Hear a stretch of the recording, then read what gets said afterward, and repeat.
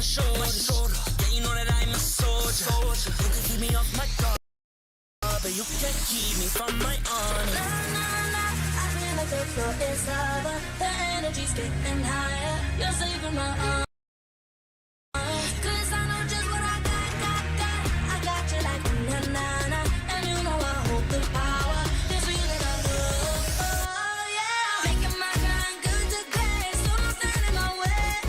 Standing tall and I won't fall over. We are better than great, good. We are better than great. We stand tall, won't run away. We are fun, nothing gon' change. Great, we are better than great. Can't get it great, I'm better than great. I play my own role, I become the greatest. Transcend myself into this game, yeah. I feel the power to dominate fate. Championship mind, no time for the weak. What's up to the game, shall reveal. Better than great, that's how we feel. I feel like the floor is lava. The energy's getting higher. You're saving my arms. Cause I know just what I got. I got you like na-na-na. And you know I hold the power. This feeling I love, oh yeah. Making my grind good to great, so don't stand in my way. Standing tall and I won't fall over. We are better than great, good. We are better than great. We stand tall, won't run away. Play our part, nothing gon' change. Great, we are better than great. If we stand tall and believe, we can make it, you and me, with a sense of urgency. You'll see, I'm better than great. I'm better than great. Oh yeah, yeah. Oh, I'm better than. Making my mind good to great, so don't stand in my way. Standing tall and I won't fall over. We are better than great, good. We are better than great. We stand tall, won't run away. Play our part, nothing gon' change. Great, we are better than great.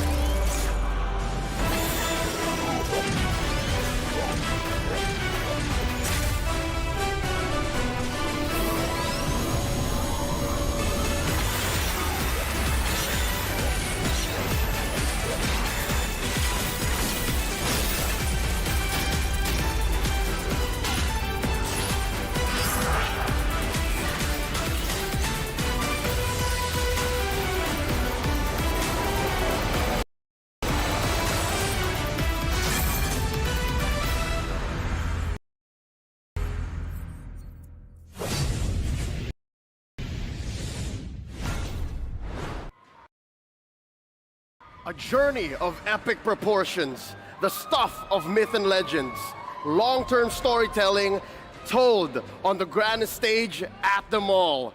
about to conclude tonight in the M5 World Championships Grand Finals. Welcome, Mabuhay. At your service, my name is Leo, here with Gideon, Mirko, and Wolf, setting the stage for Indonesia's Onyx and the Philippines' very own AP Bren. Today's story can't just be told amongst the four of us. Honestly, some might even say a blind cat could have predicted that this matchup was going to happen. Someone did say that, right? I remember very vividly in the back, but it's just crazy to see, even though we predicted this outcome, the two best teams in the world, AP Bren and Onyx, go head-to-head in the grand finals in this arena with a full crowd. And the development of these two teams were amazing. They are like the best in both worlds. They have the best mechanically skilled players, and they also have the best coaching staff. I mean, this is a match made in heaven, as I would say. We have a capacity crowd live here, broadcasting from the heart of Manila in the Philippines. The Rizal Memorial Coliseum has never felt more alive. The M5 World Championship is powered by Moonton, presented by Kadia, supported by ROG, the official gaming phone, Grab, the official Super App partner, and Secret Lab, our official chair partner. Thank you to our lovely sponsors. M5 would not have been possible without your support.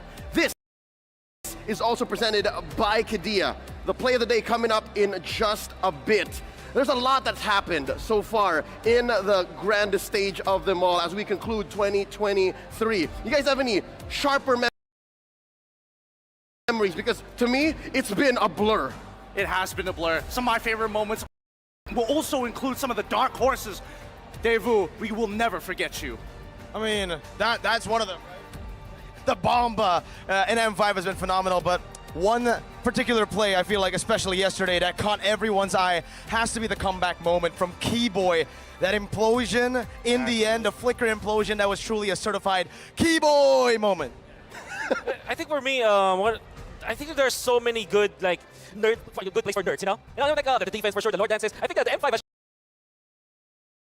has many good strategies from all the teams around, even the teams that didn't make it to the grand finals. That's why I felt like this M5 is just like a top level from other M-series. Just as it should be. The world is watching. Even soon to become MLBB fanatics are watching. And if this is your first World Championships, you better not miss a beat. Let's go ahead and check out that play of the day presented to us by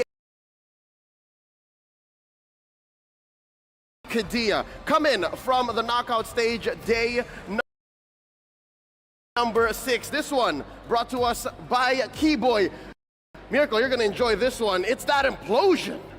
That implosion was absolutely phenomenal, but it's all the build-up towards that play, right? It wasn't like Onyx weren't able to make plays at all. AP Bren were ahead. They were the ones dictating the tempo of the game, but when it came down to a lot of the defensive moments, Onyx were able to push back multiple times. So they have set that up, and they've already kind of read out how AP Bren likes to go for the sieges, and in the end, they were able to capitalize fully on just a few mistakes. Few demonic forcing into the base, and I would say a little bit of a mispositioning from Super Marco, who was already playing very safe.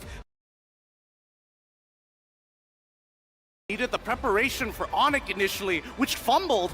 This is round 2. And what I do feel about this is the story that we have, this great finale that we have. It's a developing story that would have stemmed a year ago, right? Specifically for AP Bren, because this lineup that they had, this is quite a gamble they did when they took in LTCS was open. And then for Onyx, also a very long year of drought in their in that organization for international tournaments. But now with Caribbean Coach, they have been achieving so much. So I think this is a very long story that we're just heading into the last chapter of. That's right. The past month wherein we started the M5 World Championships is but what a chapter in both AP Bren's World Tour and Onyx Golden Road. Let's take a look back at the journey of these top two teams from the upper bracket down to the lower as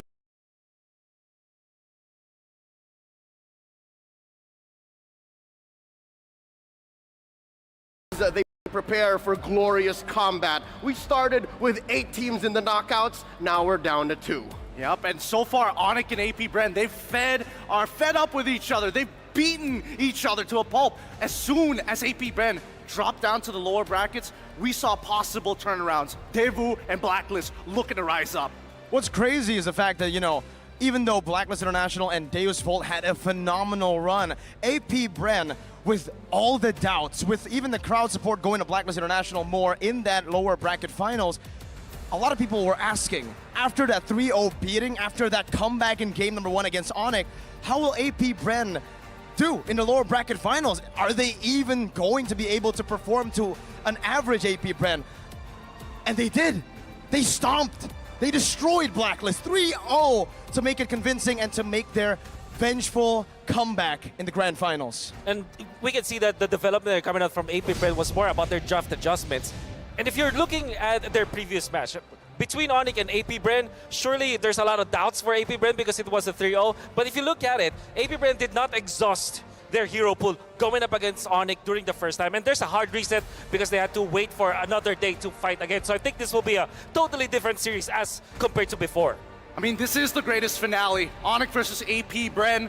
When you're asking these two great teams to be great, the truth is, we asked for more. We asked them to be better than great. And in this very moment, preparation is going to be key, especially for AP Bren, but even for Onyx. That free flow style, it makes them unpredictable. It makes them squeeze out wins that almost feel undeserved.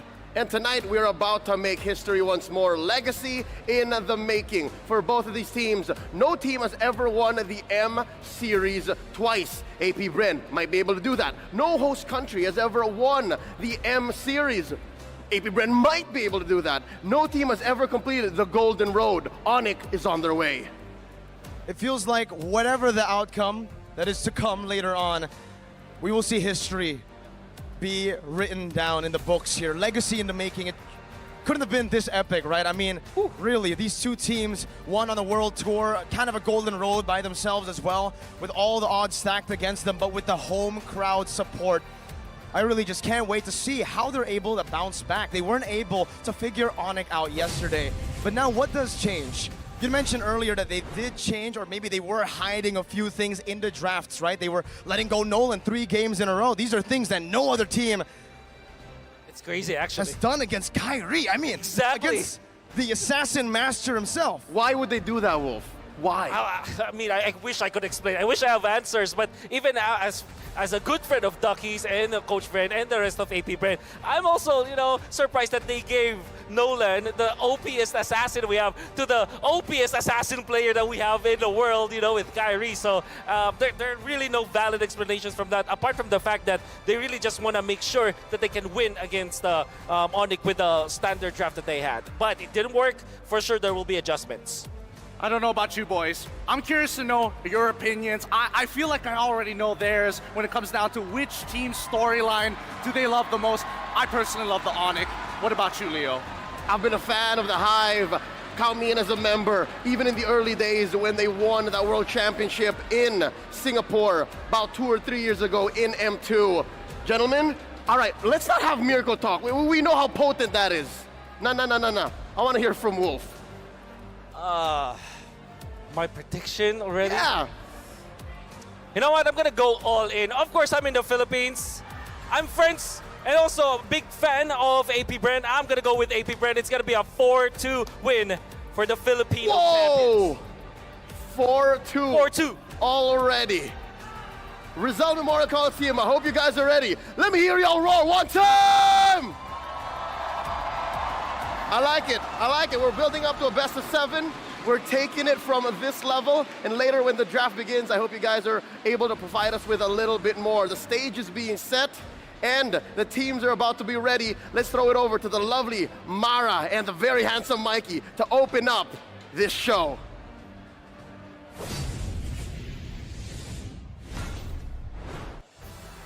Thank you, talents, and hello to everybody watching from all around the globe.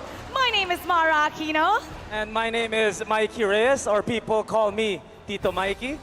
Now I want to feel the energy in here and see who is rooting for Onyx. Let me hear it from you.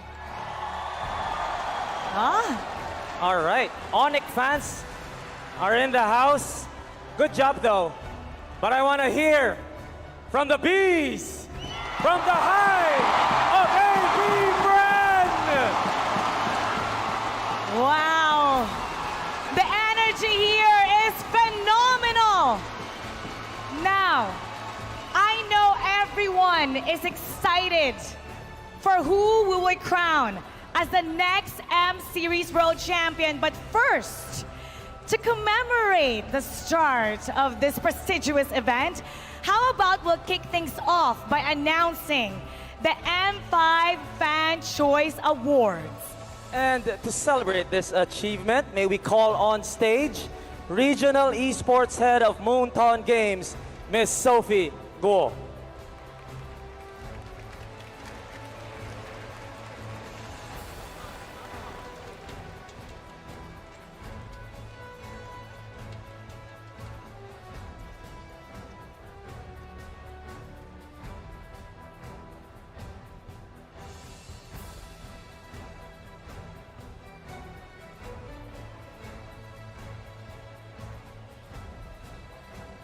Garnering over 17 million supporter votes, the M5 Fan Choice Award goes to Onyx! And to accept the award, please let us call on stage Head of Onyx MLBB, Sir Ahmad Mars Marsam. Congratulations to Onyx, and we will hear a few words from Sir Ahmad.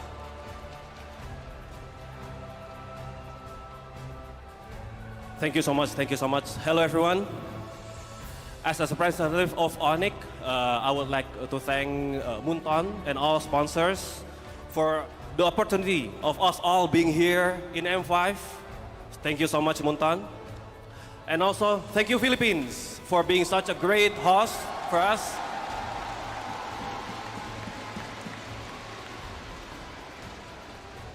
And also, I would like to thank all Mobile Legends fans and all esports enthusiasts for supporting this Mobile Legends esports scene, and also, especially Sonic, right? For supporting us, always being with us, and yeah, all for Sonic, for everyone here. I also can say this award is not for Onyx only, not for Sonic also, but it's also for all of you guys. Because no matter where you come from, no matter which team are you supporting, we all have the same passion, the same energy for the game we love, Mobile Legends. Yeah. And also, this award will boost our energy in the grand final later. So see you in the grand final. Thank you so much. Go Onyx! Thank you so much, and once again, congratulations to Onyx. Now let's see what else is in store for our M5 Grand Finals. So let's throw it back to all the talents all around the globe. Casters, pasok.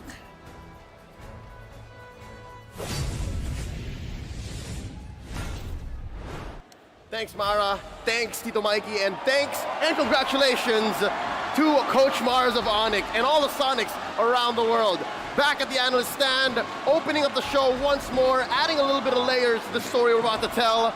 We're now joined on the stage by the breakout star of M5, is Kid Bomba. I mean, Hello, everybody. Hello, everybody.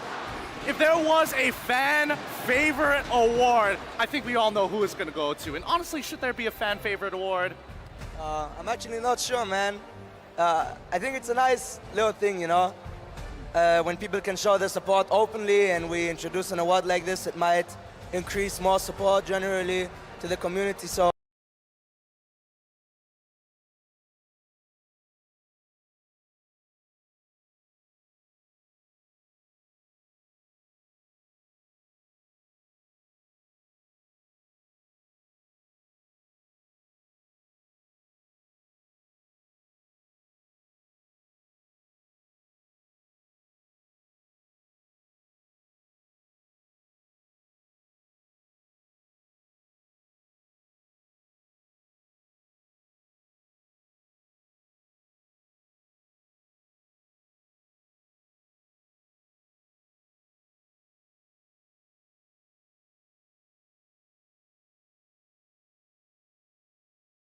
clearly the stronger player, in my opinion. Only when it comes to laning, though. After that, I'm not the one to dodge, actually. It's a team game. After 5 to 6 minutes, you usually group up, so whoever has the lead, whoever wins the second turtle is probably going to be able to stomp. I hope it's not a game where both teams just stomp each other.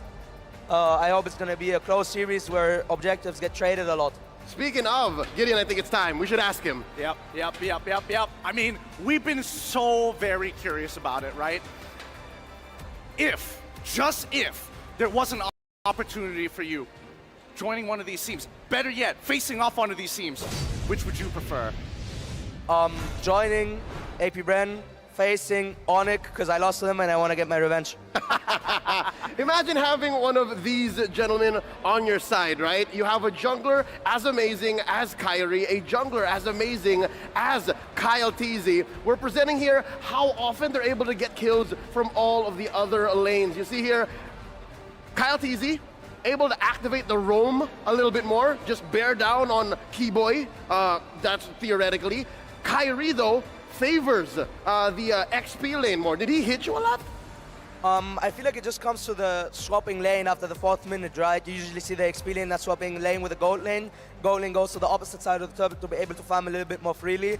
And I think that's the timing where the jungler and the XP cooperate a lot in that 5 to 7 minutes. In that window, I guess Onyx really utilizes that window with Kyrie and Boots, so that's probably where that statistic comes from. Safe to say, even Kyle TZ would actually prefer that, 27 to 28. Secondary would be roam. So I think it just makes sense. That's where how the turtle fights break out. Yeah, I mean, we've seen so many types of like neutrals, the way that EXP specifically plays that huge role. Talk to us a little bit, well, I mean, from an EXP laner to EXP laner, how much impact do we really have over the game? XP lane is such an underrated role, in my opinion. They make out a lot of the objectives, you know? Almost every objective is like 50% of the XP laner's job of the XP laner phase before the first turtle. First turtle is such an important objective right now. If you lose that objective, you can lose a lot. It should be an equal trade every single time you give the first turtle away. Either you only give the first turtle away or you get a kill in exchange. Anything other than that, you just get snowballed, and XP plays such a massive role in that. Usually it's also the XP controlling the long lane, how Wolf calls it, right? And that is also such an important part when it comes to Lord Dances, so really looking forward to the matchup today, FlapTZ versus Boots, because it's just going to show us who has the superior macro, because for XP you need a lot of macro. Wait. Again, show some love to your XP laners, but wait, I think I'm getting breaking news here. Gideon, is it in your feed too? Yeah, it's in my feed. I hear it too, loud and clear. Oh no.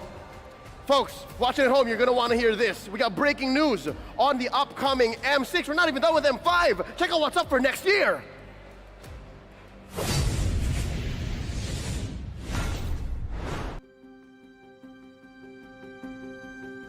Welcome to the Mobile Legends Bang Bang M1 World Championships here.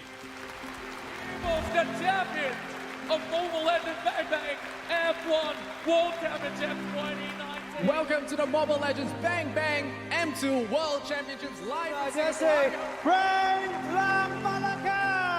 This is the M3 we have been waiting for, featuring the best of the best. Ladies and gentlemen, your M3 World Champions, Blacklist International.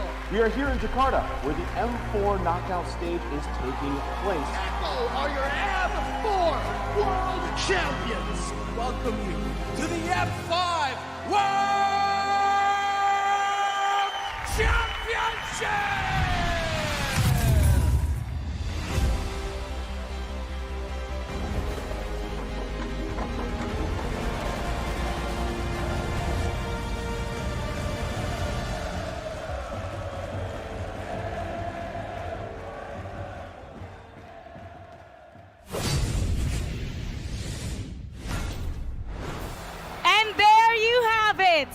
The M6 World Championship will be held in Malaysia.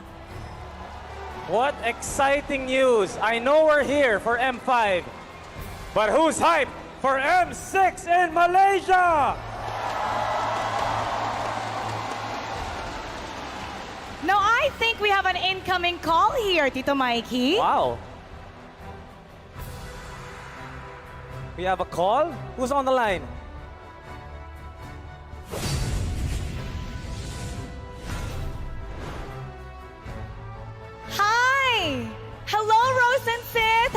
doing? Rose and Sith are live in Malaysia right now. There they are. Hello, Mara and Tito Mikey. Hello, Pilipinas. Kamusta kayong lahat? We are live from Malaysia.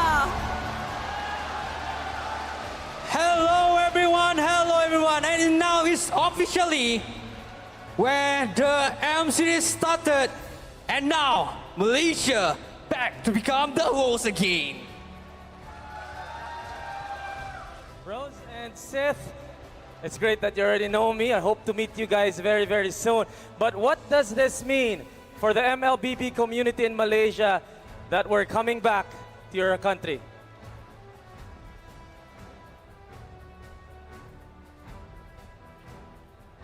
All right, guys, so there you have it. The M6 World Championship will be coming right back to Malaysia, where the M Series actually started. Ya, di mana kita sangat-sangat berbangga di mana negara Malaysia sekali lagi selepas M1 berada di Malaysia dan sekarang M6 kita akan menjadi tuan rumah. Yes. So guys, to celebrate such a big announcement on the grand finals of M5, we actually prepared something for the people here. Betul tak sih? Yes, untuk merayakan acara announcement ini, kita ada sesuatu khas untuk anda bersempena dengan Malaysia menjadi tuan rumah untuk M6.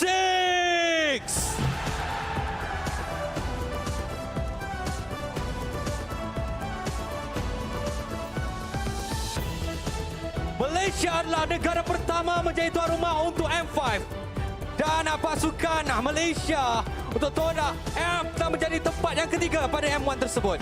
Yes, for those of you guys who do not know, M1 was held in Malaysia where Toda placed 3rd place and EVOS Legends from Indonesia took home the championship. Alright, so this is a very special celebration for the announcement for the next host country for the M6. With the M Series returning to Malaysia, it just means that the Malaysia esports scene is rapidly growing. And we would like to invite Daniel Chua and Najwa Latif to sing the Gamuno song to celebrate this very, very special announcement.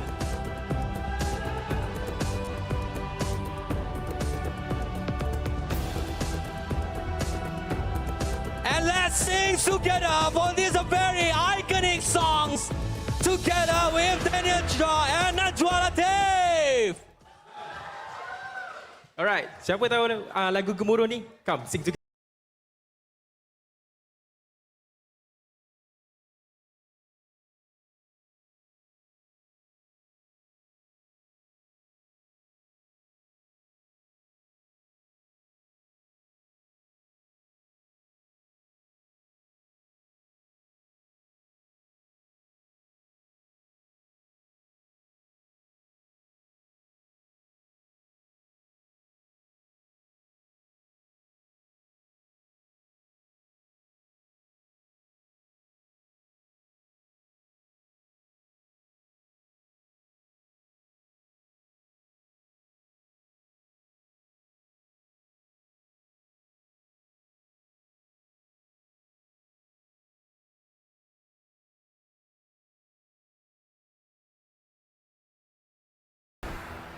Thank you, Rose and Sith. Tuan Tuan, Dan Puan Puan. After 5 years, the Mobile Legends Bang Bang M Series World Championship is coming back to Malaysia. And to further celebrate this wonderful news, allow me to call on stage the Undersecretary of the Department of Tourism, Attorney Shireen Gail T. U. Pamintuan. As well as Deputy Minister of Youth and Sports from Malaysia, we have Mr. Y.B. Adam Adli. And accompanying them are 2 Malaysian MLBB legends, Chiku and Moon of Todak.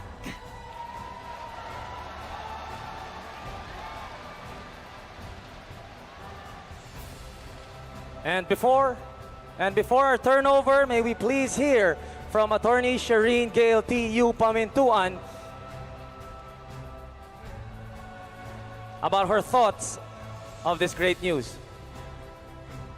Distinguished guests, esteemed colleagues in the world of esports, to my fellow kababayans, and especially to all MLBB gamers and fans present here in Rizal Memorial Coliseum, and all those watching on their screens across the globe. Mabuhay! Love the Philippines! A pleasant evening to all of you. The big night is finally here, and on behalf of the Philippines Department of Tourism and the Filipino people, it is with great honor to welcome you here in Manila. Tonight's electrifying grand finals is a celebration of excellence, expected to be an epic battle filled with intense strategies and amazing teamwork. We extend our deepest gratitude to the luminaries who have been instrumental to the success of this event. To Mr. Lucas Mao, Esports Global Managing Director, and Mr. Roger Yu, Mobile Legends Bang Bang producer and Vice President of Moonton Games, your visionary leadership has been the cornerstone of this collaboration. To Ms. Sophie Guo, Head of MLBB Regional Esports, your expertise has been invaluable in orchestrating this very grand affair. I would also like to extend a special salute to Deputy Minister of Youth and Sports Malaysia, the Honorable Adam Adli, whose support and advocacy for esports have significantly contributed to the vibrancy of this industry in our region. We also extend recognition to the following individuals for their unwavering support. Attorney Richard Clarin of the Games and Amusements Board, Honorable Abraham Tolentino, President of the Philippine Olympic Committee, and Mrs. Micaela Jaworski, Representative of the International Olympic Committee. Special mention also goes to Mr. Brian Lim, President of the Philippine Esports Federation, Mr. Boban Todovsky, Secretary General of the International Esports Federation, Mr. Do Viet Hung, General Secretary of the Vietnam Esports Federation, Mr. Afik Fadli bin Narawi, President of the Sarawak Esports Association, Mr. Panupong Ongkunaruk, Secretary General of the Thailand Esports Federation, and Mr. Yi Sian Hao, General Secretary of the Esports Association of Brunei. Your collective efforts and commitment to the esports community has been pivotal in elevating the stature of this championship. We are filled with immense excitement and pride as we stand at the forefront of a pioneering venture in esports and tourism. What an interesting combination mobile gaming events and tourism makes. Fans travel far and wide to attend these events, which in turn boosts tourism in the host country. So thank you for choosing the Philippines and for allowing us to showcase our culture through our people, our food, our award-winning and breathtaking destinations, and of course, our famous Filipino hospitality. Tonight marks not just a celebration of our partnership with Moonton Games, but also a bold step into a future where gaming and tourism converge in a spectacular display. In the thrilling world of Mobile Legends Bang Bang, a game that has captivated all of us and millions globally, we find more than just a mobile multiplayer online battle arena. We also discover a platform where skill, strategy, and passion unite players across continents. The Philippines in particular holds a special place in this dynamic world. Our nation has not only embraced the spirit of Mobile Legends, but has also risen to players across continents. The Philippines in particular holds a special place in this dynamic world. Our nation has not only embraced the spirit of Mobile Legends, but has also risen to prominence with our Mobile Legends Professional League, birthing world-class teams and showcasing our potential on an international stage. Again, we extend our heartfelt gratitude to Moonton Games Arena for their pivotal role in bringing the M5 World Championships to life here in the Philippines and for providing us with the opportunity to host the tournament on our shores.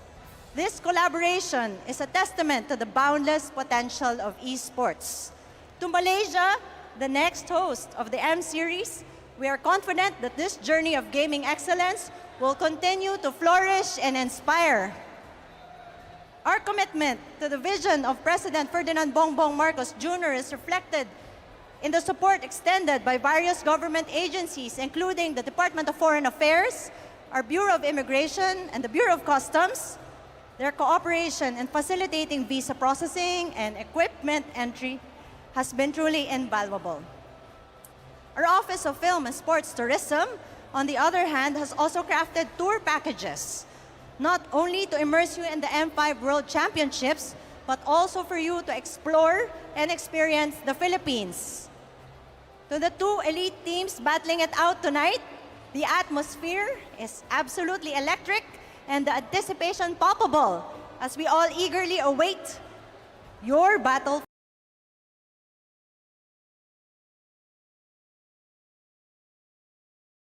A time full of joy and excitement. To Moonton Games and to all of us who join in this journey, maraming salamat po. Congratulations. Love Mobile Legends Bang Bang. Love Moonton Games. Love the Philippines. Mabuhay. Now, to commemorate this event, let us commence with a handover ceremony. The first ever Mobile Legends Bang Bang M Series World Championship title was hosted in Malaysia. Now the country known as the melting pot of cultures will host another World Championship.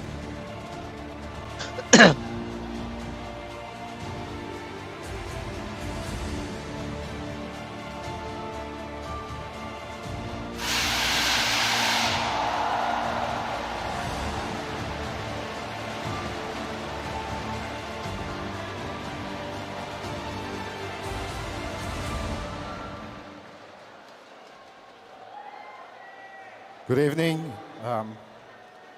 Madam Attorney, Sharon Gale, CEO Pamintuanan, and the Secretary, Department of Tourism Philippines, esteemed guests, passionate esports enthusiasts, ladies and gentlemen. First and foremost, a heartfelt thank you to Moonton Games for the invitation to join this Mobile Legends Bang Bang M5 World Championship right here in the captivating city of Manila. My first visit has been nothing short of amazing, and I'm eager to discover more of this beautiful city. I extend my appreciation to Department of Tourism Philippines Under Secretary Sharon Gale, CEO Pamintuan, for the warm welcome and the prospect of future collaborations between our two nations. It is truly an honor to see top-tier teams from around the world competing at the highest level, showcasing not only their exceptional skills, but also the unifying power of esports. This experience is made even more incredible for me as I personally witnessed the gathering of thousands, if not millions, of MLBB enthusiasts from around the world, both here and online, showing unwavering support from their favorite teams. Distinguished guests, this moment represents the culmination of Ministry of Youth and Sports' continuous collaboration with Moonton Games, which began from MPL Malaysia Season 7 through the last year's Season 12, including the send of various Malaysian teams for MSC and M Series and other diverse collaborations. I too am thrilled to see representatives from Malaysia, Homeboys and Team SMG competing and progressing through M5 stage, while it's unfortunate that we won't see our Malaysian representatives compete in this grand final. Their unwavering spirit is greatly admired by all. I truly hope that Homeboys and Team MSG leverage this experience as fuel, striving for improvement and returning even stronger next year. Pantang kita mengalah sampai habis, we don't quit until it's over. I would also like to extend my congratulations to the final two teams competing in today's grand finals, AP Brand and Team Onyx. We all look forward to witnessing the best gameplay and sportsmanship that MLBB community has to offer. Ladies and gentlemen, As we gather here to celebrate the M5 Grand Finals, I'm thrilled to announce that Malaysia will be the proud host of the M6 Mobile Legends Bang Bang World Championship in 2024. This marks the second time Malaysia will be the host of the championship, following the successful hosting of M1 in 2019. This achievement isn't just for a single person, but for all Malaysians. We made it.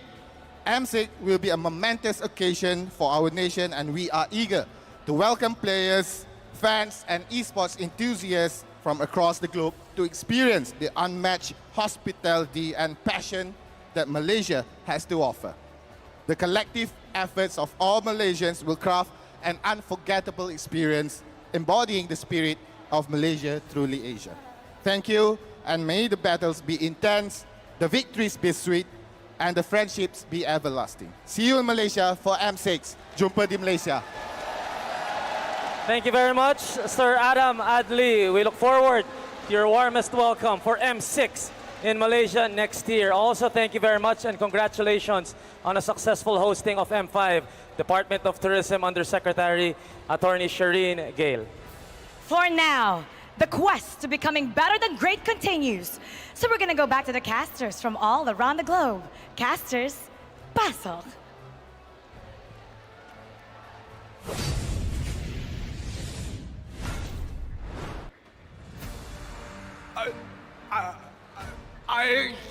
Can I change my predictions? I need AP Brand to win. I need a host nation to win. This is not cool, man. No one told us about this. According to history, a host country has yet to win the World Championship on home soil. So with Malaysia hosting M6 already, Gideon. Look. I made predictions in the past. Usually I'm pretty accurate about them. Sometimes and most of the time not, but I wasn't expecting it to be in Malaysia, right? Nobody informed us about this. It's a surprise even for us here in Malaysia as well. So I can only hope that the Hive takes it away for the sake of Malaysia's chances a year from now. Kid Bomba, you want to go to Malaysia? I'd be happy to be honest. Malaysia's a pretty nice country, I heard. The World Championship's happening there, and maybe, you know, I'm hoping and I'm expecting for you to play your best in 2024 so we can see each other again. How about it? I'm pretty sure that will happen, actually. I don't think anybody's stopping me in my region. Oh, y'all heard it. Bombanatics all around the world. Book your flights to Malaysia. Now let's reel it back to the matchup at hand. Again, storylines that trump all prior. AP Bren and Onic on their own road to greatness, cementing their stories in history, etching it into the sacred timeline, making this tonight, for all of you watching online and joining us in the Coliseum, a canon event for all of us. Talking about Onic, it's the golden road. No other team in the history of MLBB Esports has ever done what they have done. Everything Onic touched in 2023 turned into gold. They won everything. And that's not all. AP Bren, after their success in M2, have been looking to make it to that World Tournament once again to be one of the few teams, or at least for some of the players, a two-time World Champion. Now, I've got to ask you, Kid Bomba, what would you prefer? To have an entire year dedicated to your team, or to be maybe some of the most memorable moments here at the World Championship? Some say people only remember the last tournament. So you're asking me if I want to be the most successful team in history, or the most successful team in history? Yes, basically. I mean, in all honesty, for me, I think winning the M Series twice shows a little bit more consistency. Because what can happen is you can win M2 and then win M5, and it's so much time. And being consistent over 2 years is better than being consistent over 1 year. But you can't discredit the Golden Road, man. It's also a crazy achievement. So for me, if I had to choose, probably winning M Series twice. But Golden Road is also crazy. That's right. Onic from Indonesia is just 4 games away in this best of 7 from completing the Golden Road. They have won back-to-back MPL Indonesia titles, the MSC title coming in from Phnom Penh, Cambodia, and now have flown out all the way here in the Philippines to take down the M5 World Championships. On the other hand, M2 was taken by the formerly known as Bren Esports, now AP Bren, from Singapore in lovely Suntec City. And now, with Flapteasy, Few, and Coach Ducky still in the team, they're going for that two-time M Series win. Were you watching M2, Kid Bomba? Actually, not that much. I watched the grand finals. It was pretty interesting, right? Best of 7. Only M1 and M2 having a best of 7, so I'm hoping for a best of 7 again, to be honest, but I don't know if it's going to happen. I can't help but want the best of 7 as well. And I mean, for some of these players, winning the first time must have felt like electric, right? I mean, imagine winning. I can only put myself in your shoes, winning the EECA title, but how many times can you win before it gets a little stale? Never. I think winning is so good. Like the feeling of just, I guess, success is just a nice feeling, you know? And now, again, coming in from Germany, which has little to no tournaments, you're standing on the world stage. More power, Kid Bomba, more power. Onyx and AP Bren, they're gonna need it all as they go into this best of 7. And now, the moment of truth. We have to do what we gotta do before the match begins. Let's get into some predictions. What do you think? This might be controversial, man, but I think it's gonna be a 4-0 for Bren. Whoa! Controversial? I don't know, with that crowd and how hard they're cheering, nobody's gonna doubt you. But I gotta stick to my gut here. As much as I would like the host country to have a chance, facts don't change. Onyx has done it one time. I'm pretty sure they're gonna do it again, but it won't be easy. I'm thinking 4-3 in favor of Onyx. All right, both very possible. I gotta ground the expectations here. Again, a 3-0 sweeping loss has to have woken something up from AP Bren. They've gone all around the world in 2023, and now on home soil, I think yesterday's events won't keep them down. I won't say a 4-0 sweep. I mean, Kid Bomba sees something else. He's been in those booths. He's played against the best of the best. But I think I'm gonna stick to my guns. Uninformed opinion, might be a 4-2 AP Bren. I respect that. I respect that a lot. That's, oof. Ooh, it's going to be an interesting one. It's tough to say which team is going to come up on top, especially if we're talking about things outside of the game. How hungry are they for the win? Or maybe even a possible reverse sweep. It's tough to call. Kid Bomba, it's been a pleasure. It's been awesome to have you here. Any final messages for the fans all around the world, the Bombanatics, to these two teams about to go into grand combat here tonight? Thank you for all the support I've been getting from the Philippines. It's been amazing, like I already said. You can hear the crowd. I mean, it's crazy. And I want AP Bren. I think AP Bren is going to win 4-0, but I hope it's going to be a best of 7, to be honest. I want to see something exciting, something that's going to get my blood pumping, you know? Since I'm not playing, I need something exciting. You're going to get it. Real quick, can we all do the thing together? Hey! All right. Also hoping for a bit of showmanship from both these teams, right? The best of the best. Right. I mean, Onyx is just so great. Bren is so great. As I already said, I think 4-0, but it's unlikely if I'm realistic. So I'm just hoping to see the best from both teams and maybe some crazy picks. Maybe Odette's gonna get paid. Maybe Phobius mid. Maybe Keyboy is gonna come out with a Tigreal 4-man stun again, 3-man stun. It's gonna be crazy, man. I'm looking forward to it. Gideon, are you ready? I'm ready for it, man. I've been waiting all year for this. All right, with that said, ladies and gentlemen, it's time for us to set up and get ready. Strap in, and if you're here with us in Rizal Memorial Coliseum, get ready to go ahead and make some noise. We're throwing it over to Mikey and Mara. It's time for the grand finals. It's AP Bren versus Onyx for the grand finals for M5 is better than great.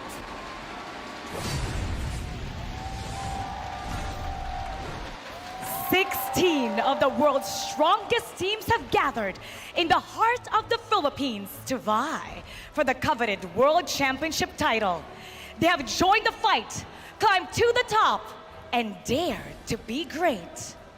Ladies and gentlemen, we're left with two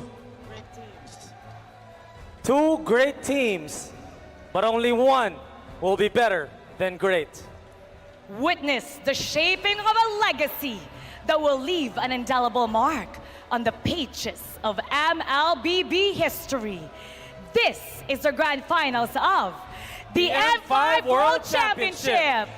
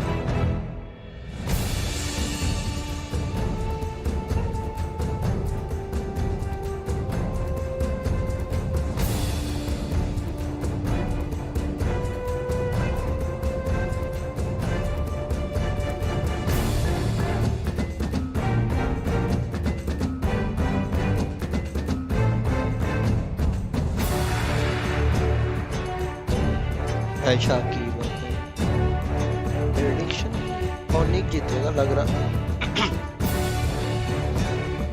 तो ओनिक को ही select किया Philippines!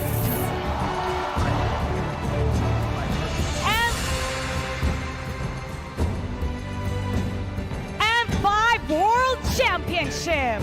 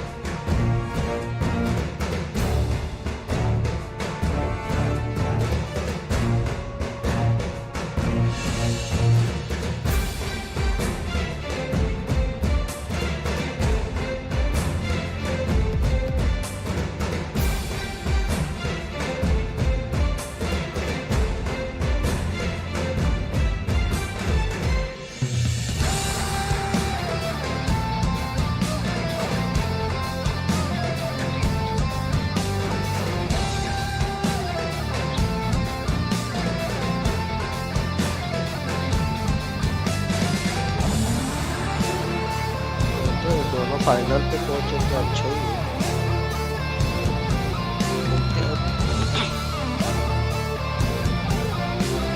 अच्छी team है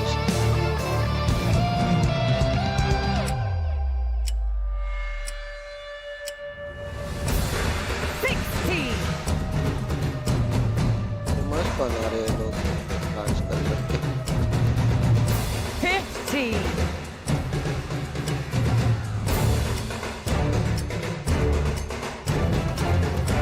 40.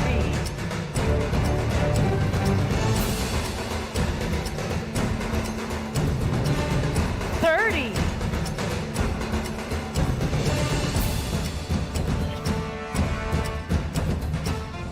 20.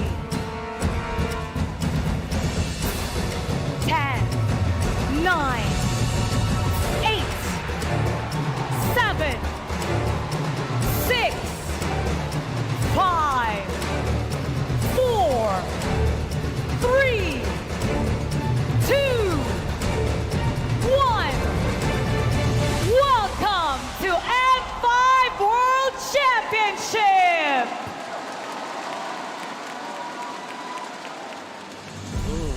वही होता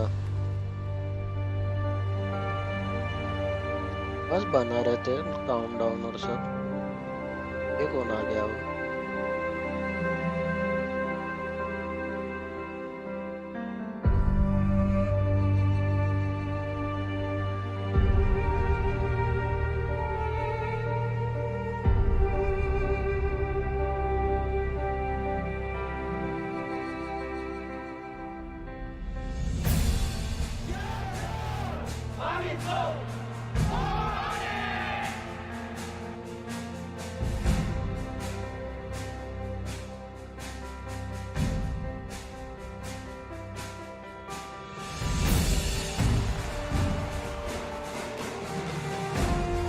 चालू हो गया यार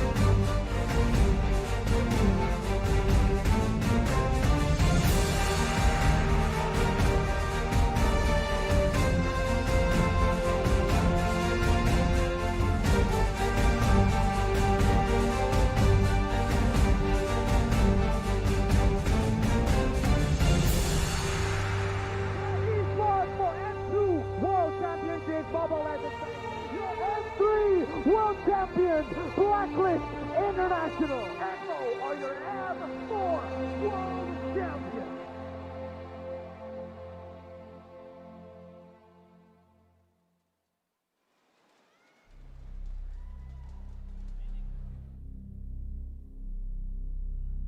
We're all invincible.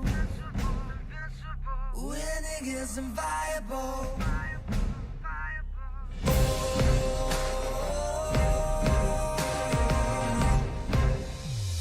We can fight for our lives. When the world collapses all around us, fight like a knight. Join the fight, fight for our pride. Never wrong to strive for what you believe in is right. Zero to hero,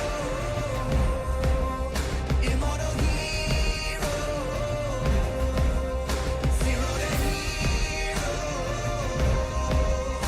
immortal hero.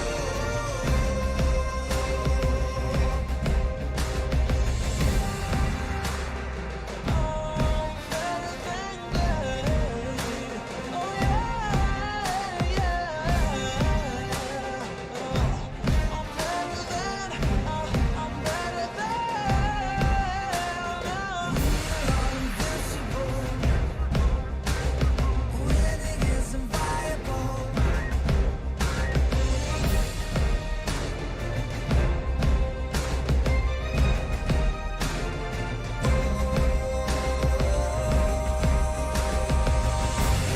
If we stand tall and believe, we can make it, you and me. With a sense of urgency, you'll see I'm better than they. Immortal hero, zero to hero. Immortal hero, zero to hero.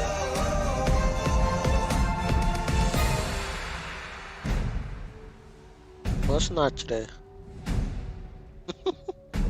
देखो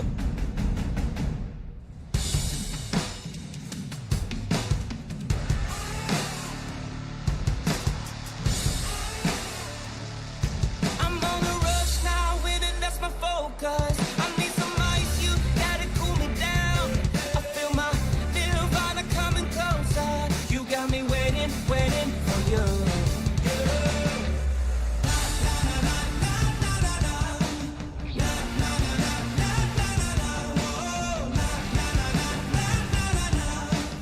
Love the adrenaline.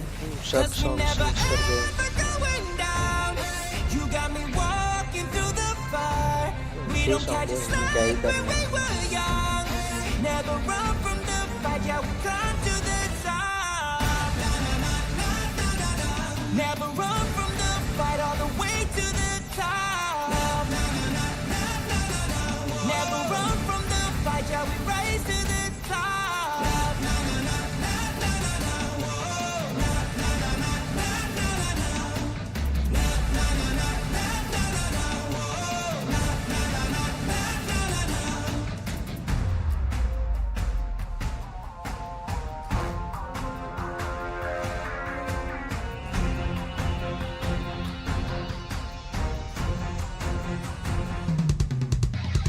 I've been down, been waiting so long. I'm here for the crown, I'm here to show off. Greatness time, just waiting and show y'all. This is your time to remember.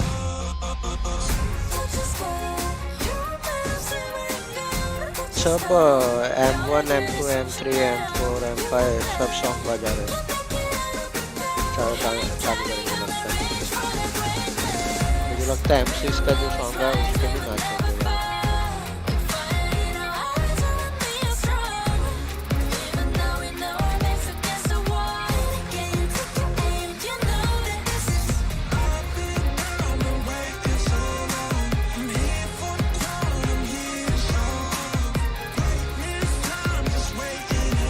Countdown किया तो लगा तो match चालू करेंगे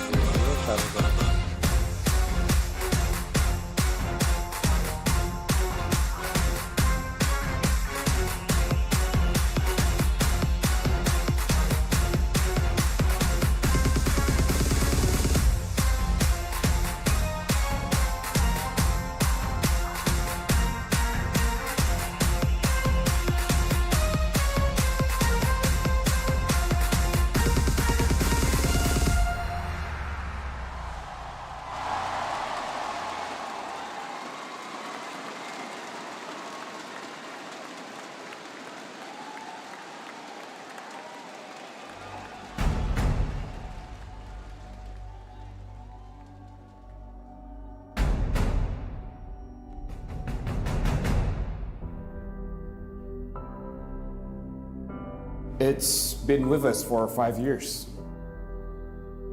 To those who don't understand or don't care, this means nothing to them. They might even say, what's wrong with these people? I guess people tend to have negative perceptions about things that they just don't understand. Yes, it's a game. It's a game. It's just a game. It's a game. It's a game. It's a game. Yes, it's just a game. But it's definitely more than just a game. To those who get it, or should I say love it, it's a whole different story.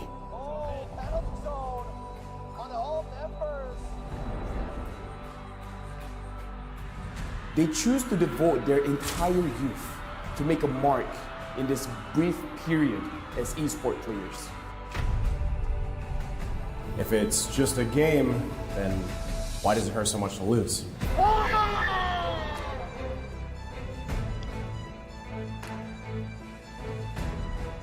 Untuk rakyat Malaysia yang mengharapkan lebih, kita orang minta maaf sangat-sangat sebab kita orang berhenti kat sini je.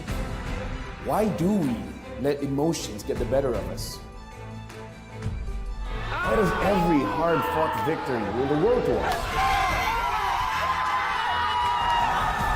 Because it's not just a game. It's a commitment to give everything you've got. For the supporters who are there with you along the way. For the collective efforts of the entire community to elevate the sport to, of course, greater heights. Beyond the rivalries, it's the friendship. It's not among just the players, but with everyone else who's involved.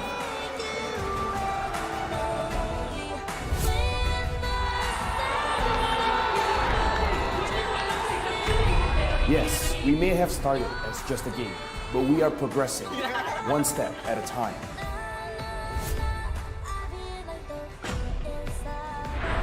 From the humble beginnings of M1, and now we're here at M5. Everyone who loves and understands this world is supporting and fighting together to achieve something great. We're not stopping. We'll keep moving. We'll be better than great. 1, 2, 3.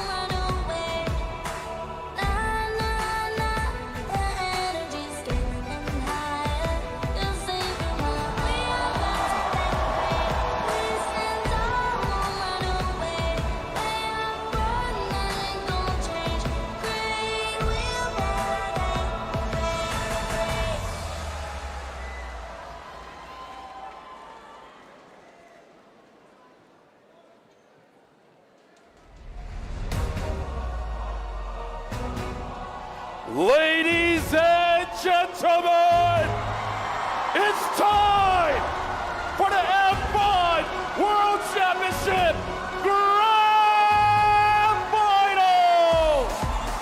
Back in the presence of Onyx!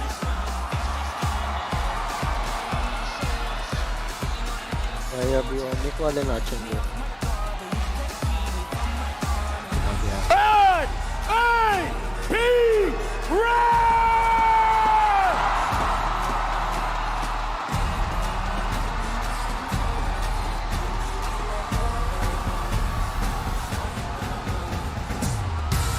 Leading the march in this epic clash on the Harbingers of Destruction, both silent but proven to be deadly, it's CW and Super Marco! Now, the steadfast EXP leaders, the players who are ever willing to adapt based on their team's needs. Give it up for Boots and Black TZ! Then the roamers, the playmakers who make miracles happen. This is not Miracle Boy. This is not Spicy Boy. This is GPay and Ogwan! The centerpiece. This is your Moderators.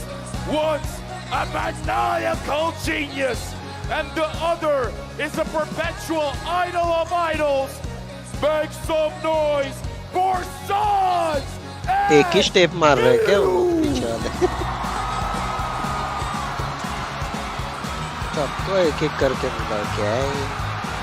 Presenting the jugglers, two mechanical geniuses. Rise for the Sky King, Kyrie! And the यार साथ में आओ भाई. TZ! Finally, the masterminds of both teams. Give it up for Coach Jeb with Adi and Coach Ducky with Yeah, Red. welcome. पैसे कम जाओ वैसे. यार पैसा बहुत खर्च कर रहे हैं लोग ML वाले.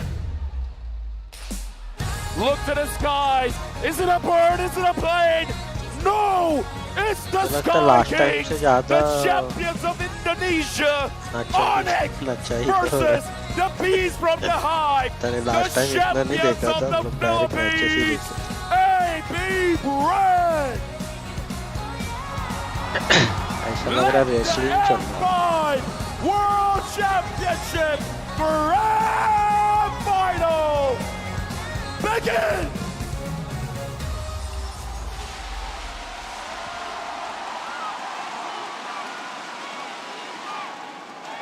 मिनट क्या है? 3:30 बजे चालू हुआ है. 4:30. हाँ आधा घंटा नाच रहे थे. To spice things up, they first met in the upper bracket, and Onyx completely tore it.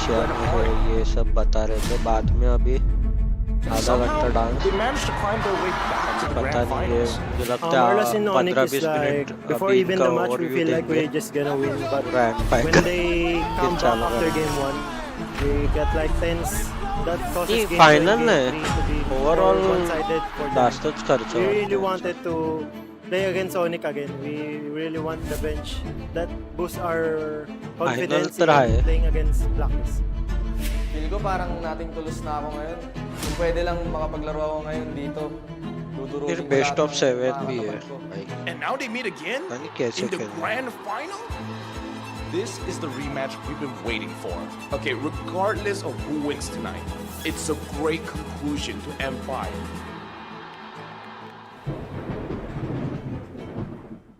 Onyx is blazing on what many deem a golden road. Champion, your kings of the galaxy, Onyx! Amongst the Sky Kings, the golden boy, Kyrie, is arguably the best jungler out there. The stellar lineup also has Boots, the tank, CW, the silent carry, and K-Boy, the playmaker, and Sans, the maniac. Gua dulu belum ada kepercayaan diri dan mental yang kuat, dan sekarang gua nggak peduli siapa lawan gua karena gua yang terkuat. Looking at AP Brand, we have Few and Flat TZ, the M2 champions. Since then, they haven't seen much in terms of results. It wasn't until recently that a promising lineup emerged with rising stars like Super Marco, Kyle TZ, and Ogwin. The pressure now falls on Feud to lead the team. After manalo ng M2, feeling namin kami na yung pinakamalakas sa buong mundo.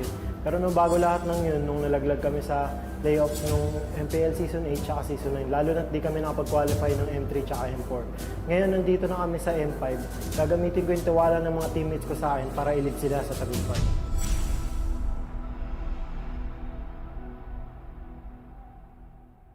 You're not fighting this alone. Let's win this together.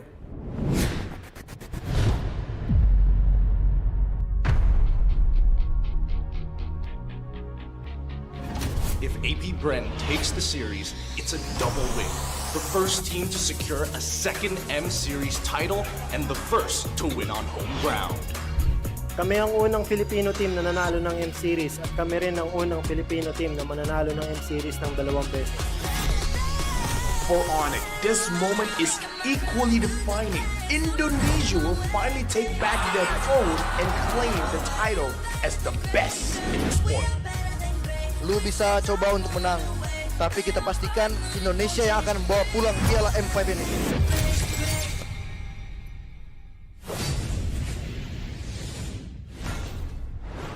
A grand opening that's fitting for a grand finale. Honestly, it brings chills to my spine and tears to my eyes, man.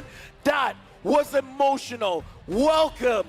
This is the MLBB M5 World Championship with me, LaFell, as well as Mirko and Wolf. How are you guys feeling? Great, better than great. It's the grand finals. There can only be one word to describe it. It's hype. Wolf, LaFell, and I cannot wait to get into the games. Yeah, emotional. That's what I'm feeling right now after seeing all of those videos that we've come हर एक together. Tournament के final में भी मिलता है और वो final जीतने के बाद M6 मतलब ये जो M5 M6 है उसमें आते हैं इसमें भी मुझे लगता है फर्स्ट एवरी मैच का कुछ ना कुछ प्राइस पूल मिलता है इनको मतलब हर मैच जीतने के बाद जो है वो मिलता है उसके बाद फाइनल को तो ज़्यादा ही रहेगा When you want food, when you want to travel, I like to grab. What is the grab? That's the official Super App partner. And we're on amazing gaming chairs. What is it, Wolf? It's Secret Lab, our official chair partner.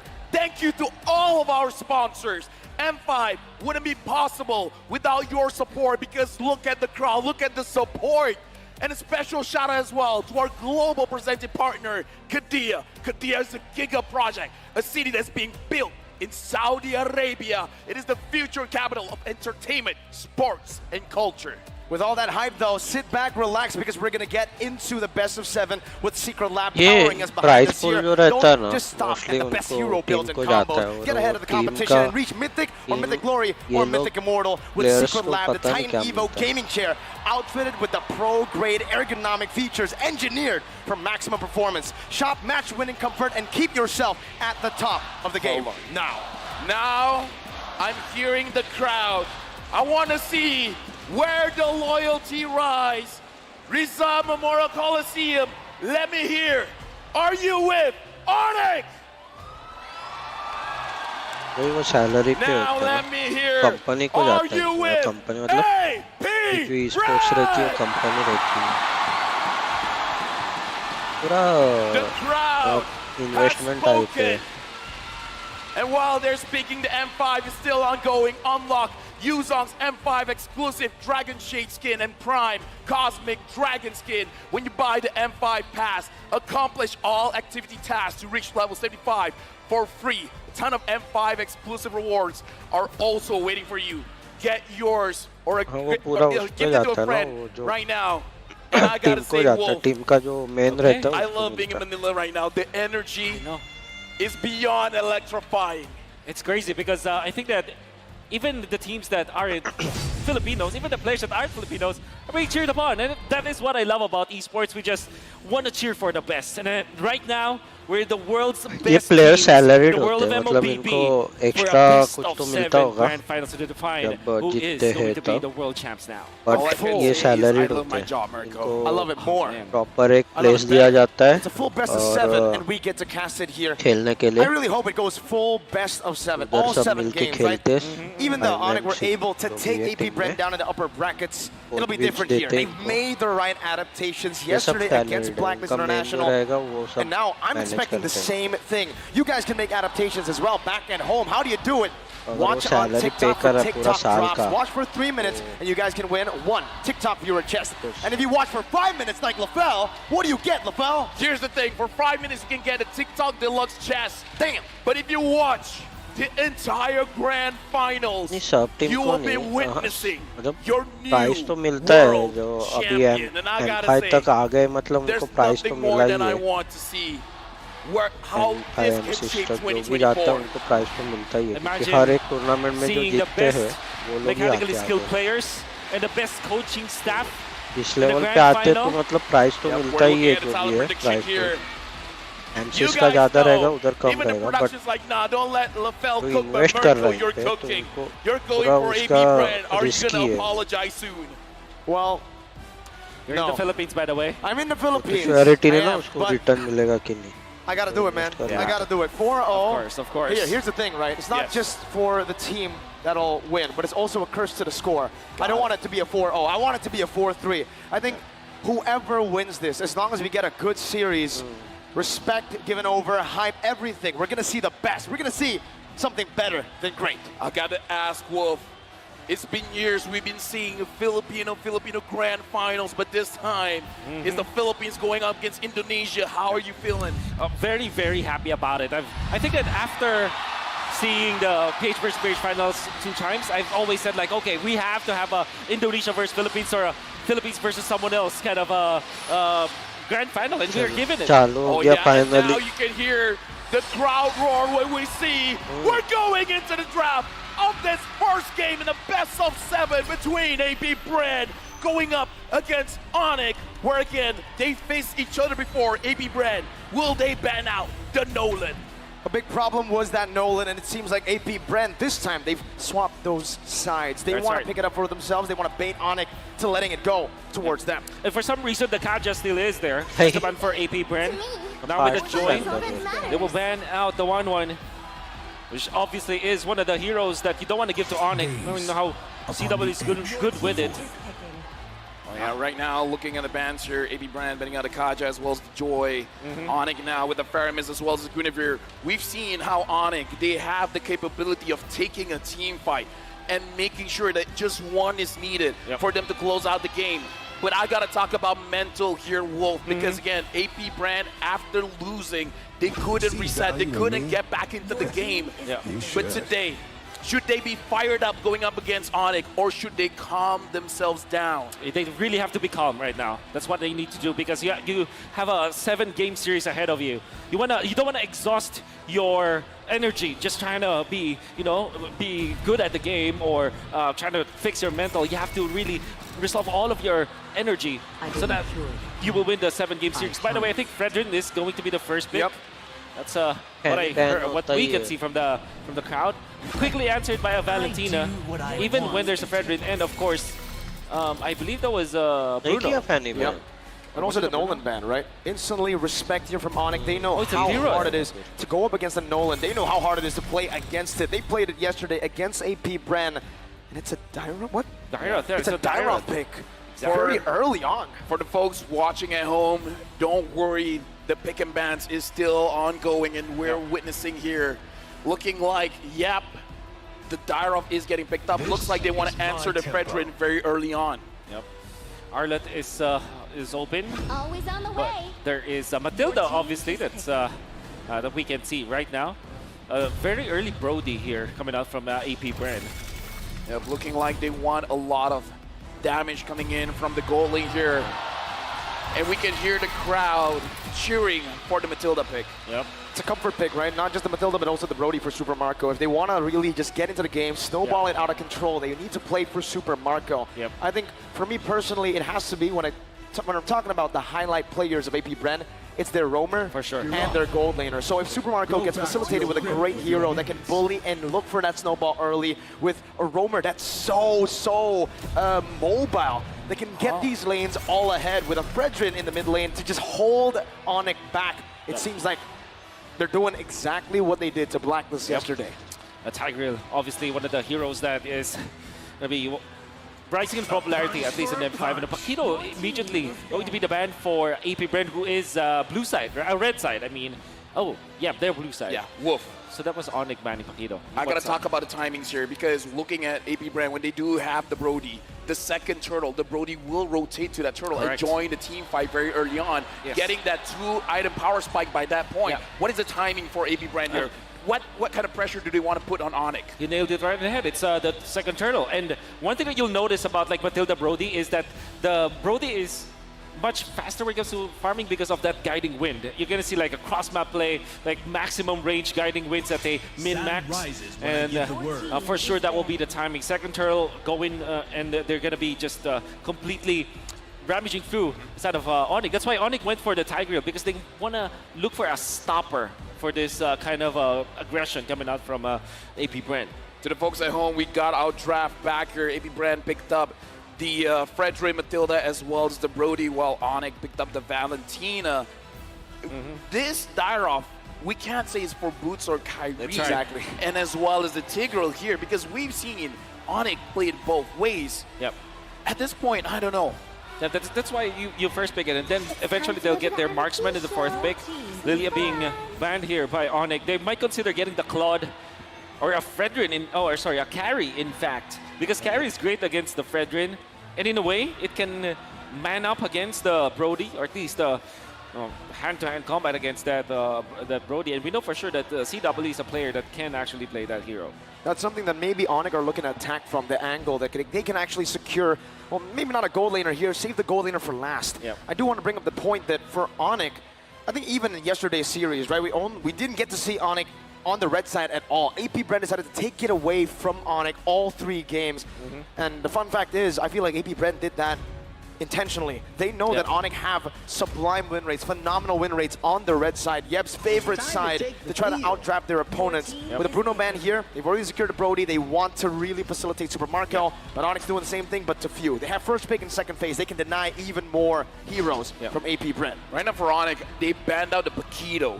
This looks like they don't want cross-map plays. They don't want any flanks coming in. What kind of marksman are they thinking to pick up? Yeah, that's why I felt carry should be the pick for them, as well as something like a Clint that we know that CW have played before, maybe not in M5. That's Mari. So that's... should be Claude. Should be Claude, yeah. That should I be believe Claude. it is a Claude pick. All right. Coming in for Onyx and... Okay. So, all right, Wolf, I got a big question here, right? They pick up the Claude, so they're trying to secure that and then hide that flex pick direct all the way to the end. Exactly. Is there a possibility we get an assassin here for Kyrie? There's a high possibility, especially if you don't go for another sustained hero here coming out from from AP Brand. I'm thinking like Angela Arlott for them. Arlott has a great combo with the Fredrin because of the amount of CC that you can get, so that you'll always refresh your dashes for the Arlott, and it's also a flat TZ special. And then you supplement that with something like an Angela so that your Brody will be stronger. But they can also go for burst heroes, maybe Kadira, in fact, for a few in this particular matchup, because you want to go for burst now. You don't want to go sustained battle against Onyx. My question is it not too risky, because there's a Fredrin as well as a Brody picking up any assassins, but I know Kyrie is the master assassin, the best assassin player in the world, but is it even possible with this kind of draft from coming from EP Brand? Against Minotaur, probably. Oh, a Thams. That is a Thams. Oh, wow. Looks like EP Brand finished up the draft with a Novaria as well as Thomas. That's right. I think you want to park your Dyroth in the XP lane and maybe get something like a Backshaw, for example. Is it actually still available? Yeah, Backshaw is still available, and it's actually pretty good for Onyx.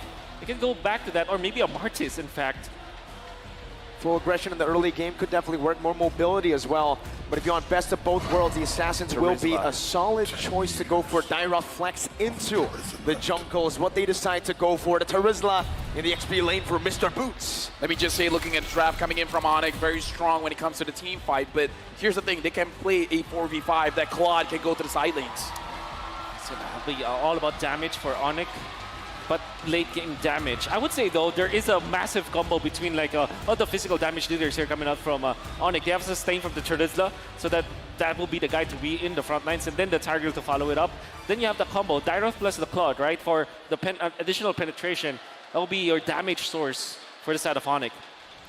Now going into this game, a reminder, this is going to be the start of the best of 7. Both teams, this is going to be a test of their stamina, of their mental. How are they going to survive this onslaught? And moreover, AP Brand, can they overcome what happened yesterday? We'll witness, can they do it in the Land of Dawn? Let's see if they can, man. The Dyroth into the Thamus lane. Thamus perhaps with vengeance, and then it gets real hard to go all in. What the Dyroth loves to do, and what both teams loves to do, is that early game pressure. We're fighting head on, guns blazing into the early game. Lavelle Wolf, sounds like we're in it already. Yep, we are in the game, but for now, we are gonna make sure all things are... Let's try to cast the game while listening to it. I can listen to for them trying to take the purple buff right they're now. taking the purple buff. Yep, 100%. that's a purple. And the Novaria is helping out. Helped out. He's now in the mid lane trying to clear the wave. Exactly. And I kind of feel like both EXP laners are freezing-ish the lane. They're looking at each other and just trying to poke each other out. In fact, they freeze it so much, I think there's a pause. Oh, yeah. There might be it. That might be the case right now, right? We're just holding up again. We got some Filipino fans in the building, as expected. It's all about that support right now in Rizal Memorial Coliseum. But for the folks watching back at home and also the people watching in the venue, please do be patient with us as we deal with some issues. Yeah, but it's okay. While the pause is happening right here, we do have to talk about how both teams want to approach this fight. Because again, looking at Onyx, the thing that I'm looking at is because when they ban out the Paquito, they have a better chance in case if anything goes wrong. CW can go to the side, and I kind of feel like with CW, specifically CW on the Claude, it's not impossible for him to win a 1v2 situation. Not at all. I think he's one of the best weak side goal laners in the world right now, but he is facing off against Super Marco this time. Has his comfort hero. In all the times that I feel like AP Brent has won an international tournament when they were representing the Philippines for ISF and SEA Games, it was on Super Marco getting a bully pick in the gold lane, and then they snowball from that Brody to rotate him across the map. Exactly what we saw again from AP Brent against Blacklist yesterday. They were able to utilize Super Marco to rotate to neutral objectives. It's a strange angle to attack from, but it is an angle that is optimal for AP Brent. And that's even more applicable for this particular game just because of the Matilda, right? I think that we've seen this so many times. You park the Matilda in the middle of the lanes, mid to bottom, for example, or bottom or top to mid. That you utilize the guiding wind, maximum range, and because of the wilderness blessing and available for the Matilda, you really cover up so much ground, and the guiding wind, it looks like a massive teleport spell afterwards. So. You're definitely going to see that kind of playstyle coming out from AP Brand. Right now, looking at the draft index, looks like in terms of the late game potential, both teams are quite equal. But when it comes to early to mid game potential, it is Pharaonic. So having this Dairoff in the jungle, it is going to be pretty strong going up against the Fedrin. However, looking at the combination here, Wolf, the Fedrin, the Matilda, the Novaria, as well as the Thomas, if the Thomas joins during the turtle fight, I'm not entirely confident that Onyx can really secure things, even though they have the early to mid game potential. I guess because of the fact that they are Onyx, maybe they can secure it. But no, technically speaking, there's a definite approach here for the side of Onyx. The way that they will set up their box, it will be the Turtles first, tanking all of the damage. Bad of Smith gonna be there, so the levels as well as EXP is important for Boots. Then you have the Tigreal coming out from Keyboy for the surprise plays. You would not see Kyrie as well as Sans leading the charge because of the two big boys from Onyx that might be their setup for the box. And with that box, that's the big, I feel, issue for both these teams, right? They want to try to set it up, but the other wants to try to make it as chaotic as possible. They want to try to attack from different angles, and I think with AP Brent's comp, that might be what they're looking for here. Yes. Attacking from different angles, using that Matilda to create havoc in these team fights. Yeah. And Thama should be doing the same thing, right? If he got the Vengeance here, it'll be really, really hard for the Claude or anyone to even deal with it. Let me misuse my power at the moment. Misuse? Yes, because right now, while the players are on stage, I want the players to hear the crowd cheer. If you're with Onyx, chant Onyx. If you're with AP Brand, chant AP Brand. And Mirko, I know you're with Onyx, so let me hear all the Sonics. Onyx! Oh, we win the game! We're in! Let me hear AP Brand! And with that, let's jump into the game. We're in, all right. Onyx versus AP Bren in the early stage. Already 1 minute has elapsed. And what does it look like so far? Maybe we can take it slow with the emblems first here, Wolf. Yeah. We haven't seen them actually right now. Yep. We're going to be looking towards that later on. I'm actually surprised that Great Smite is Kyle Tzi's choice because I think that in the Philippines, we're kind of a region that likes the Quantum Charge actually on that particular hero. And Flap Tz going in for Impure Rage. Now, one thing that we do know about the Brody is it's a great laner. 1v1 almost wins almost all of the matchups. And right now, looking at Kyrie already setting up for that turtle. Keyboy absorbing quite a lot of damage coming in from Few as well as Ogwen. Not going to be having priority going into the turtle fight. Kyrie's holding it, resets it. Suns and Boots rotating over. Both teams looking to go and contest for the first turtle of the game. Flapteasy already regaining that prio in the bottom side of the map. But both teams are still hovering over. Yeah, right now, again, AP Brand, they do have the Astral Echo to find the opposing side, but Boost goes in. 3-man penalty zone out the Suns. It's damage coming down, and that's going to be Keyboy who shoves them back. Kyrie winning the red tree battle with the implosion coming down as well. Now it's going to be View. Very low first blood picked up by Suns, but a good Appraiser's Wrath turns it around. Now Boots all alone. It's a 2-for-1 trade. Make it 2-for-2 for the turtle, but if Boots gets taken down here, Onyx will lose out in the first fight of the game. Flapteasy. Congratulations, Onyx got the turtle, but they had to pay with 3 members. It's not even worth it, Wolf. Not at all. At the first turtle fight, you don't want to get that turtle in exchange for 3 heroes. That's the AP Brand. But a wonderful placement coming out from Flapteasy, just keeping his stabs up to Kyrie. Kyrie was way slow because of the control coming out from Flap. He still was able to get the turtle, which is amazing, but the succeeding fight, because they were poked down so much, they didn't have any staying power anymore. This is why I was wondering, is it good for Onyx to fight around the turtle? Because the poke coming in from AP Brand, as well as the heavy damage that they can put out. Flapteasy wants Keyboy. The CC, right? It's phenomenal. Kyrie jumping in, Suns is there as well with CW. That's a 3-man circling Eagle knockup. CW forced to use the defensive battle mirror image back to his own turret. Torn apart memory. Also used up there. A good shot. Off the CW under his tier 1. Ogwen's looking for a dive angle. Jumps in with the guiding wind. Super Marco looking for a stun. Battle mirror image out. Super Marco gets 1 hit on the turret gold and backs away. Great for CW for sure, as he's able to stand his ground. But overall, this is really good for AP Brand, because now they are overtaking the jungle. Flapteasy and Ogwen, and the coverage that they have because of the guiding wind and the sustain that they have with Few from long distance. Woo! Even an Appraiser's Wrath, just to keep Keyboy at bay. They know how big the playmaking is. Boom. Dude, the impact is so huge. The entire map lights up. And speaking of the entire map, it looks like what AP Brand is trying to do is try to cover 51% of the map.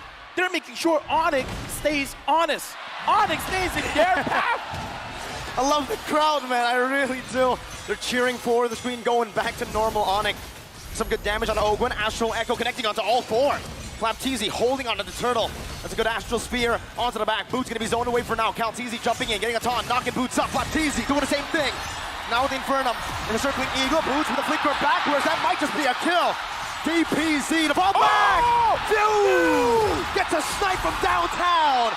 That is Keyboy who's forced back, and now the entire Onyx have to pull back. Massive pokes coming out from AP Brand. The positioning. Ogwen was so instrumental in that, as well as Flapteasy. This surprise pick with this Matilda and this Tams to make it difficult for Onyx to get some territories, get some ground, and Few being on point with the spear. The way that I see it, AP Brand wants to tell the Sky King, stay down, stay grounded. We're not gonna allow you to fly. But looking at the pacing here, I gotta ask you, Wolf, is this enough? Because Onyx, it looks like they're fine moving in this pace. Oh, definitely.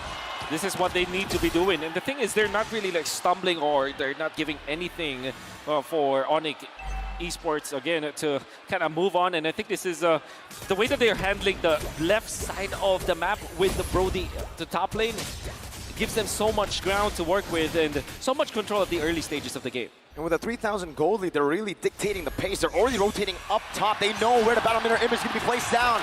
CW, no talent there, but brightness कम ज़्यादा कर रहे थे, पता नहीं क्या कर रहे थे. Onyx are looking for a counter-attack, but it is going to be fumbled instantly. AP Brand spot them, and they know exactly what they were planning.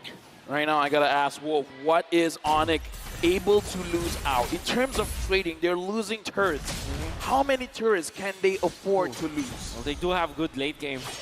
I think they're gonna be happy just keeping all of their outer turrets before the first Lord. Again, that's already a good sign for Onyx. Because right now, I mean, if the first Lord goes in favor of AP Brand and they don't have their turrets anymore, that's gonna be a very bad problem. But I think just to answer your question, that's the most that they can have. All right, looking like Onyx, they got to keep that in mind. Onyx got to keep that in mind, man. If they want to make sure that they are still breathing into the game, they got to make sure when the Lord happens, the outer turrets are safe. Looking at the mid, very healthy. Looking at the EXP lane, looks like it's generally quite okay as well. Yeah. And now looking at the turtle, it's in favor of AP Bren, with 3 members of Onyx getting spotted out. Boots walking up now. Flapteasy dealing some damage on a Keyboy, poking him down with an Astral Spear, connecting onto the back line as well. Circling Eagle, knocking Kyrie up, zoning them away from the turtle, and Boots is forced to run away. Flapteasy just wreaking havoc as Calteasy picks up the turtle. Once again, 3 turtles to AP Bren, no contest from Onyx. We gotta talk about Flapteasy here. He's really pushing everyone from Onyx away. How's he doing this? No, this is the strength of the Thames with the Impure Rage and the threat of the Vengeance. Then there's always that Ogwin factor where no matter what happens, he's gonna be safe. That's why the 2 of them just go together, and there's nothing that Onyx can do. The early game tempo from the side of AP Bren was dictated by this Thames as well as this Matilda. Well, good news for Onyx fans because EW is still deathless.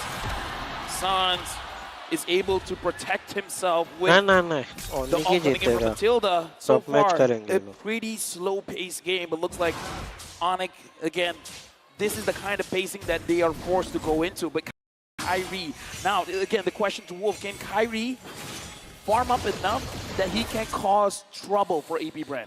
It's not just about himself. I mean, the answer is yes, but Kyrie still secures it. Kyrie still secures it. The answer is yes, but he really needs to find his teammates. I think, you know, when you look at the Dyrot, you would think that this is a singular hero or an individual kind of hero, but it's not. It's a combo-based hero. You need someone else with physical damage to combo with you so that you're able to just make full advantage of the passive as well as the kit that Dyrot has. So I guess for Kyrie, yeah, surely you can farm up, but you need to utilize your teammates as well. Exactly, right? It's not a solo hero here, especially I feel like the way that Kyrie's building towards, it's more of that utility build. Anti-Curse first item, only a Fury Hammer to help him deal some damage and a little bit of penetration. So this pick is really reliant on everyone else dealing damage. He's a utility jungler. Help me understand this, Wolf. Why is Keyboy positioning the way that he is positioning now? Oh, it makes me wonder. He doesn't have any teammates. I think he just wants to make sure that the purple buff will be at least watched. And there's really nothing that they can do right now aside from farming. He's spending his time here so that he's going to be able to land a wonderful implosion once they see the other members. Looks like they're setting up on the board here. Sans flickering out. Astral Echo thrown out as well by Sans in panic. And I feel like for Keyboy, is he trying to learn from his idol? The BBB, the big brain below, and now it's the BBK, big brain Keyboy, perhaps. And here's the thing, AP Bren, no one sees this. No one knows where Keyboy is, but even if he gets a 5-man implosion, will the damage be enough, Wolf? Maybe they have the Dyrot, so they can. The damage will be there. But AP Bren's damage as well is quite massive. Look at the poke coming in. Boots is already down to half. Even the Lizard did not spot out Keyboy. Yeah. Another Astral Spear. Boots taken low. Penalty zone. That's a DPZ, but not a defensive penalty zone. That's a desperate penalty zone from Onyx. A 4.8k gold lead, building up to 5k, and it has halted any shot of Onyx to look for an angle to fight. It looks like Keyboy abort the plan. This is not going how we want it to go. Keyboy returns, and now Onyx, they got to pre-plan what else are they going to do. Astral Echo finds 2. Fish and mailed. Onyx forced back into their tier 1, and Super Marco, Mr. Reketiano, picks up that tier 1 in the mid lane. The Turret Eater. Oh, this is definitely going to be AP Bren's power spike. And Onyx need to hold their ground. AP Bren's lineup with Matilda, with this Brody, they're very, very strong at this moment. And the thing is, because of the fact that Few had a great time in the early stages, he's going to be the one to supplement the damage in the latter portions of the game. So AP Bren, even their composition is like this, they're not technically just an early to mid kind of a lineup. They do have the late game because of this Novaria. Onyx needs to respect that. They need to make something happen now. How's the clear though, right? I mean, Onyx right now, they're trying to deal with just a super minion wave. It's not and good. it's not good. We saw the main reason they were able to come back was that wave clear with the Lilia. CW gets fighting, torn apart memory. Zone back to his base. Something about Onyx. I believe, and I kind of feel like all the Sonics believe, as long as the crystal is not destroyed, because it's not just in M5. They did it in M4 as well. When the odds are not in their favor, they will find a way. They will be able to do the impossible. Dude, was that against the Valley, dude? Maybe, talk about memory. Oh, Kyrie forced back, battle mirror image defensively as well. Onyx can fend in off the first Lord, but I would say it's quite value. AP Brent got half of the HP for the turret in the bottom lane. That's right.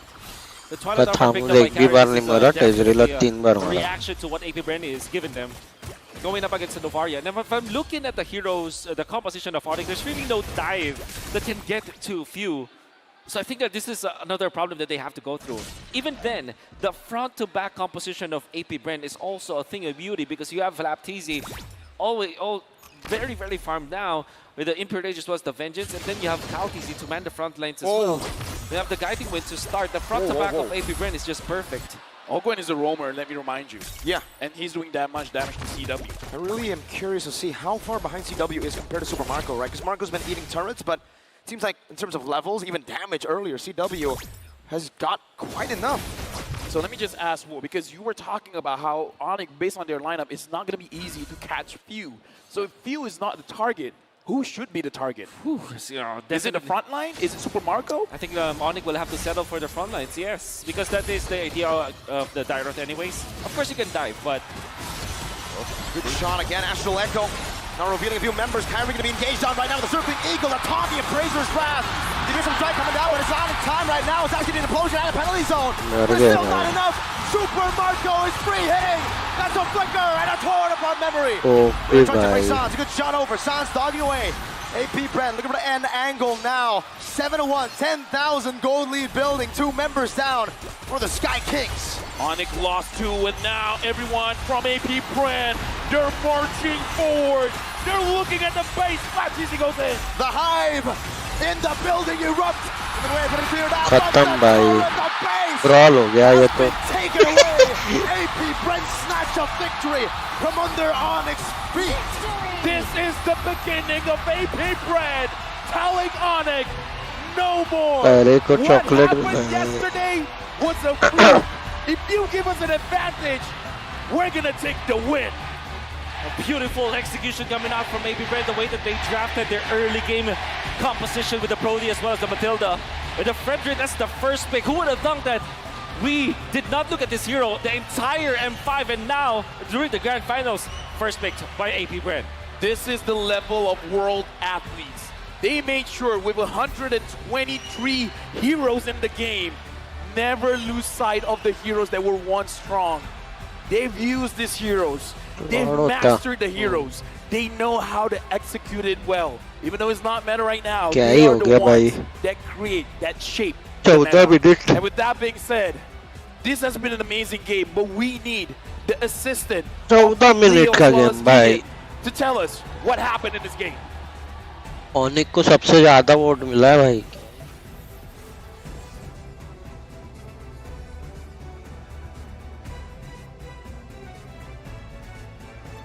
What a way to open up the series here with AP Brent taking the very first game. I couldn't believe what was going on, and especially with what the heck happened in the draft. They've learned a lot from the last time they've met, Leo. It's a much better way to go ahead and take control of an early game advantage that they very much had in Game 1 in yesterday's upper bracket final, and now it's clear. AP Brent has woken up. They have. They've opened up the draft, and more so, they've opened up some interesting picks here. And let me tell you, Leo. Have you heard about this man? M2 World Champion. Season 6 and Season 12, Pampia PH Champion. Oh my goodness, this man continues to roll harder and harder every single day. From level 1 to 4, he continues to dominate. He decided to pick Thamus this game. Have you heard his name? David Charles, the Filipino Cannon! I can't believe that Tom's debuted here in the knockout stage 2 Okay, with games. a dominant victory like this. First He built game. the vengeance. You see that? Yes, and honestly, for most Amos players, that's the way यार to go. मैंने You're Onyx looking to be को able to select किया, हद है withstand यार. the damage and honestly utilize your ult in the same manner to buy that extra bit of time. But you could see, for the side of AP Bren, it was clear that they wanted to play early game, and more importantly, so they had no real First game answer to Onyx the को किया Slammers था. for at least the first 6 minutes, unless they were sending their gold laner over. But I don't know, CW, he was not leaving that lane anytime soon. Quick flashback to what happened exactly in game 1. First turtle was scored by Onyx, but at the behest of the rest of the team, it turned into a bloody trade. It was unfortunate that when Flap came to his senses, when Flap said it's go time, it was a canon event. He just started to. भाई ये क्या हो गया? ये कुछ बोला था कि पॉज बेस ऐसे ही चला गया.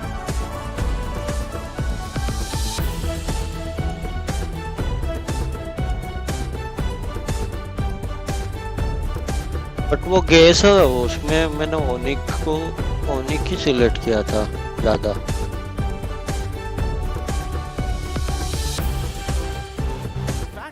Boots now under-leveled, under-farmed in a matter of fact. Well, at the same time, you would imagine that CW would have a strong lane until AP Bren decide to attack it, right? From EXP, they moved to gold. From gold, they start pushing into the jungle. Once they knew that Kyrie was not able to find a little bit of steam, a little bit of gas to get the whole comp snowballing, that's when it all started crumbling down. Yep, in the first half, first match हार गए थे, बाद में लगातार चार जीते. But I don't think they saw it coming when AP Bren closed up strong with the 2 final picks. Again, they were owning the map as soon as that initial trade happened. So for all of y'all chess fans out there, AP Bren played the open fort gambit. They let through a little at the start, and then eventually went for the punish. And the best part, the foresight coming out of it, right? The information gathering from their mid lane really makes a difference in these sort of senses, right? You need to keep tabs on where exactly Kyrie is going to go. Because again, Kyrie is the only quote-unquote early game that they actually wanted to get the momentum to push forward, to break through AP Bren's entire composition. And if he found that snowball, this would be a very different game. But in the meantime, it's something to consider, right? Going into the next game, it's adaptation coming in from Onyx, but I think at the very least we can say that AP Bren have learned from their mistakes. Yep, with that said, I think the game stats will actually tell a better story because of how this game happened so fast. Some of us might be wondering, what exactly did these teams make of the small lead that they had? And then eventually, when AP Bren was dominating and calling the shots, how did Onyx try to close that gap? Because if I'm not mistaken, the gap was relatively small and it's suddenly huge until it was just impossible for Onyx to even leave their base. That's why all of these weird bush camping from Keyboy felt like they were just one-time big times. If this doesn't work, you gotta pay the price. And let's not forget, it's not like Onyx didn't have a chance here. They found some great moments against AP Bren, but unfortunately the numbers doesn't back it up. When you're already behind 8K worth of gold, you're gonna get stat checked. The items aren't there. There's nothing they can do. That's right. And there was a moment wherein the Matilda was just putting CW in its place. We're going to go into a quick break. When we come back, more of this grand finals. You're watching M5.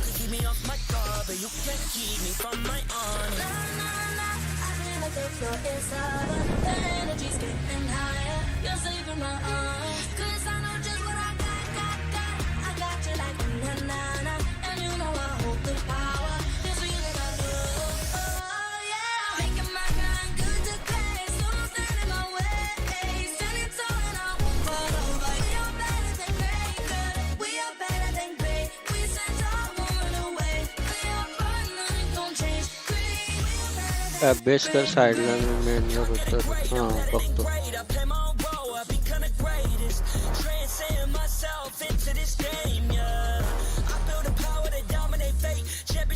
addicted, okay. Before you be addicted of new cats.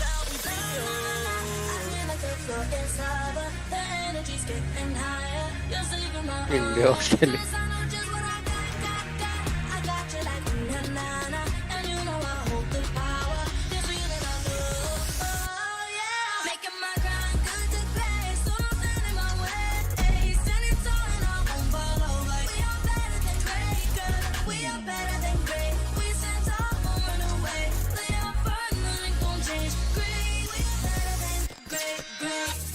If we stand tall and believe we can make it, you and me, with a sense of urgency, you'll see I'm better than great.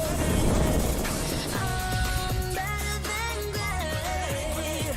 Oh yeah, yeah. Oh, I'm better than, I'm better than. Making my grind good to great, so don't stand in my way. Standing tall and I won't fall over. We are better than great, girl. We are better than great. We stand tall, won't run away. Play our part, nothing gon' change. Great, we are better than great, great.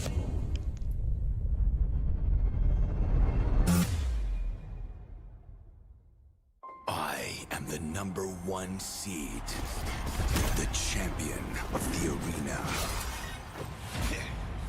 The fans adore me because I've never lost.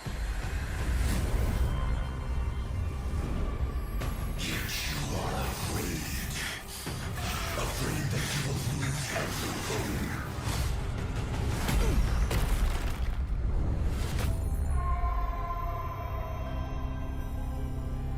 Do you ever get scared of losing, Kenny? Well, big bro, I think we should cherish the joy and excitement of each game. Not who won or lost. That's right. I'll strive for victory, but I won't lose myself in its pursuit.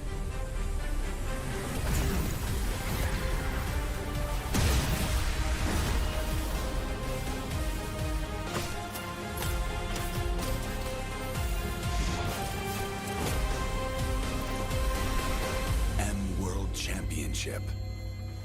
I'm back.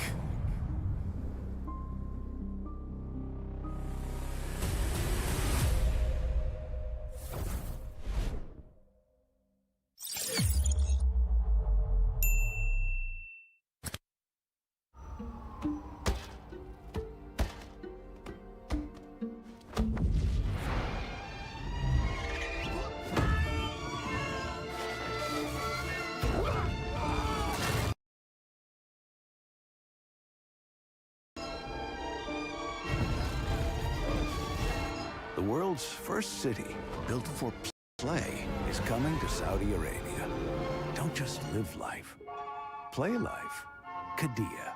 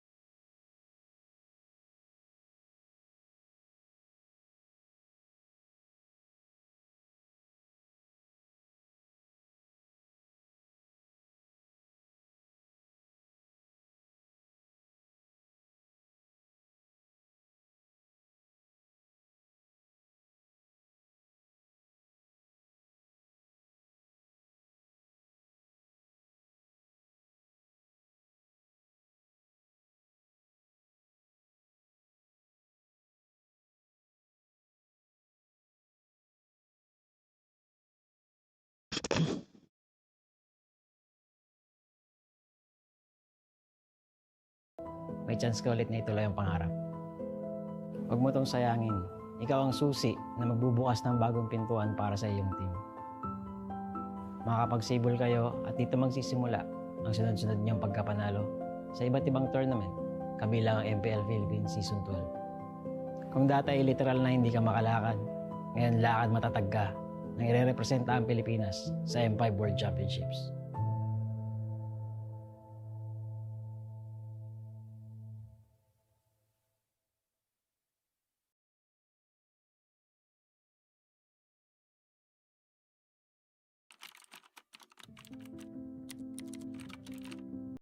David, nakakatuwa manood ng MPL, no?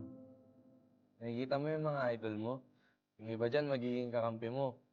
Laro ka lang na maglaro, tapos magpataas ka ng rank at stars. Sa sobrang loko mo, darating pa nga yung 24 hours na nag-live ka ng ML para magpapansin.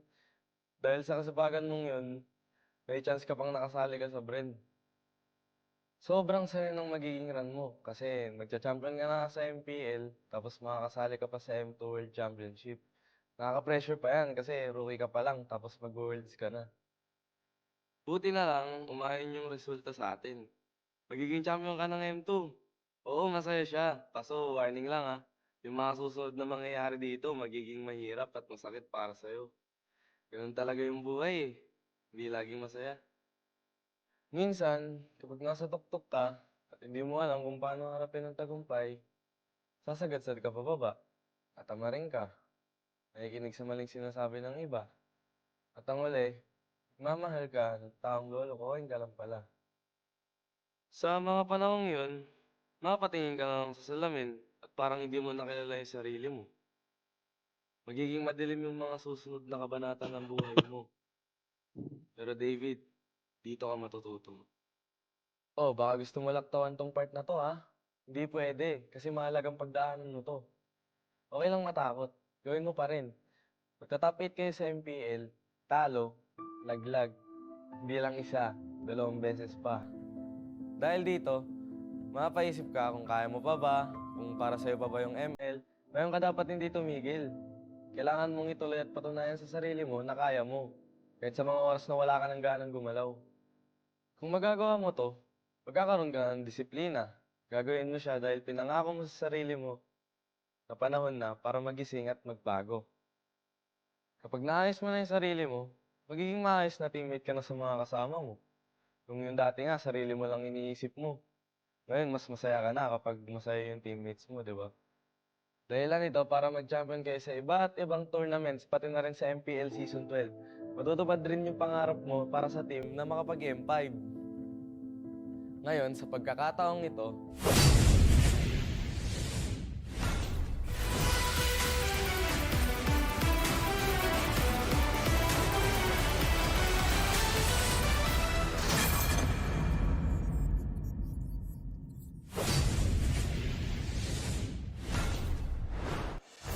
Welcome back to the M5 World Championship.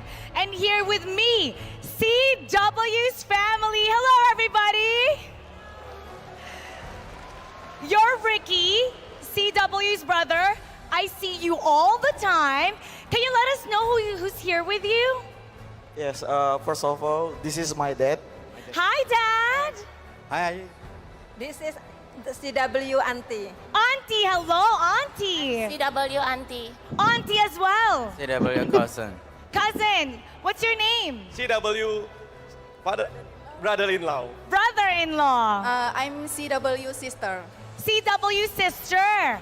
Okay, so there's how many of you? There's 3 of you? 3 of you siblings? Yes, 3 of us. No, only 2 of us. Only 2 of you. I mean, like you, CW, and the older sister. How many of you are there? We are 5. 5. So CW is what, the youngest? Yes, he is the youngest. He's the youngest of all. Let me know, how is he as the youngest brother? For me personally, if you know him closely, he's kind of talk active and like to... No, he's talkative? Yeah, he's talk active. And he's also like poking fun to each other. So he's talkative and he likes to poke fun of people. So that means the next interview, I need to focus on CW and I need to interview him more. Is that correct? Yeah, you should interview him one by one. I'm gonna One talk to versus him. one, yeah. I'm gonna talk to him a lot more. Now, have you guys been to the Philippines before? Actually, this is my third time. Your third time, so you like Philippines that much? Yeah, I love Philippines. How about CW? How many times has he been here? If I remember correctly, this is his second time. The second time. And then he went here the first time, what, for vacation? Maybe vacation or having fun, I don't know. Oh, you don't know, the older brother doesn't know. So how do you guys like Philippines so far? Good? If you love Philippines, give me a thumbs up. Oh, love it. I hope everyone's been treating you well. Now give me an inside scoop because it seems like CW has a lot of support from his family members.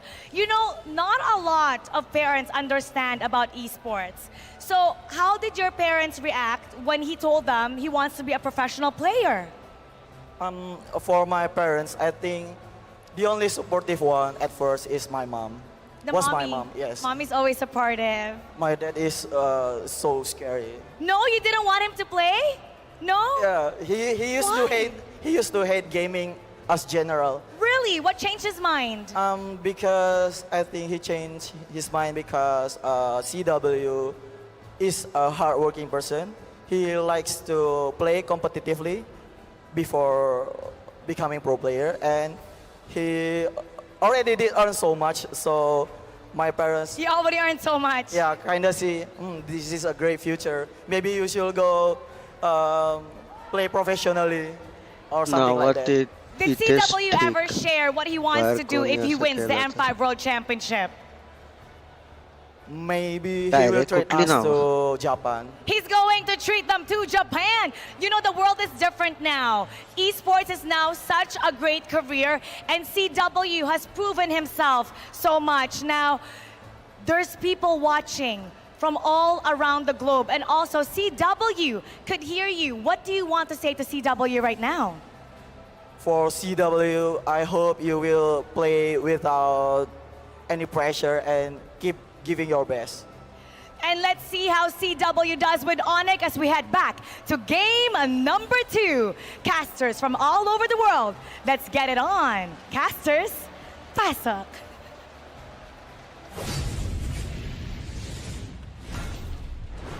Thank you very much, Mara and W, for CW's brother, because now we know Calvin Wanada is talkative. Stay away. He's very talkative. Just Mara should interview him more. Not on the mic, man. On stage, he becomes an introvert completely. Yeah. But I gotta give us a big shout out to CW, man, because I actually sat with the auntie during the group stages, and she told me that CW paid for their trip here to the Philippines. So they love it here. Man. W, man. W. You can't spell CW without a W. That's right. And I wish I was that rich. Yeah, me too, man.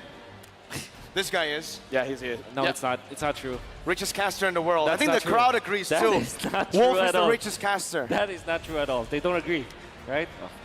You really want me to ask? No. You know what I will agree? What?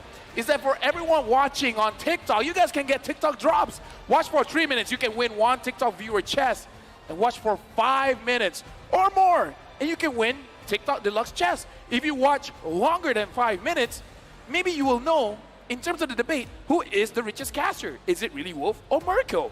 Or LaFell? I'm out of the equation, man. I'm at least like top 6. If you really want to make not. this a debate, right? I mean, No, you're not. never mind. Let's just get into the draft. Yeah, but with that being said, we're not going into the draft. Why you lied to me? Ah, we're just sorry, looking man. at a trophy. I'm sorry, man. I Look thought at we were that. gonna get. Oh, that is a good trophy right there. Ooh.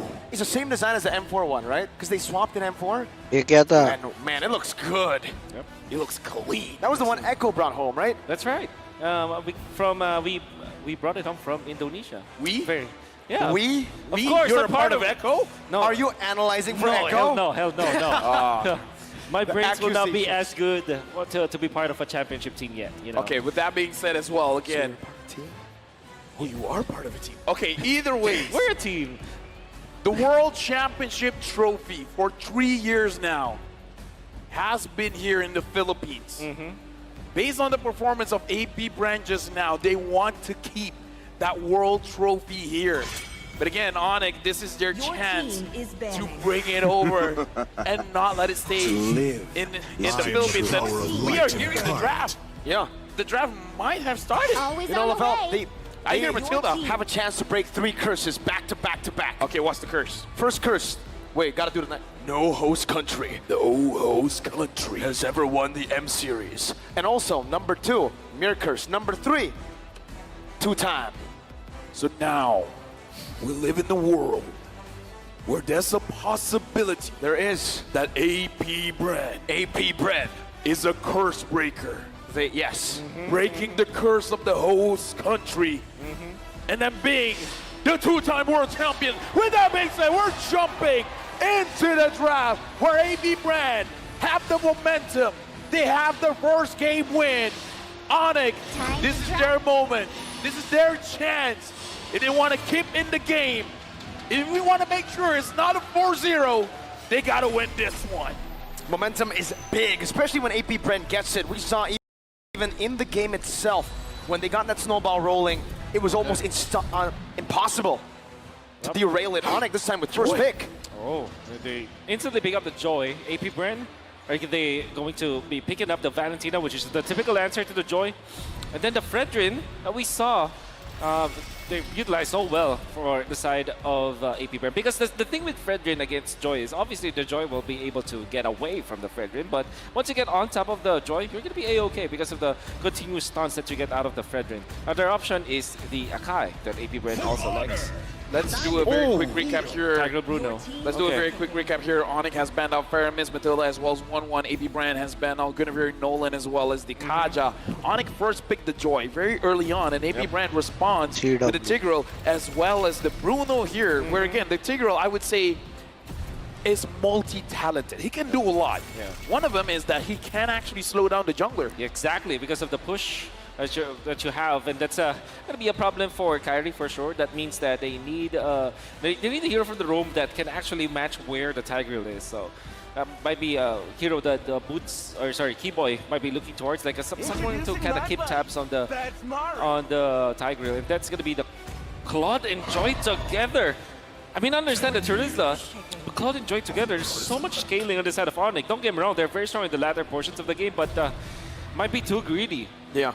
Especially considering both of them can technically be countered by the implosion, right? They go in, they can get comboed together. And in lane already, it's already a tough matchup. Bruno versus Claude. I've been in the receiving end of a Bruno matchup again when I'm on a Claude. Yeah, but here's the thing. Not fun, man. I kind of feel like the Claude is for 2 reasons. Because I kind of feel like for AP Brand, they do respect CW, so this Claude could be banned out. And I kind of feel like seeing the Tigreal, you're kind of looking at a draft that does not have a Minotaur. So perhaps that's also another reason why CW was like, okay, I can use the Claude here. But they got to finish things out because AP Brand just now, Mew was a very big impact. And the Paquito, before it gets banned out, instantly picked up. Yep, the Paquito obviously great against the Claude when it comes to like some moments of the game. What I don't like about the Claude is that there's that passive that we know for sure for Tigreal. Tigreal actually likes going up against the Claude. It's like a Minotaur, right? Almost like a Minotaur with a second skill, but this time it's a passive. So I'm interested why Onyx went for this kind of play. Obviously, the Claude is great versus the Bruno, though, in the latter portions of the game. But in the early stages, it's not going to be an answer. So I will not be surprised if AP Brand just bans out the Angela, because he has a lot of vehicles here for Onyx. Yeah, looking at the draft right now, looks like AP Brand are putting respect onto Sans because he is a playmaker for Onyx.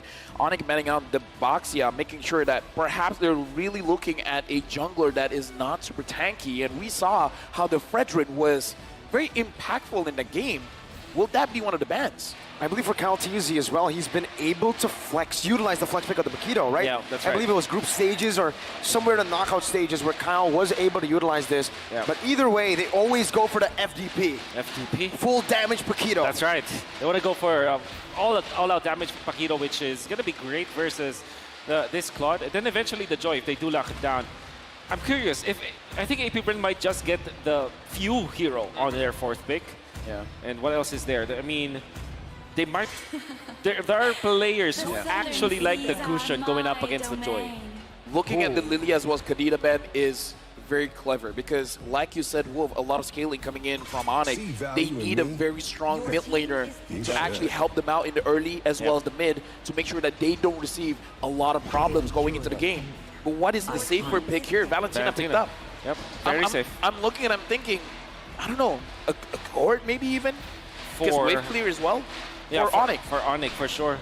With the Faramis being banned, it's not available. You go either Eve or Novaria? Even Novaria. Novaria is a bit safer though, right? Compared to the rest, because you are going to be able to have that range advantage against whoever you're up against. Or maybe they go Angela plus perhaps a Cho, a defensive hero. I think Angela plus Ruby actually for Onyx. Or Rafaela, Angela. I mean, they double down in the support because I think that for both the Joy as well as this squad, you have so much scaling. So you're so dependent on scaling and getting items that you need some supporting from your roamer.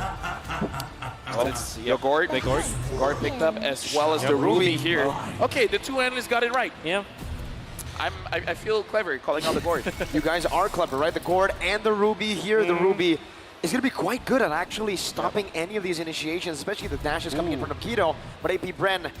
What if they go Phobius for AP Bren? Oh, that's going to be pretty good. Joy, then, Ruby, Claude. Yeah, and then just flexing the Paquito in the jungle. I mean, if that's the case, even the play-by-play can call it. Yeah.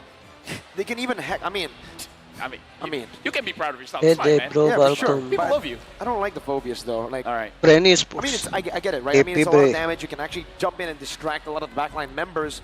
It's good for Snowball, but maybe they want something a bit more reliable. Yep. And that's the Martis into the jungle. All right, so the Paquito's going to be going to the XP lane. They know there's a lot of CC on Onyx. They go with anti-CC. Yeah, looking at Onyx draft here, I kind of feel like they have to be very calculative with their aggression because going up against a Martis, if you force out the turtle and you take way too much damage, you're gonna put the Martis on the pedestal. The Martis will be a very happy boy. Happy man. Happy man.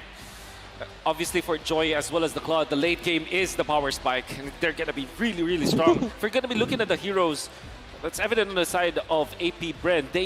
They don't have the best defense against the Joy as well as the Claw, so that's going to be a problem. But in the early stages, that is where this Bruno Martis lineup snowball coming out from the side of AP Bren might be what we can expect. As we go into game number 2 in the grand final Let's of the go. F5 World Championship, can Onyx delay the game, pull it up, or will AP Bren bringing the pressure and stop them in their tracks? We'll witness in this game number 2 of this best of 7. Starting us off already with the crowd roaring ऊपर again in Rizal Memorial Coliseum. Anything interesting to note down here as we get into the game, Wolf? Well, I'm surprised that there's no Tigreal invasion yet at level 1. I don't think that they'll ever be considering it because Keyboy is keeping tabs on Ogwen. This is what we said, right? There has to be a hero for Keyboy that kind of mirrors where Ogwen wants to go for. And going in for the Quantum Charge on Ogwen, interesting. He wants to... Yeah, he wants to be part of these skirmishes. And yeah, Carry picks wise Onic के अच्छे इस time मतलब last time से तो better pics लग रहे onto Kyrie, but he's still going to be able to discharge some देखते damage. Keyboy coming in as well. Ogwen with a flicker backwards defensively. That's a flicker as well. Talking about Wolf King. Keyboy picks up first blood in game number 2. A change of pace for Onyx. A good start, but again, we gotta see how this impact really happens. What's the advantage of Onyx now having the first blood? Oh, that's a lot of advantage because now Kyrie gets to level 4 without any problem. They can't contest the turtle because the ultimate coming out from Kyrie will be up soon anyways. And the fact that Keyboy had an extra EXP from that kill, that's gonna be great. Joy, Electrifying beats already used up. Keyboy as well with his own round Wolf King, but it's a Mortal Coil and it's a complete opposite approach, right? Master Assassin for Mr. Recatiano, Super Marco, and for CW, it's that tenacity. Yeah, we've seen that AP Bren, they really want to win out the lane, but I've been looking at game number 1 as well as game number 2. AP Bren has been putting a lot of pressure inside the jungle of Onyx, but why are they putting in the pressure there? It's mainly because of the Joy. They don't want Carry to snowball. How TC, Kyle TC. अच्छा है अभी भी Joy. We'll get to level 5 first, but I don't ये इसमें बहुत चलता है Great poke and boots as well. Joy forcing out ban a होता coil. है. Calteezy's zoned completely away, but Flapteezy doing the same thing to Sans, forcing a flicker out. अपने Harry इधर अभी jumping फिलहाल in, नहीं finding लेते, but retribution on the turtle as Joy Keyboy अच्छा है. dishes out some damage with boots. Just trying to keep AP Brent, their front line, at bay. And Onyx have secured a neutral objective without अच्छी giving है. anything away. Onyx is starting off very, very good, even though Flapteezy was able to zone Sans away. But looking at how Kyrie is playing the game and the engage coming in from Boots, it's very, very impressive. So now, Onyx, even though it's a 300 goal lead, is actually quite impactful here. What do you think, Wolf? Yeah, definitely impactful. We were talking about the laning, the scaling of Kyrie as well as the CW. The fact that they're not getting run over by the Tigreal, by the Paquito, as well as the Martis, that's great. And Sans, for some reason, again, Keyboy. Oh my. He found the I'm offended off camera. Few was caught off guard. And Sans just mystic gushed. Oh, look at the bottom lane here. So Marco having to go back. Calteezy is there. CW, I don't think he can do anything here. Not much. Not right now. He pops in at Go Onyx as he farms back. But Wolf, they're being kept at bay. The Smartest gets outscaled by quite a bit. Oh, for sure. Not a good sign, but they can still recover. They still have, what, 5 minutes to go with this? If they find the opening finally with Calteezy, they can just run over, and then Flapteezy eventually controls the map. That is definitely what AP Brand is looking for. Yeah, right now we're looking at 2 minutes to 3 minutes. We see how CW is double farming both the gold lane as well as the mid lane. And we got to talk about this. Gord not receiving the farm. Is it still fine for him, Wolf? Yes, in a way that all he needs to do is to actually equalize the lanes. At this point, Sans, he just needs to prolong the game. That's what he needs to do. It feels very adaptive, right? The way that they are actually giving CW these waves. They know that Sans just picked up a kill, so that he can afford to actually give a wave in the mid lane. That's when CW decided to rotate over. Yeah, this is one of the benefits of having a mid laner that is not farm dependent. But let's look at the items here. Yep, there's the Hunter Strike that Flapteezy has picked up. The FDP, the full damage Paquito, and it's gonna be utilized up top.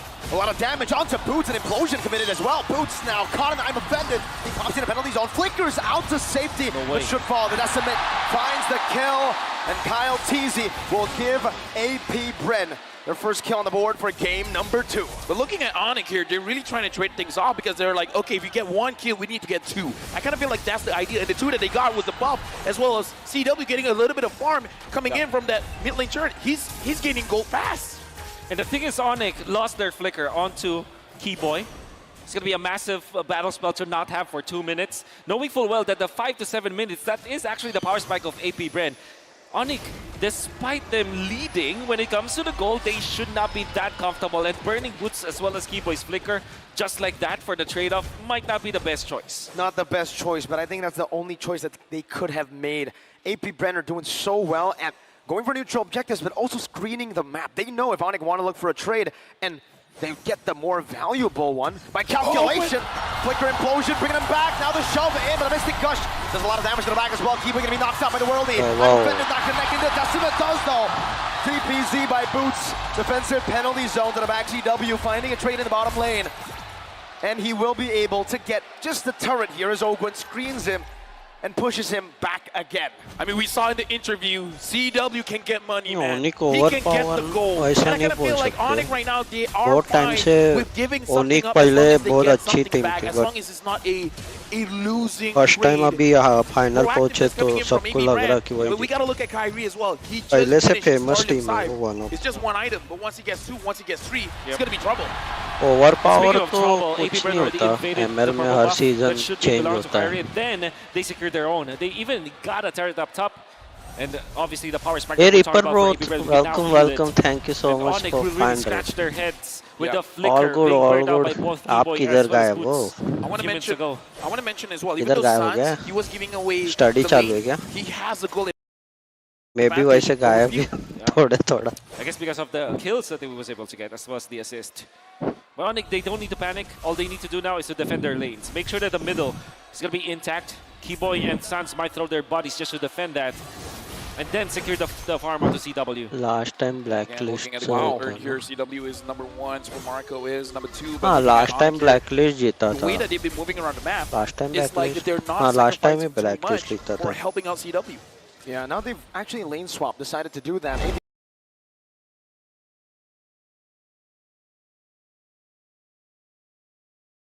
Red feels very happy to do that. Flapteezy 1v1 against CW. Battlemere Image going to be used up. Flapteezy.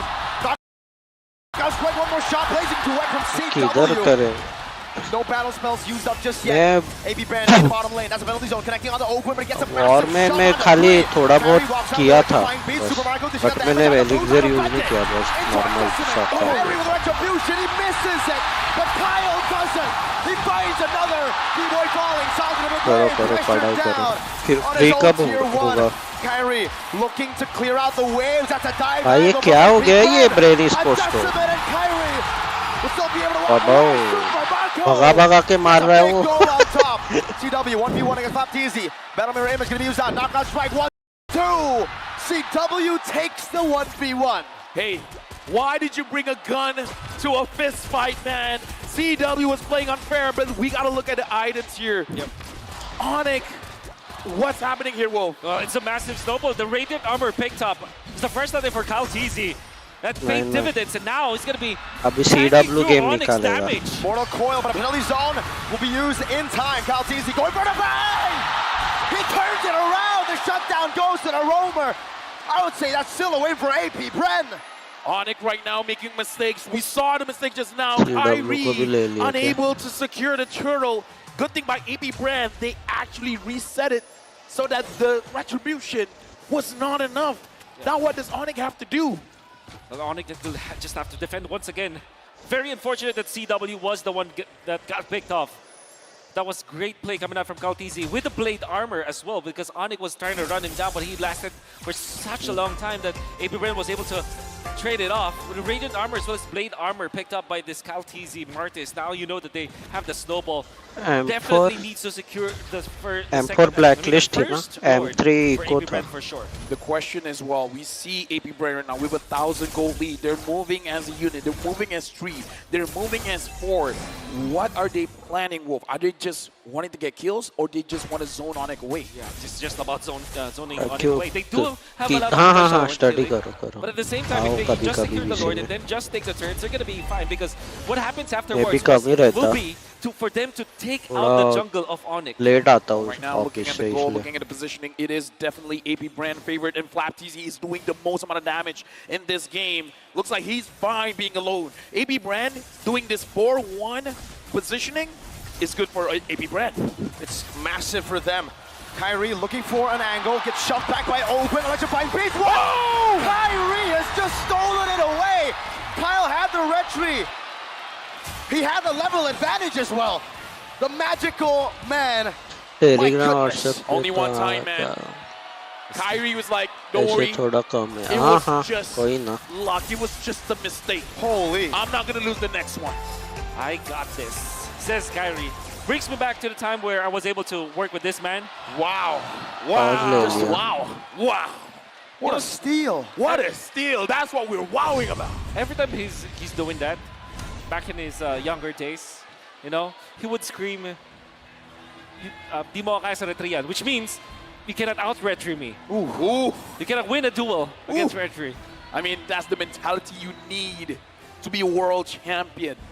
Because right now, again, we got to talk about the situation here. Even though, yes, Kyrie was able to secure that Lord, but we cannot deny it is still in control of AP Brand. They are the one in the driver's seat. I guess the best part here for the side of Onyx is that nobody died during that exchange, right? They were able to snatch the Lord, nobody died, so that means that they can at least equalize the lanes.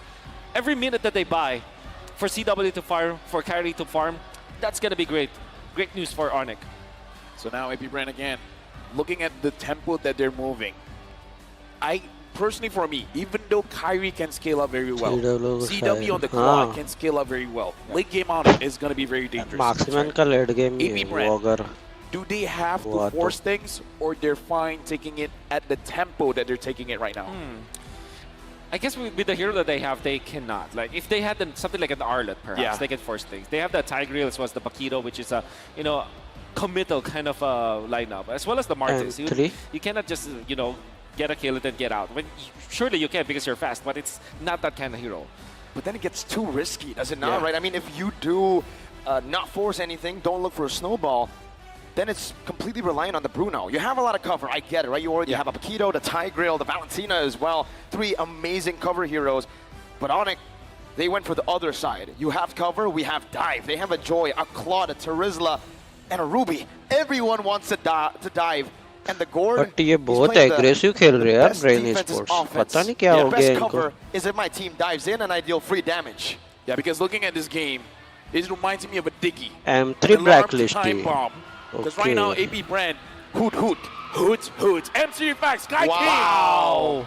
Well, I guess he's saying it's true. This is not a Lord confirmed. It's a Lord steal. Steal. 8 times. 8 times. In M5. And this is the season, or this is the M series where a lot of people are saying, you know, Kyrie's retry is not as good. It's so-so. It's so-so. This is so-so, apparently. Dude, 8 steals is so-so. Oh my goodness. Okay, maybe when we hit double digits, maybe that's the threshold the people are looking for. Maybe they... You're the Sky King, aren't you? Yeah, maybe they didn't finish their sentence so good, right? Carry keep, Okay, here's the thing. You want to know my reasoning of why it's only 8 times? Why?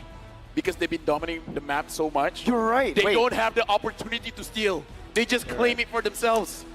And still 8 times. So only a few teams बराबर give Kyrie the black. opportunity to even steal it because they started it. And to think that M there's dominating so बराबर much M3 that they actually blacklist don't है lose so much games. Actually, their only loss might be against the blacklist, right? And one against in the knockout stage. The knockout stage. Wait, in the entire tournament, the only game that they lost. They had another 3-1, I believe. No, Remember the 1-1 from See You Soon? Where they were turned around? Hey, look, I man, believe it was 2-0, bro. I got ADHD. I can't remember anything much, but right now we're looking at the players again. Thank you very much to all the audience here in the venue as well as watching at home. We are going to provide the best, I would say, services for the players to make sure that they are having a good time in game. But either way, right now, again, AP Brand, back to the topic. Yep. No losses from Onyx. They've only dropped to the 2 PH teams. 2 games against Blacklist, 1 game so far in AP Brand. Yep. The Atas Langit Adonic. Yep. That's how you beat the Sky Kings. What does that mean? Be untouchable. What does that mean? There's the sky. And then above that, there's Onyx. Yeah, that's basically the... Yeah, the Atas Langit Adonic. Above the skies, there's where Onyx. Onyx lie. Flashback to MSC 2021, that's the gist of it. LaFell. वो बाहर हो गया. That's the gist of it. You know what? The first time I met you, that was the first thing you said to me. Yes. The gist of it. And now you know why. Why we're working together now. That's where our friendship began. We got that With connection. the gist of it? Yeah, the gist of it. Our connection is special, guys. Yes, we are special indeed. In fact, this whole desk is special. Yeah, with a special connection as well. That's right. That's the title of the podcast. Oh, my God. He had to go there. He had Okay. to go there. He went from soft selling to hard selling. Check out YouTube, find Wolf, and you'll be happy. Now, that's right. I want to be happy too. Me too. AP Brand right now, is there a good chance that they can end this game in the next 10 minutes? Because in my head, that's the timeline. There is a great chance, especially if they keep their. I think they have they still have their battle spells, so that means that even in this Lord push, they're gonna be able to defend and then try to make maybe take turtles, and they have the Bruno reaching the critical mass. Right. So yeah, to answer your question, yes, they do. Oh, here it is. Top player KDA in M5. Wow. Wow, even Hoon's there. So 14.92 for Sans. TLB. 14.08 for CW. Even though TLB didn't make it, but Hoon has been spectacular with his KDA. Kyrie's not here, but Hoon is. Hoon is here. Kyrie. So does that mean Hoon is better? He is he. Hey, numbers don't lie. Numbers don't lie. So Sagan is top 5 players in M5. Let me just say, Onyx might be looking at Hoon. Onyx may be looking at Hoon? Who knows, man? Hoon is showing up. No. Okay, fine. Maybe not Onyx. Maybe BTR. I don't know. Maybe that's a reach, but... Yeah, now the question is, right, like, is it stat padding or is it legit? It's legit, man. Okay. I think if M5 or any M series is a difficult tournament to kind of stat pad, bro. Double digits KDA, man. Yeah. Almost 14.92. Shoutouts to Mobazane. He must be loving this asset right now while he's restreaming. Yep. Dude, you know what? Shoutouts to Mobazane. Shoutouts to all the restreamers out there. Maybe you guys don't hear this enough, but we love you. Yeah, you're the real MVP. No, I think we are. Anyways. Anyways. Again, looking into this game. Onyx has a chance because talk us through this, Mirko, the scaling of the Joy as well as the Claude. Oh, and with that, we are going into the game, but you can still talk about it. All right, so the scaling, right? I mean, for the Claude, it's going to be amazing towards the later stage of the game. You deal so much DPS. Whoa! Just as I say it, the Mirror Curse is real, man. I say his name and he dies. And Flapteasy gets knocked out. To the family of CW, I'm sorry I mentioned it. We're sorry. We're sorry. We're special. And with Flapteasy not even having to commit the flicker. That's going to be a... I don't know what happened, but that's going to be great for AP Brand. They must be feeling great right now. And now, what they can do is to control the long lane once again with Flapteasy, then just continuously siege against AP Brand. Right now, Ogwen is looking for a target. Sans able to stun him up. Looking at the position here, Ogwen is going to figure out where the majority of members of Onyx is. Having Kaltizi as well as Few there, they are in position to follow up whenever necessary. But the more important one is, look at Kaltizi. He's hiding. He is. He's doing a good job. MS कम रहता when land पे रहता ये. Purple buff. ये server नहीं रहता. Steal back, or I would say recovery from Onyx. There was a stun Mystic Projectile into Kyrie's red tree. That's right. Looking at the goal here, even though CW MS has ping died bing बहुत twice, ping so कुछ Mark नहीं hasn't रहता died at इधर. all. Only a 300 goal difference. That's impressive. The 2 waves, I believe, yeah? Yeah. Yep. The double lane setup that was given to CW. And the fact that they're defending mid, this is the most important resource now for Onyx. Getting the mid lane intact means that you will have access to your jungle so much easier. And that means also that you can सब position yourself around the mobile Lord. और सब वो लोग provide करते हैं. Losing the side lanes is like losing a sock. खेलने का होता है It's आके. like losing a shoe. You can still wear सब a अच्छा shoe अच्छा without a sock, रहता. but you cannot wear a shoe with a sock without a shoe. Wait, what? I think you can. But yeah, we get it. Okay, We get it, right? The listen, mid lane is more important. Listening from the crowd, I guess we can. Yeah, we can. We All can. right. Thank you, crowd. Thank you. Sometimes you got to get them to correct us, right? Yep. Yeah, but, you know, I'm running out of ideas. What can I say? Special. I think Mirko wears his expensive shoes without the socks. Hey. Don't get to Increase that, right? quality. Kyrie now कौन सा trying to steal quality? it. Oh, he doesn't get it. Kaltizi takes it away, snatches it away from Kyrie's hands. Hey, by the way, Super Marco went for the RGA Rose Gold meter. It's going to be perfect versus the aggression that can come from Kyrie. But now the Lord dance has begun. We got to talk about AP Brand 1.3k gold lead. Onyx here, they are at a disadvantage. Sans keeps trying to figure out where the members of AP Brand are, and he's been finding them. Looking at the HP as well, AP Brand, they are chunk down just a little bit because Kaltizi has been absorbing the damage coming in from the Lord. Keyboy, can he find a good opening here? Kyle might have to reset this. CW's walking up right now. Kaltizi finds a good pinch down, but CW takes in a half HP. Boots doing the same thing. Mortal Coil used up defensively. Kyrie takes control of the Lord. You're not going to look to reset it. I'm offended into the Mystic. God, gets it away to win as Boots distracts the back line. Few very low. Not going to be chased down. Kyrie finds a double kill right now. Kaltizi's going to be forced to use the Mortal Coil defensively. Flapteasy went for the hills. The Mystic projectile connects that back wave. And Kaltizi falls. Now Flapteasy was looking for an angle to maybe turn this around, but Onyx, they've taken 3 members down from AP Brenner looking for the Lord. Run by us. Whoa, what happened there? How did Onyx immediately Joy take control? खेल was रहा the है Lord भाई. dance and the bait and switch. उसने भी मस्त went in पकड़ा forward उसको. so that he will force some of the rotations from AP Brand. In fact, 2 people followed him afterwards, and that's how they were able to get it. By the way, the underrated factor of the Gord. Ouch. Ow, man. Yep. The underrated factor for the Gord is that he can clear the left bush mid with just 2 spells, and you can scout out where the opponents are. Open has no dash now. CW Battle Mirror image to the front. Open forced to flicker out. Flapteasy! One shot with a nature. Flapteasy gets out just barely, but CW does the same thing. Oh man, 7-7, game number 2. Dude, Onyx has been waiting. They waited for CW. They waited for Kyrie. Look at the items now. This is the power spike they were looking for. Absolutely. 3 items now onto Keyboy. That means that he's not easily taken out. You can see that CW eventually gets to the Wind of Nature and the Malefic Lore.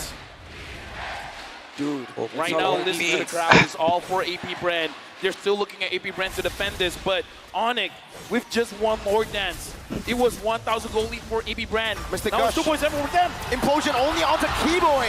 That's the roamer for the team. Kyrie with electrifying beats. Keyboy finds it. Dodged away from, and the knockout strike brings Boots back to the turret for AP Brand to do what the crowd's been chanting. Defend! Right now, Onyx, they are trying their best to get the थोड़ा सा बच resources गया coming in यार। from AP Brand. They wanted the structures, but AP Brand, how did they do that? How did they defend so well? That was the old win. Oh, right onto Caltizi, blazing duet! Domination can use that Mystic Oh, Rush as well! खेल गया भाई। Sans flickers out of the shove. Ogwen stunned up. Kyrie walking up against 3 members. क्या ही Looking for बच dashes. गया भाई Almost should be able to do वो it right now. Paptizi going to be taken low. But Kyrie decides to stop. Sans. That was crazy. That's crazy, Sans. You can see the damage out भाई now उसने from बचा है ना Kyrie as God well ने। as Sans is nah. They really do hurt now. And the thing with Gord is that even when it's a defensive kind of hero and it's strong when he's able to land his spells, it still is a pretty good scaling hero as well. The Impure Rage versus the spells that he has and the items that he picked up, Sans will be a threat in the latter portions of the game as well.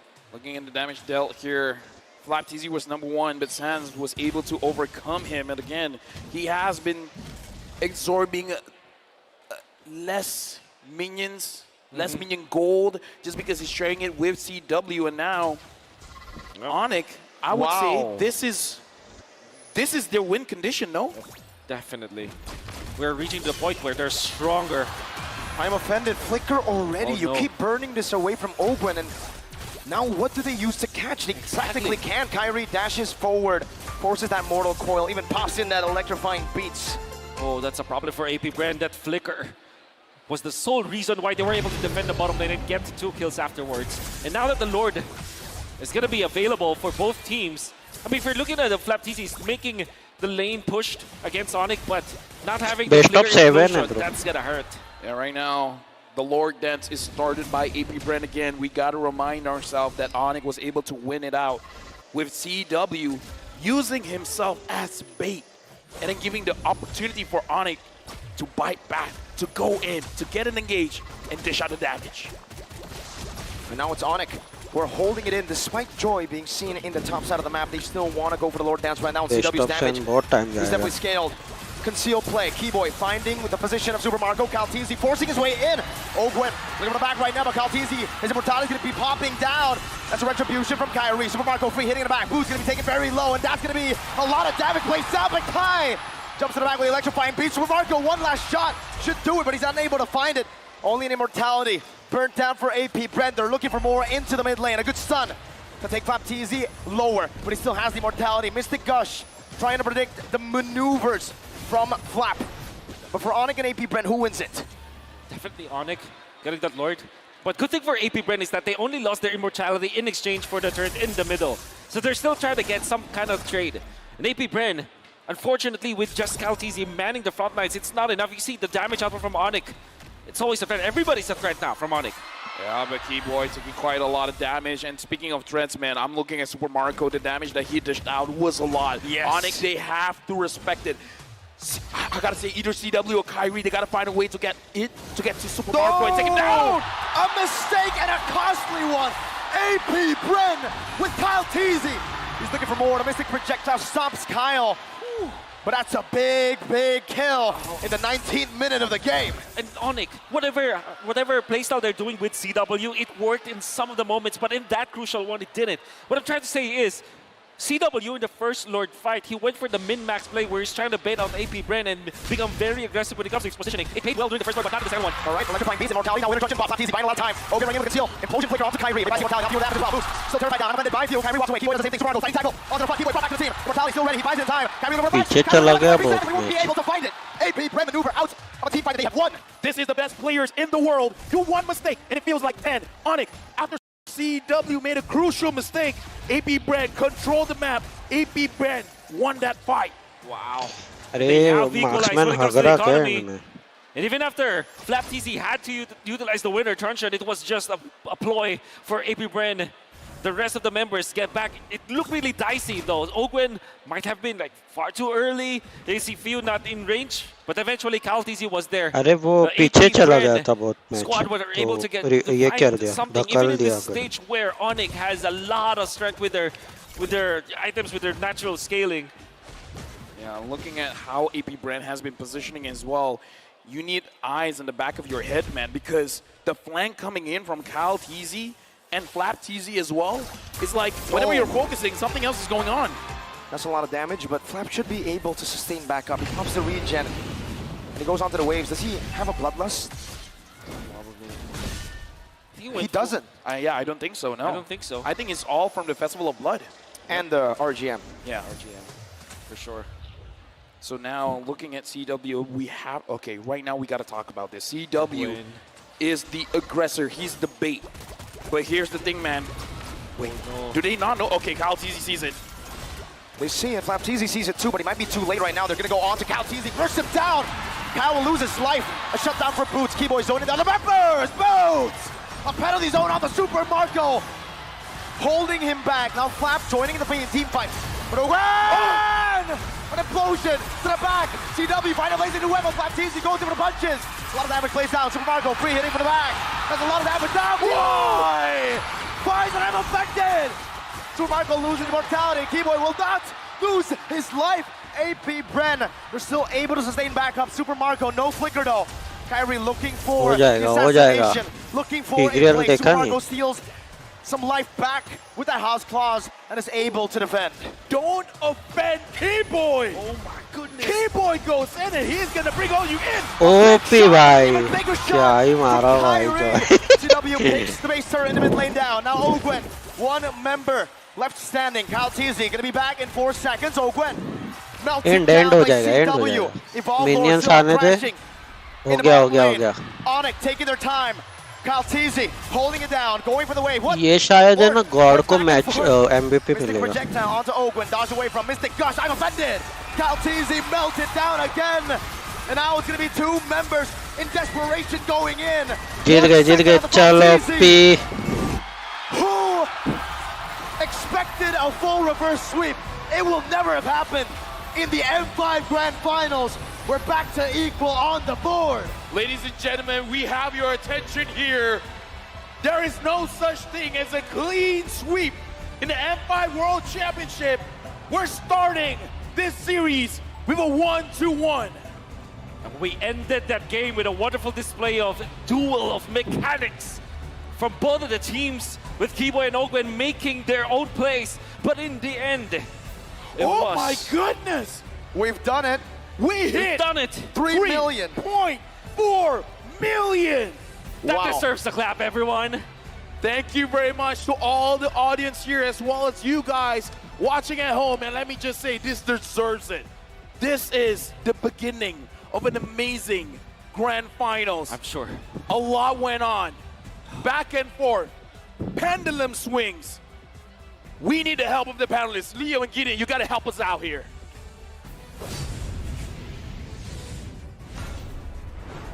We'll do more than help you out. We'll actually break down this game again. Onyx showing exactly why they are a force to be reckoned with on the road to claiming the Golden Road. Going past 20 minutes, taking availability into their own hands. What a game. Truly a beautiful game here from both of these teams. We saw some really good moments, but more importantly, the adaptations in the draft as well has been spot on. We're really seeing these teams target each other in the most painful areas, finding those pressure points to make the difference, to find those advantages in the game. In addition to the draft, again, forcing AP Brent to respond a certain way, play a certain way. Come execution, Onyx is second to none. The way that Keyboy and Sans would set up an almost just 2-man kill squad that would force out resources from AP Bren, flickers, ults being spent out. It just compromised what AP Bren wants, especially in the late game. Absolutely, right? But before we even get to the late game, turtle fights were already a bit of a struggle. We did see that Onyx was struggling in the first couple of minutes, and all of this coming down to the flexibility of Super Marco as well as FlapTZ. Full damage Paquito as well, swapping the two and making sure that once he has that full item and having an early game marksman, gives them the flexibility of deciding who gets to participate in these upcoming turtle fights, not Lord fights, turtle fights. Because if Mr. CW knows anything, once Flapteasy had 2 items, he was definitely in the danger zone. And that's why throughout the early to mid, it was clear that AP Bren was still playing with fire. They had dynamite in their hands, and by dynamite I meant a Filipino cannon. But that Flapteasy gambit can only do so much, because as you'll see throughout the highlights, he was positioned in a way that if only Onyx were to bite down onto the bait, if only Onyx were to be fooled by what he was trying to do, then it would work out. That aside, he was just a flanking XP laner. We're gonna award our MVP for game number 1, putting 1 on the board for Onyx.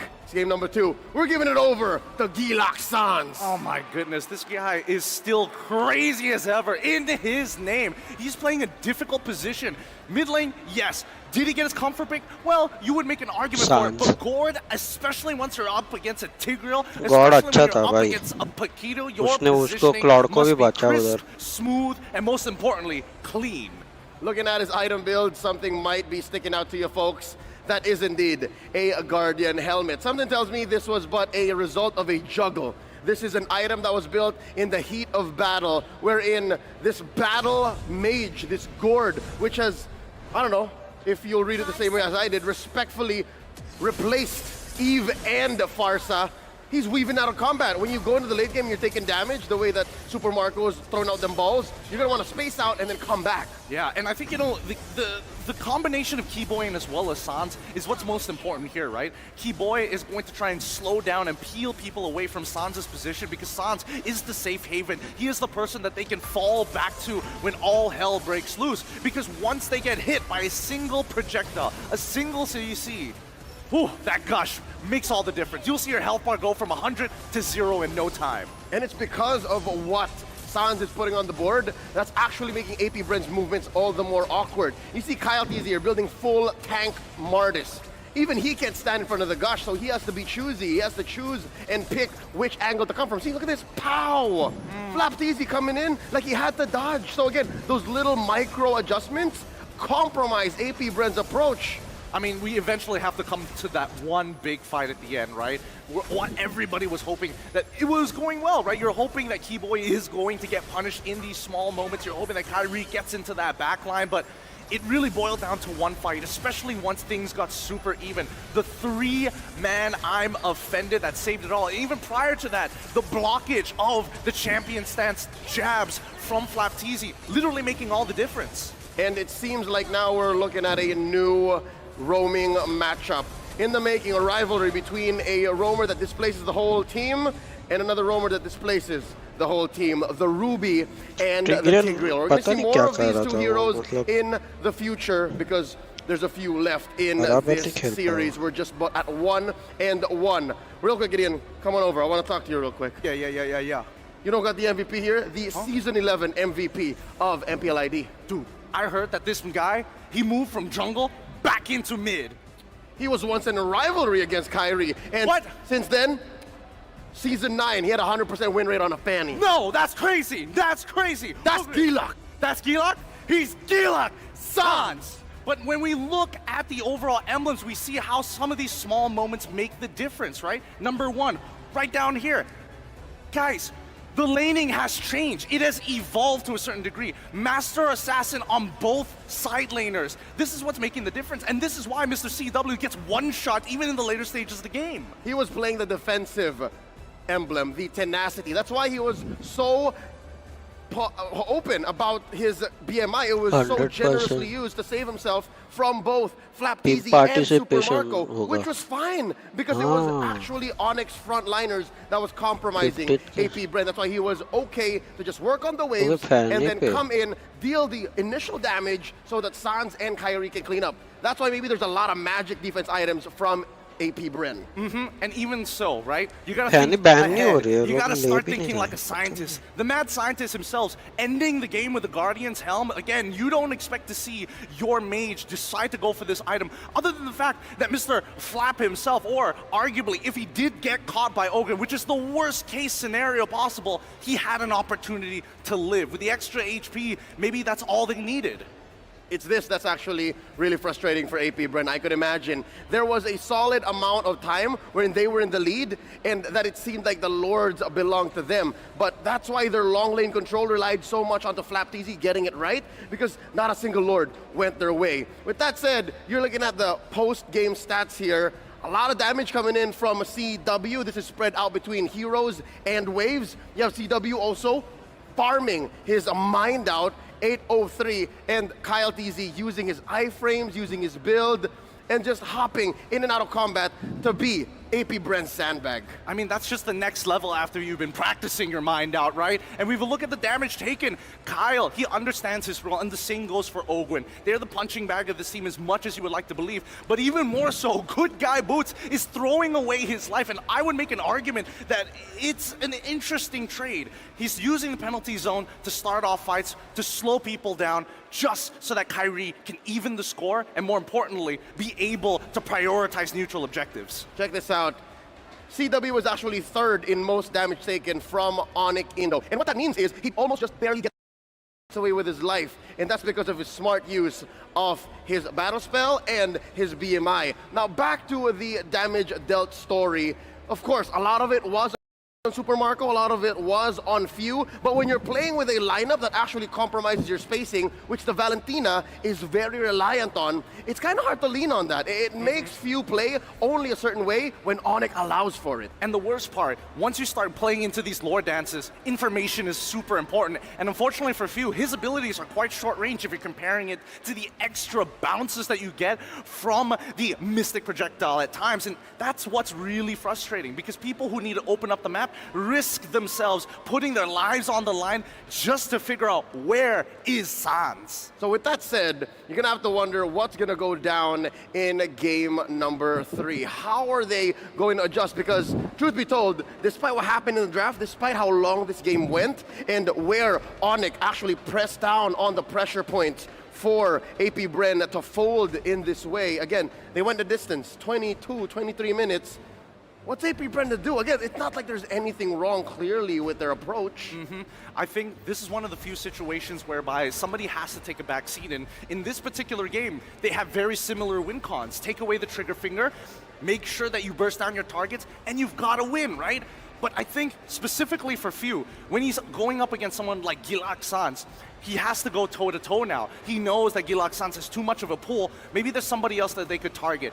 Maybe they could be looking into CW's side, right? Or if that's too much to ask for, maybe Good Guy Boots needs to get put down a peg. If you beat down on Good Guy Boots, it's got to be more than just beating the lane up. That's exactly what happened in game 1. If game 1 was any indication that by attacking Boots, you get some payoff, then that's just half of the solution, half of the way towards a winning strategy. If that's what AP Bren does once more in game number 3, then there has to be a follow-up, because Coach Eb and Coach Addy, they're always a step ahead. Yep, it's spilling influence. It's converging down into the jungle. That's how it always happens. Start from the EXP, melt it down into the jungle until the mid lane gets affected too. With that said, we'll throw it over to Marakino. She's with the crowd here in Rizal Memorial Coliseum. Let's see what they're up to. You're watching the M5 Grand Finals.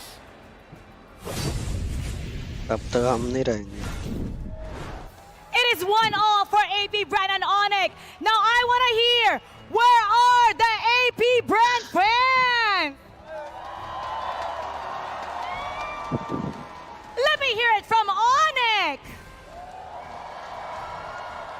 Okay, I think the Onyx fans in here need a little bit of help. So how about we call Clara, all the way from Indonesia. Clara, how are you? Hi, Mara, I miss you so much. I miss you so much. We're so excited here to meet you in Philippines. Mabuhay! Mabuhay, Clara. It's 1-1 right now. Tied game. Are you guys nervous? Are you nervous right now? Of course, we're nervous, but we are so happy to see Onyx play. And they're so energetic, and we trust Onyx with all of our heart. Okay, I want to see the energy there in Indonesia. How about you show us around? Sure.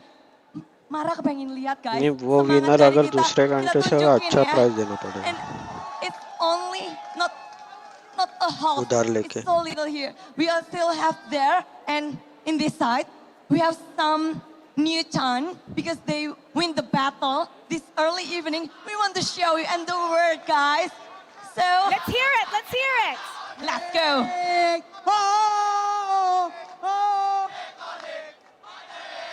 Semuanya. Di atas langit ada Onik. Di atas langit ada Onik. Onik. Onik. Onik. Love it. Okay, okay. Empire sekarang Indonesia. Sekarang Indonesia. I love it. You know what? Clara here with energy. I love the energy there. So I'm gonna need backup. Tension वाला ते पण ना देना free मध्ये Where are you at, Bees? Come on over. Come here, come here. I need a little bit of help. I'm gonna need your help here. Indonesia is showing us their energy. So we need to show them how we do it here for AP brand in the Philippines. You go first. Okay, okay. All right. Filipinos! When I say AP, you say Brand. AP! AP! When I say AP, you say Brand. AP! AP! AP Brand! AP Brand! Louder! क्या हो रहा है इनको भाई Stronger! AP brand! Fiercer! AP brand! Let's go! AP brand! AP brand! Okay, Clara, what do you guys have? Oh my God, I'm amazed with Filipinos crowd, but we got more. We got more. We have more. Kita punya satu spesial. Tadi ini baru. Ya berdiri, boleh. Let's go. Kalau saya bilang siapa yang juara? Onik semuanya, paham? Siapa yang Who is juara? the champion? Siapa yang juara? Siapa yang juara? Onik yang juara. Pasti Onik. Go! Onik! We said, we said, who's gonna be the champion? They said, Onyx. Who's gonna be the champion? They said, Onyx. So we got there. The energy again that we want the crowd and the champion, Mara. It's so lovely to have you here. You know what? How about everybody in this stadium? When I say go, you all Sale say teatro. Onyx. Go! Onyx! Go!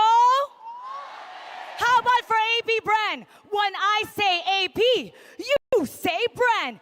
AP! AP! Clara, this is one intense fight. 1-1, it is tied. This is anybody's ball game. So how about we go back to Onik के game number लड़के 3. जा- We're gonna head it back to our casters. Bye, Clara! Casters, paso! Selamat, Mara. Love you. What do you mean listen to you? What do you mean listen to you? What do you mean listen to you, man? But we will be No. 1-1. We just won grand game number 2, finals man. में यही चलेगा हाँ ना match कम फालतू चिल्लाना चालू है I'm a Malaysian. I can't relate. Okay, I that's want fair. to cheer too. That's fair, you know. Okay, you know what? Let's stop for his sake, right? Yeah. Hey, If at only- least, if at only- least if next only- year you have Malaysia. Dude, if only the camera was on us, Yeah. they could have seen something cool. But either ways, going into game number 3, man, this game we started off like this is a boxing match, man. Yeah. One takes a punch and then someone else dishes it back. At this point, I'm impressed that the players have room to breathe. For sure, man. They've been beaten to a pulp, both of them right now, from 2 games of complete team fights, crazy mechanical duels, and now we get to see even more. We've only seen the start of it. Remember, 2 games out of 7. Yep. Yeah, and here's the thing, man. Speaking of a 1-2 punch, you guys can get TikTok drops. Watch for 3 minutes and you can win 1 TikTok viewer chest. Watch for 5 minutes or more and you can win TikTok Deluxe chest. Watch for like what, 2 more hours and you can play like Suns. Just watch it until the end, right? Then you can play like Gila Sans or Gila Kaltizi, because he was kind of Gila in game 1, bro. Yeah, there's so many Gila moments. Okay, what is crazy in Tagalog? Baliw. Baliw. Baliw. Baliw view. Baliw view. Baliw view. That might be it. Doesn't work that way, but yeah, sure. Come on. See this? Guy who made the joke, guy who said it first. Yep. Something like that, right? Yeah, it cut out before. I could read it. I'm amazed that even without your glasses, you can still see. Yeah, man. Shout out to Mirko. He broke his glasses, but he's still moving in strong. Yeah, somebody with the Grand extra final glasses can. I feel like I cast better without the glasses now. Hey, you know what? You're better Great. than great. You're better than great. You're better than Exactly, great. exactly. Going into this game, we saw the difficulties coming in from both teams. CW on that Claude. Does it have to be respected with the ban? Oh, and we see Cheryl Yao here Okay. going for Onyx. So SG is with Onyx. Is that right? How is that? Wait. What this is guy this? is like, Onyx next to on the me is left? Onyx, and AB next to me is AB Brand. He's neutral. Are you Malaysian? Are you Malaysian, sir? I don't think he is. Either ways, going back to the topic, should the Claude be respected in terms of the bans? The Claude should not be respected when it comes to the bans, but should be respected when it comes to the answer to the late game, for example. Bruno surely great hero in the late game, but maybe they should match that. They should have a hero that can destroy the CW in the late game. With that being said, we're jumping into the drafting phase for game number 3, where both teams, they can take a punch, but more importantly, they can dish out the punch. We're looking at here, looking like both teams have already banned quite a few heroes here, and we're just waiting on the first pick. Looks like AB Brand will be the first pick, and Onyx will be second pick, banning out the Kaja, the Joy, and 1-1 for Onyx, banning out the Matilda, Nolan, as well as Guinevere. First pick, Frederick for AB Brand. Onyx follows up with the Theramis, as well as the Bruno. Ooh, great choices here, but we've seen from the 2 games right now, blue side 100% win rate, right? Yep. And I think Valen and Claude could be good for AP Brand. Claude obviously great against the Faramis, great against the Bruno. Valentina can be able to copy that Faramis. The only next option might be Lilia, so I'm thinking Lilia or Valen with the Claude here for AP Brand. Yeah, because I kind of feel like if you don't take those options, it is going to be banned out for you. Let's go 7 games. Okay. Yes, we do want 7 games. Let's go. Let's go 7 games. You also have a picture of Alien there from Fireflux. Shout out to Alien if he's watching this. That's right. And again, looking at this, I agree 100% with you, Wolf. But looks like they're going for a different angle here. They're picking Totally up the Brody as well as the Arlip, but we can see when it comes to the fights, they can fight a lot of CC here. Yep. And that's a combo. That Fredrin Arlet, it's a combo because you have supplementary stuns that can allow the Arlet to have so much dashes, unlimited dashes, unlimited ways to sustain himself. Mercus is real? Yep. I mean, you said a 4-0. And it's not 4-0, so that part of the curse is real already. Okay. All right. So again, going back into the draft here, I like what you said, Wolf. A lot of vengeance coming in from this Arlet because of all the CCs coming in from AB Brand. Most wanted, Nolan is the most contested hero. Banner pick 143 times in 145 games, 99% ban and pick rate. And now Onyx, they're going with Nakai, banning out the Novaria as well. Now my question is this the most like contested pick of all time, or was the Fredrin even more contested at M4? I don't know, but either way for M5, it's not a Nolan, it's a Yeslin. Yeslin. Well, technically Nolan, because we don't get to see him a lot. Okay, you know what? Never mind. Yeah. Neverland. Well, we do get to see him, so it's not never. Never say never, man. All right, Wolf, take over. Yep. Nolan, obviously Nolan is one of the strongest heroes, but so is the Novaria in the hands of AP Brand. I think the few is very comfortable with this hero, despite, you know, having to face the Faramis. The thing with Novaria is it's a threat when you don't have the dive. So Onyx banning out this Novaria kind of tells me they will not go for any kind of dive kind of composition. Maybe on the XP lane, but overall they will close this out with a front-to-back composition. Maybe secure the Minotaur, maybe secure the Tigreal as their frontliners, or maybe even a Ruby again for Keyboy. Yeah, honestly, having that Novaria with the Fredrin as well is going to be very difficult for you to fight around the turtle here. Yep. With Onyx, it looks like having the Kai is going to protect the backlines here, so perhaps they're fleeing again for CW. So Onyx going into this match, going up against AB Brand, they're really putting a lot of pressure on CW's shoulders. What's interesting is the fact that they are ignoring the Valentina completely. It feels like they want the Valentina. We will overload you with more ultimates already, and Akai and Faramis. Which is crazy because you have so many good ultimates to copy, and they're just forcing the Valentina out. Meaning to say that they know that the AP brand will not have a good time with that Valentina. We gotta have this conversation as well. Going up against the Bruno, I kind of feel like the distance Valentina goes in is going to be a little bit easier for Bruno to deal out the damage compared to the Novaria as well as the Lilia. So I think this is solidifying Wolf's theory about how the draft, they're not going to go for dive. Yeah, they're not going to go for dive. So Minotaur should be the ban here for AP Bren. I want to give that. Even when you have access to Valentina, that's a hero that will make Onyx really comfortable. What was that? Wait. Let me just see here. I'm not seeing a ban. So Seems like there's no ban. No ban? For AP Bren? Is that a mistake? Has to be, right? It has to be. We're talking about Nolan, not no ban. Whoa. I mean, I don't know how we're... Okay, they're solving it. They're solving it for sure. Yeah, for now, again, we're just looking into the situation. And when I say looking into the situation, we're turning around and we're looking at the players. I don't know. I don't see a lot of reaction coming in. No. Right? Yep. Okay, but okay, we can see here that they are discussing. So yeah, I feel like Onyx, they're just waiting to see what is going to be the result. If not, we're just going to continue the pick bans like normal. It's not getting picked up. There is a bit of dive if this draft goes through. Yeah. How do you recover now if you're AP Bren? I mean, obviously we were talking about Minotaur, but could be mind games. Could be, right? AP Bren still has the Valentina, but maybe they consider Angela now with their heroes that they have. And then, how about Diggy actually for AP Bren? Diggy and Lapula, or Diggy and perhaps Valen. You know? That's a good choice. Diggy, Valentina, Bruno. you still one of the ultimates, and then the other one is used to just force the team. Spicy. Okay. Very spicy. I'm not against it. I'm really not against it, especially going up against Onyx here, where you want to contest the neutral objectives. Having a lot of damage before the fight starts is going to help out, especially because they banned out the Novaria, probably because of that reason. Gord. Oh. And the Lapu. Hey, the panelists talked about it. Hey, listen, right? Okay. So we got word that, okay, we're going through with this, but we got to talk about this Gord because even the panelists has talked about this is the new age of an Eve, new age of a Farsa. So it's all about zone control.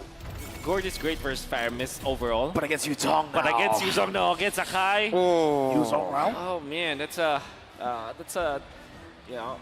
weird pick, but of course AP Bren, they might be able to make it work. Which means Onyx can just go for something like grouping to defend themselves, right? Someone who can tank the damage of the Gord, the front lines. They still have the Minotaur as well. They have so many heroes for Kiba. Even the Cho could work in this particular scenario. Definitely, against a Brody, right? I mean, that's usually the green light to go for a big pick. And hey, you called it, Mr. Wolf. The Cho comes in. But yeah, to confirm to everybody who's still wondering, no ban, that is indeed what you see. No ban coming in from AP Bren. Mind games. Mind games. AP Bren wants to give a statement. Against Onyx, we just need 4. And here's the thing. But if they lose, right? But is it not impressive if they win, though? It would be. If they win, though. If they win, it would be impressive, amazing. But then I gotta ask, if they lose with 4 bans, that mistake could be like a bit costly. Oh, obviously. I mean, you're gonna be scratching your head so much, and you're gonna be filled with regret afterwards.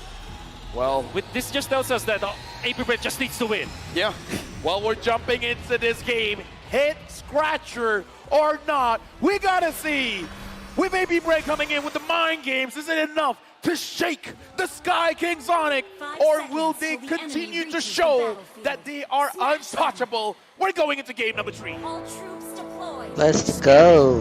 I'm actually scared for the Gord in the early stages, just mainly because of the Yuzhong, the Akai, and then you have the supplement of this Cho. And even then, we're talking about no dive from the side of Onyx, but then if you realize after the Yuzhong as well as the Cho pick, with the Faramis intact, that means that they have the green light. They have the license to get into the backlines now. The first 3 picks coming out from Onyx might not be dive heroes, but with the Faramis in combination with the Cho as well as the Yuzhong, that's going to be scary. I'm legit scared for this Gord. Well, Flicker very aggressively in the start of the game. Super Mario taken low, but look at the decision to not flicker back. He decides to walk away, but he will pay with a lot of HP. Now we got to see how CW manages the lane, because it looks like Super Marco, even though he was chunked up quite a bit, he is going to be able to last hit that gold minion there. So good effort coming in from Onyx, but Super Marco sticks to his guns, staying in the lane. Going at the other lanes, it's Lapu Lapu versus the Yuzhong. I believe that FlapTZ will have a great time this game. I think that overall, this was probably the best pick here for AP Brand. Great versus the Faramis. Obviously great against CW. And CW did not go for the Purify, went for the Flicker. So that's going to be a target for sure for FlapTZ. And right now looking at the battle here, Sans started the battle off, being very proactive around the map, trying to target Super Marco here. So the question is for Onyx, as well as AP Brand, which is the lane that's going to be targeted? Are they actually going to put a lot of pressure on the gold lane, or they're going to put a lot of pressure, as we see right now, perhaps in the EXP lane? Yeah, EXP lane for sure, because they need to team fight around the turtle. Very important for AP Brand as well as Onyx to get this first turtle. All right, the turtle is going to be the name of the game, and we got to look at the boots coming in. If he gets level 4, as well as FlapTZ, both can dive, and both can dive very, very hard, but CloudTZ goes in on his hands. No flicker on Sans, you got to remember it. You go all in for it. AP Brand, they find first blood by catching Sans off guard. Meanwhile, Kyrie holding onto the turtle. CloudTZ still has that red tree. Keyboard's looking for the flag. Few gonna be spotted out. Heavy spin still ready for Kyrie. Jumps in. Oh! What? It's FlapTZ who gets the steal on the turtle. Now, furious dive defensively by Boots. Ogwen following through. CloudTZ doing the same thing. Keyboy. G Kundo to the front. Boots gonna be chunked down by Ogwen. Boots running away still. Ogwen still chasing. A big vengeance. The final slash. Resetting. Bravest Spider by Flap. No flicker committed. No flicker to be used. Onyx still hovering over the orange buff right now. FlapTZ looks for the steal. Jumps in. Sans doing some damage back. Bravest Spider. The third spot gonna be used up right now. Mystic Gush. No flicker used. Flap. He didn't just steal the turtle. He stole the orange buff too. Allow me to say, Onyx needs to breathe, because I don't think I would ever say this, but 1v1 and outplay from Sans pops the NetherRealm clutch. Massive play coming out from Sans, but my AP Brand with Ogwen as well as FlapTZ. Early game, aggression coming out from them, and Kyrie was holding onto the Retribution because it was cooling down. He was 2 seconds away from the Retribution to be off cooldown, but then FlapTZ steals that orange. Dual hero here, statistic as well, 70% win rate for Bruno and Faramis whenever they're paired up together. I was about to say, I kind of feel like Boots made a mistake because he was going down and he was going to, but before that, CW gets engaged on. Good stun over, flicker, backwards from CW. Keyboy with the way to Dragon defensively now as that's the Mystic Projectile, not connecting. Keyboy has got some stacks onto him, but Super Marco won't decide to pop that torn apart memory. CloudTZ will decide to invade the enemy jungle, 2 levels ahead. Who gets it? Was that Kyle? Dude, at this point, even though Kyrie was able to scare it, but again, the difference there, 2 levels, that's a big impact, Wolf. Absolutely. And this is going to be a big problem for Onyx, especially because they're facing up against Brody Lapu Lapu. We're talking about the problems for Few, but now you can disregard that totally because AP Brand, they've created 4 problems for Onyx to solve. And Few, it's not a priority at all for Onyx. At this point, AP Brand, they can pick up the tempo because for a Lapu Lapu, level 4 is all you need. And now with all the advantages coming in from Super Marco, I feel like he's just moments away from his second item, and then once he gets the second item, he's moving with the team. Okay, but FlapTZ on the other side gets picked off. Super Marco tried to go for Boots there, but Kyle will be able to trade it back for a neutral objective. He knows the info. Kyrie has used his red tree, and he goes straight for the purple buff. Keyboy. G Kundo not connecting. Ogwen connecting on his first skill. Now Onyx will lose out on the purple buff. CloudTZ steals it away, invades Onyx jungle. Right now, I think it's a little bit rough for Kyrie, but I think it's fine for him, especially as an Akai. But right now, the space given to CW having 1 kill, but I kind of feel like they're still targeting him here. The turret eater, Super Marco. Keyboy finds a Kundo away the dragon, but it's only onto the offside. Super Marco flickers back to safety, and now Kyle's locking Keyboy down. NetherRealm HP dealt with by the Appraiser's Wrath. The taunt connects, and Keyboy will lose his life. But whoa, Ogwen takes it away. Vengeance. At this point, again, if Brenda gets beat up, Flap was caught. He still wants to fight. And he does fight. Getting onto the back, CW forces a slight tackle defensively. AP Brenda bought enough time for the rest of the members to come through in the mid lane. And even with that play, that's going to be net positive for AP Brand, forcing out the heavy spin. And Sans cannot do anything at this point, but to wait for their moments. Kaltisi with the Blade Armor pickup. This is going to be massive. 3.4k compared to Kyrie. He's only secured 2,500 gold. And even the XP is going to be bad. This is going to be a snowball. The AP Bren, especially their jungle, this is what they need and this is what they get. Oh man. Flanking maneuver on the CW. A Bravest Spider from Flapteasy. No, it's Onyx. Ogun gonna be kicked back to the turret range right now. With a Shadow Stampede. Bringing him back all the way. Here's that Mystic Gush from Phil. Melts him down. Keyboy falls, but Boots gets a double onto Flapteasy now. Suns looking for another opening in this skirmish. Super Marco with an aggressive dash forward. Kyrie looking to go for this orange buff right now. And Razor's Wrath secures the orange buff away from Kyrie. 2 levels ahead. And they're looking to go for the purple buff next. Dude, right now, I'm worried. Super Marco just got that Malefic Roar. This is what all he wants. This is what all he needs. At this point, AP Brand can say, you know what, I'm not looking at minions, man. I'm looking at heroes. He used the red tree, though. Kaltisi, because he knows there's no way Onyx can contest. He knows, and that's because Carrie's half HP. No matter what happens, they will be able to win the turtle fight. And even in Onyx wins the red tree battle afterwards, it's not gonna matter. They're gonna be taken out. AP Brent's snowball is just online. Dude, look at that cheer, man. Kyle Teasy secures the turtle. At this point, AP Brand, huge power spike. Absolutely huge. Because not just Super Marco securing that Malefic Roar, but Few as well getting that Ice Queen 1. And now Keyboy has to get away. For Onyx, what are they waiting for? Wolf, what is going to be the power spike for Onyx that gives them the green light to fight back? Maybe when they have level 15 on Kyrie, maybe if they have level 15 on CW, that should be the only option. When will that happen ever? 16 minutes, 18 minutes? They have to buy the time. They have 9 minutes to buy everyone. Onyx definitely not in good shape to fight now. Yeah, looking at the items as well, a 1-item lead for the mid laner for AP Brand. Yeah, it's a 1,000 gold lead between the mid laners. That's something we don't get to see a lot from, but Few on the score so far, absolutely lethal. Ogwen trying to chunk Keyboy down. Meanwhile, the rest of the team trying to look for a dive. Yeah, right now, Onyx, they're in turtle position. This is Onyx being defensive. This is Onyx understanding the game. They can't take unnecessary damage. They can't take unnecessary risk. So try to feed as much gold as you can.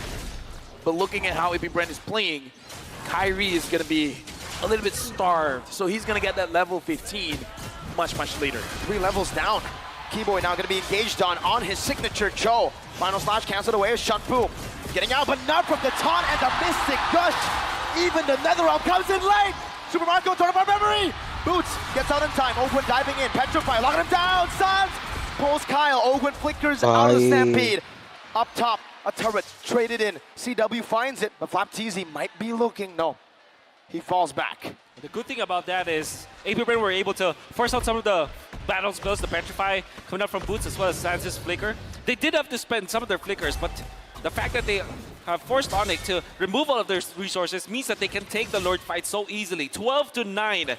That's the difference between Kaltisi and Kyrie. Right now, looking at the formation here, Lord Dance initiated by AP Brand, doing quite a lot of damage to Lord.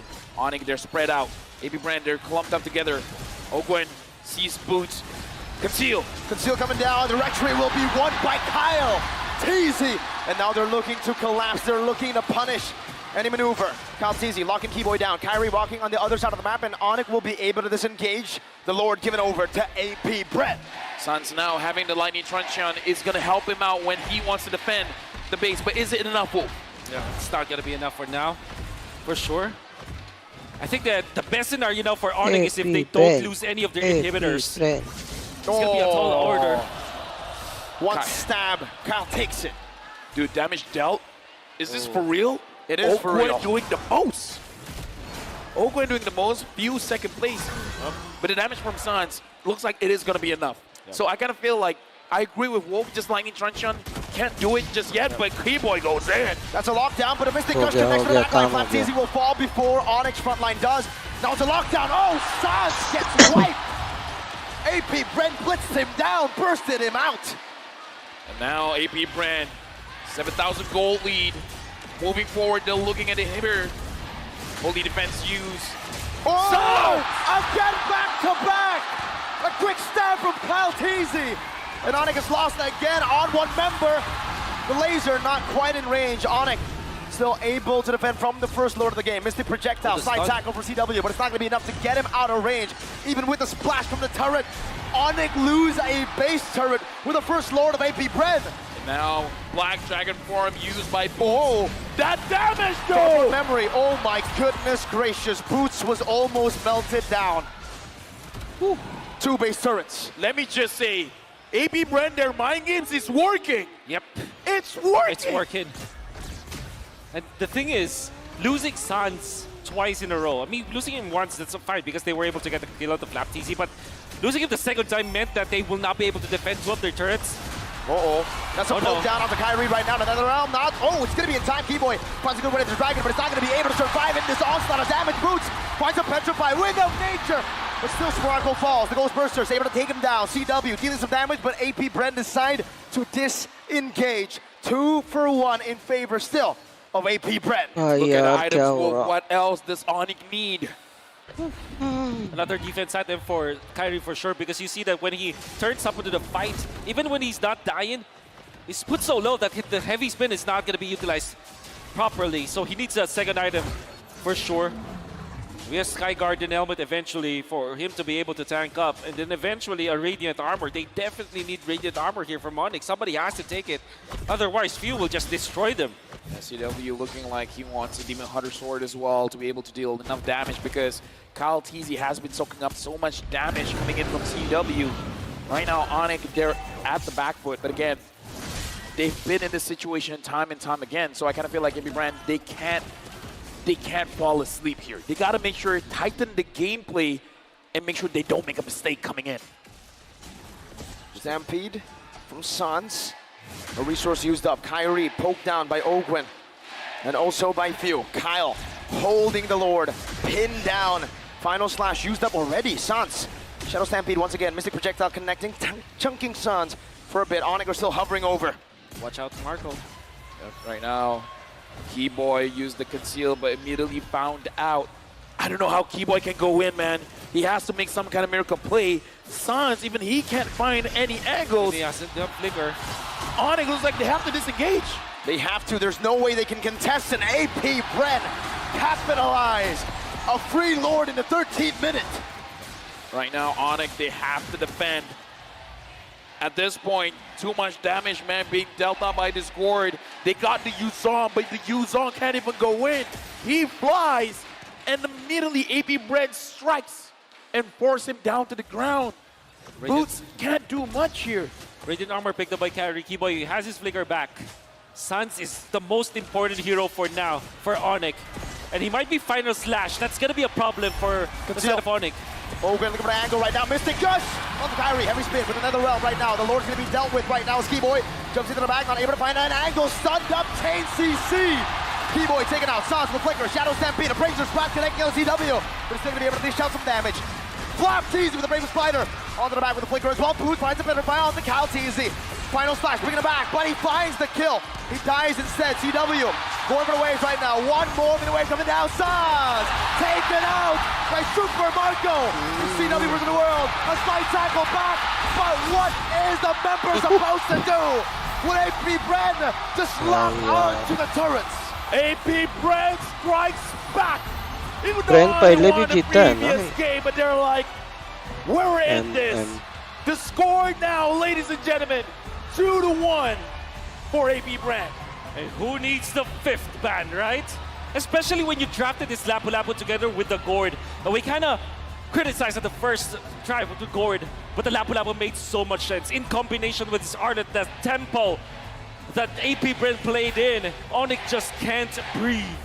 I gotta say, man, this mind games is crucial for this best of 7. With that being said, here's the thing. A lot of things happen in this game. We got to throw it over to Leo as well as Gideon.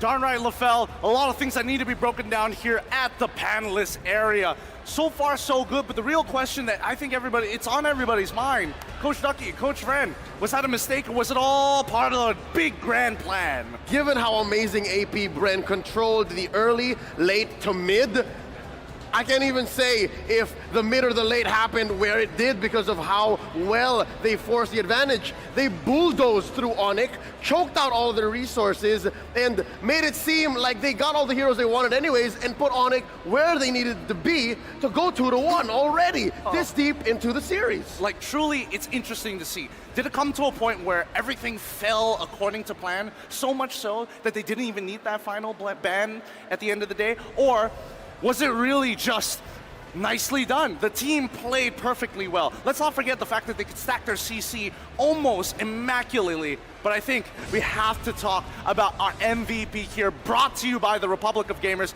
Give it up for your boy, Few, leading the team, but playing hard to get.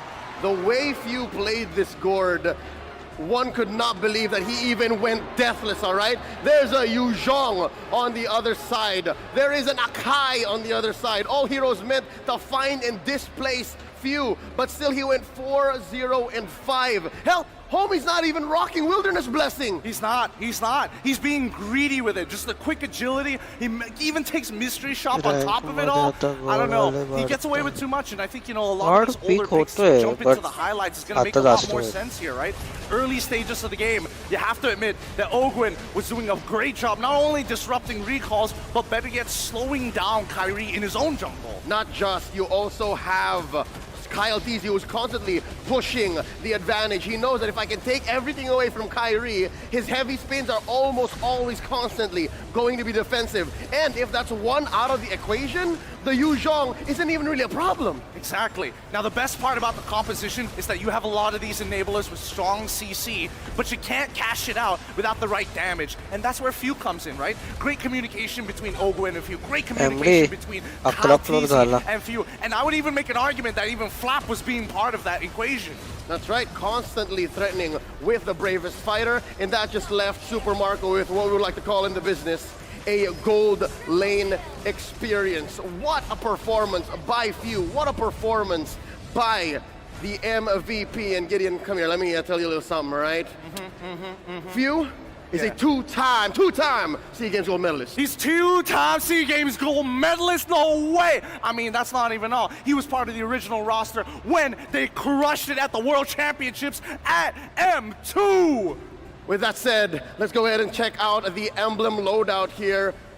So far, we pinpointed the fact that it was a little greedy. Check it out. Oh, yeah. Not even a single Wilderness Blessing from AP Brand, save for Ogwin, right? Ogwin needs to be where he needs to be, and he needs to save up his kit for when he's going to compromise Onyx with those final slashes, which he did, like, say, almost on the dot whenever it came off of cooldown. Yeah, no, I think what's really interesting overall, right, when we're looking at the emblems, even the item builds start to get just a little bit greedier. Let's hop onto it right now, because as we can see, clearly Kyrie is so under-farmed, right? Can't do much about it. But then we jump over to people like Owen, people like Super Marco, people like, especially when it comes down to Few.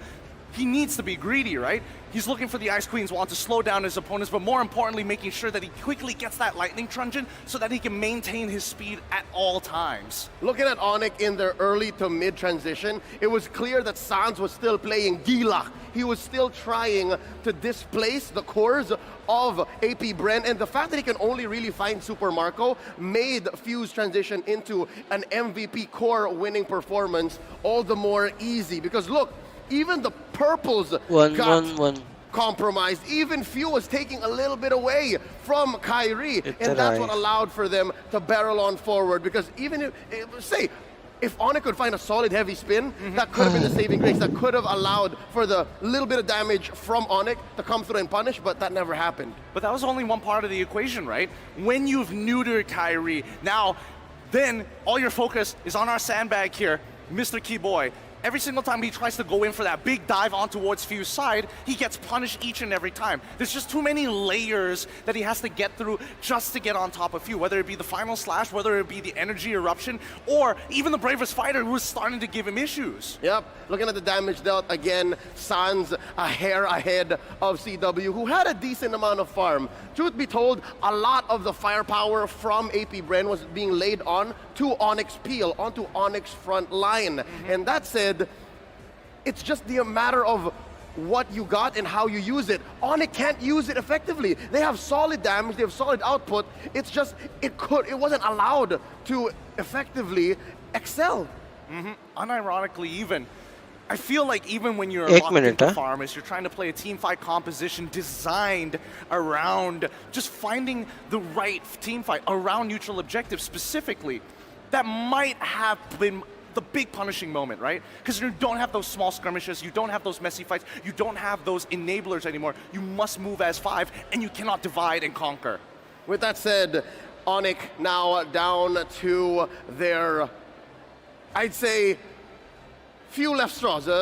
There's a lot left in the tank for Coach Yeb and Coach Addy. So with that said, I hope they're ready to regroup and reset because there's a lot left in this series. Let's throw over to Odin. She's outside. Let's see what's happening at the M5 Stadium.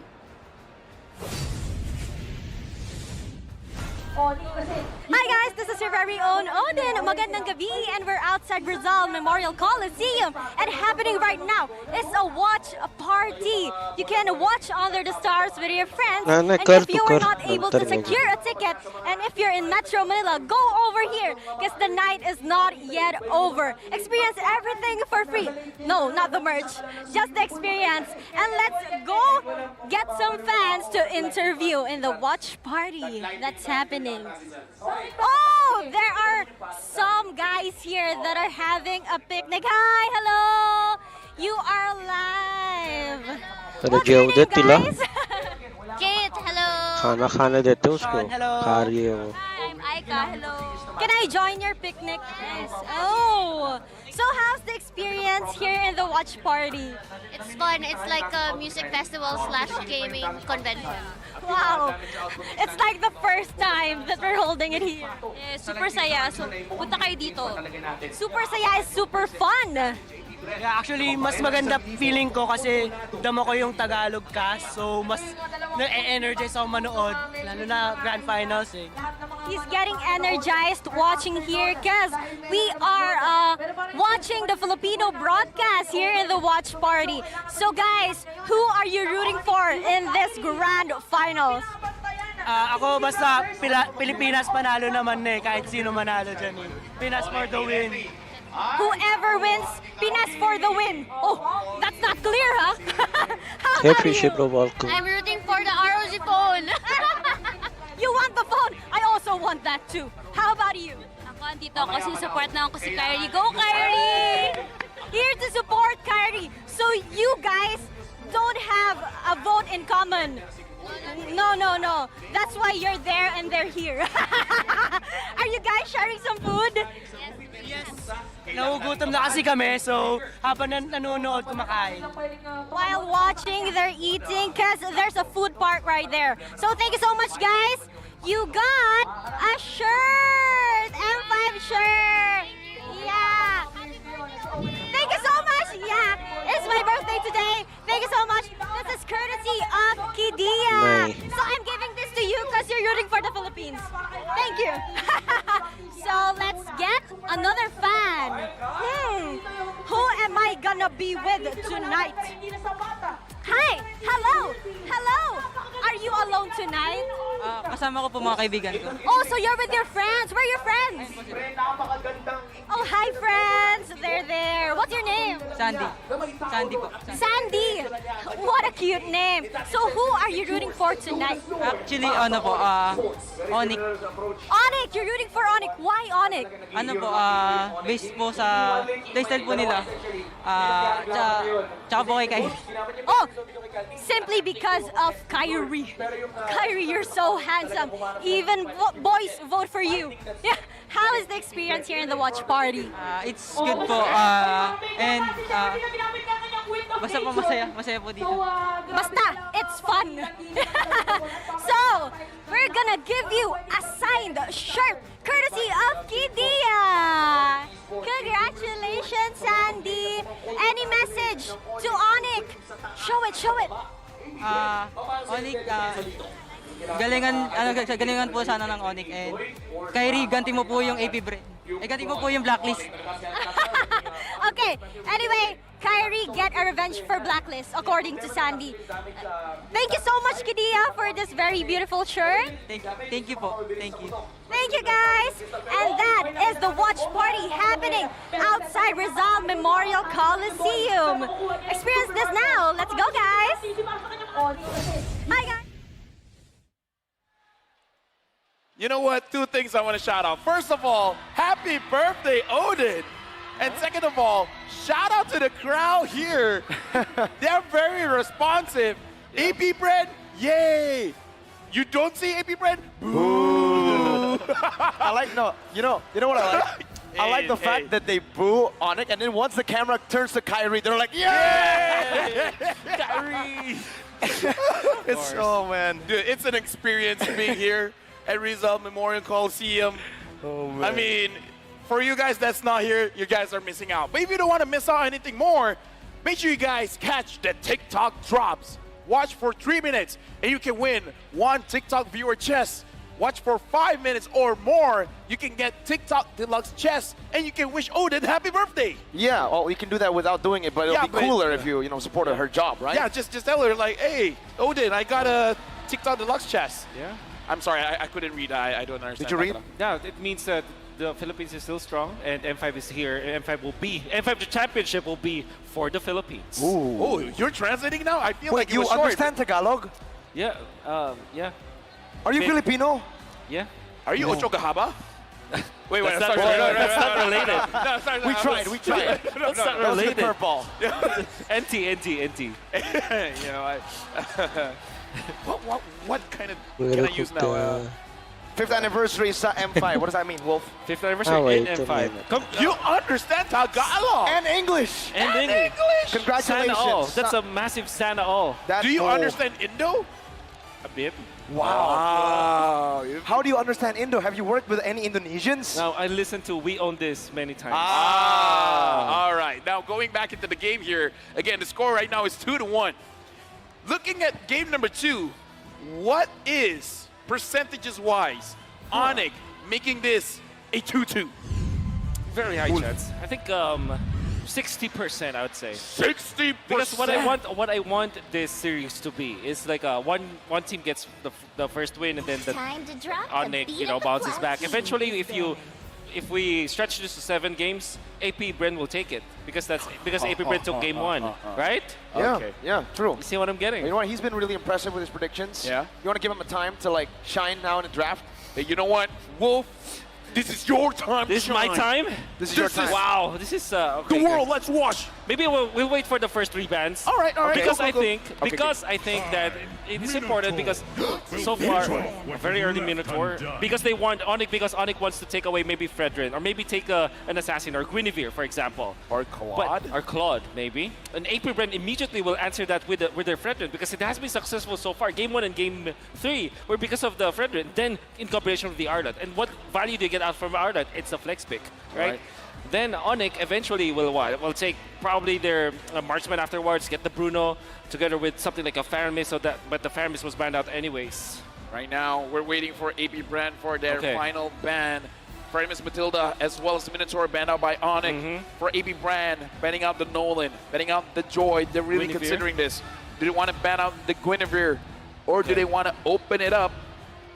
Looking at the bans here.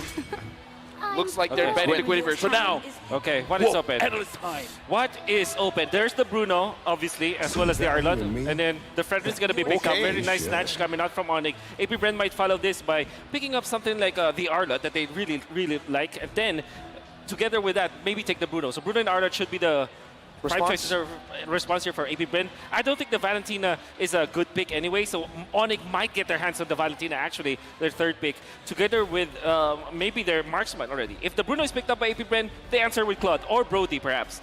Which kind of makes me think, what if AP Bren goes Arlot Brody immediately? Arlot Brody, man. I mean, based on what happened just now, I don't hate it. I mean, let's face it.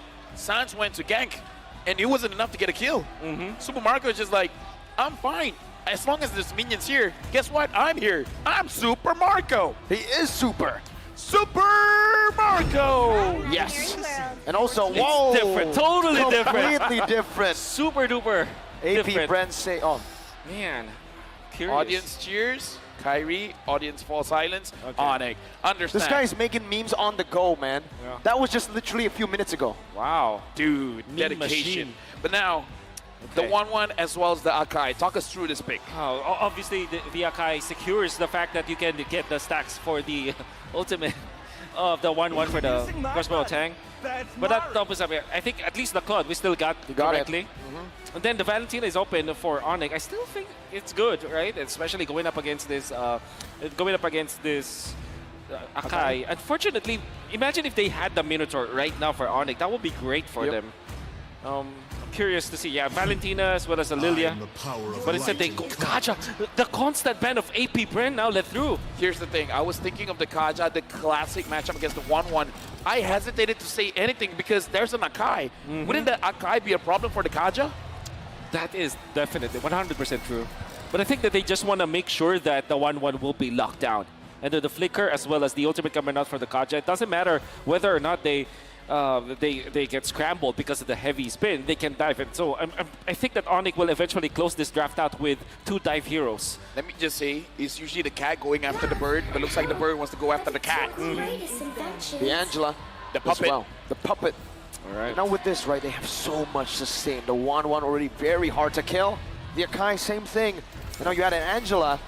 Even if Onyx get a Divine Judgment, right, it's going to be tough to lock anyone down. Yep. This 1-1 will feel like has 9 lives. Yeah. Maybe 5. Because it's M5. Better than Great Man. Wow. If Brand becomes a champion... Oh, I didn't see it. Yeah. We're I think hoping for you, man. It was too fast. I think if Brent becomes a champion, he will ask somebody out to be his girlfriend. Something like that. You're the only Tagalog speaker here, so we're looking at you. But now we're looking at the bans. Kadita ban out, and now for Onyx betting on the Paquito. I like both bans here because, again, very good synergy coming in with the Kaja, and the Paquito has been proven to be a problem. If AP Brand does not get any dive heroes after this, maybe Onyx might consider something going really, diving deep into their hero pool. Maybe a Farsa, actually, because Farsa is traditionally a hero that you combo with the Kaja to take out the 1-1. My question to Marco, you don't like the Fredrin EXP, right? No. I'm just throwing it out there. What if? What if? Is it okay? Is it not okay? I think for this case, it's okay, right? I think Onyx are the only team to have proven that the Fredrin can be played in the XP. Yeah. But in you a still good don't way. like it. But I still don't like it. I hate the Fredrin XP. It's already such a boring hero in the jungle. Put in an XP, and it becomes even more defensive. At least in the jungle, he moves forward. Yep. As XP, he's just like, oh man, let me cover for my gold laner. Oh, we gotta roll. Roll it. All right. May you have luck, my friend. The odds be in your If favor. it's a bad skin, it's a boo from the crowd. If it's a good skin, it's a boo. Boo. Oh, that's another boo, man. That's another Anything boo. that's not the aspirant skin is a boo. Oh! Wait! Wait! Boo! Oh, that's a good one. That's good. That's my favorite. What is that? That's the Uranus. Yeah. Uranus. It's pretty good. Hey, overall a win. Yeah. Nah, if it's not the aspirants or a collector, it's not a win, man. It's not a Hey, W. hey, hey. That's an L. Hey. Yeah, that's Let's go back to the Dire Dude, drive. by the way. Shout out to Dire I'm Dude. the priestess of primal lightning, Edith. the hunter of Okay, all so the evil gods. I'm thinking like Eve or Farsa for Onyx if they want to be Gord? gorgeous. Gorgeous is great, by the way, but it's kind of, boring. I mean, listen, you doubted the core earlier, man. Yeah. Like, I mean, no, I'm saying it's good actually, but it's kind of boring, I don't want to see Sans in that kind of hero. and they don't valid. Wait, let me just Go recap. back to the Valentina. Gideon hates the Uranus, you hate the Fredrin EXP, and you hate the Gord. No, I don't. It's just that I Oh! want to see Sans in a different. Wait! Man's got stacks! Okay. Man's just got the M5 Yuzong figurine. Now that's a W. Wait. That's a Who's double. this? That's a flex. Look at the face. Look at the face. Look Who at is the he? face. We gotta Who's this see. man? Okay. Dude, you're a Man. W man. W man. W. Should we give the one on the... No. Okay, We yeah, don't- no. Ooh, Hayabusa. there it is. Okay. Okay. Fredrin EXP, Hayabusa, the jungle. Mirko, talk us through and Kyrie. AP Brand, if you don't go Hilda, you can actually go Hilda here. You're right. The Hilda would be quite deadly. That was the same pick that Todak went for to dismantle Onyx at M4. Group stage. Especially like Edith versus the Fredrin, that's a nothing lane, you know? Oh wait, yeah, I was talking about the Fredrin EXP. Oh, we're doing it again. All right. Are you ready? Make it quick. The stadium, are you ready? This is Manjin. If it's a bad Wait, insufficient diamonds? Bro! Insufficient diamonds? Bro, Come on, man. Manjin! It's impossible. Bro! This Big guy's L. the richest caster in the Philippines. What It's impossible he doesn't have diamonds. Oh!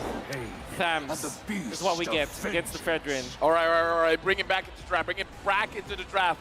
Looks like my prediction about Fredrin EXP was there. Hayabusa here, 0% win rate in M5 so far. The Thamus, again, performing extremely well. Everybody's just flexing. Oh, it's No way. Reptar. Come on, man. Okay, so he's the richest caster. He is the richest caster. No chance to defend yourself. No. All right, jumping into this game, well, what are we predicting here? Wow.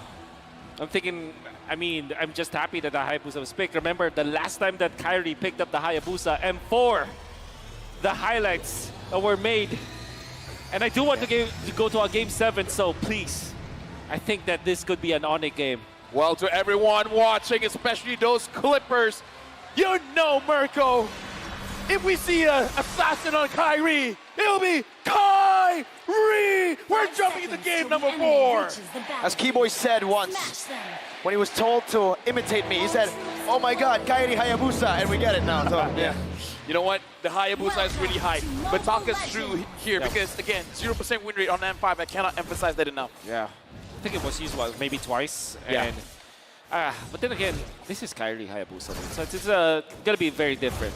The thing is, they went for the Edith, which is a hero that doesn't really necessarily lock down the Hayabusa. But they do have the Akai, so I think that's good. And also AP Brand, we cannot forget the fact that they still have 1-1 Angela, a very strong combo. So I think that AP Brand will have the more comfortable draft heading into game number 4.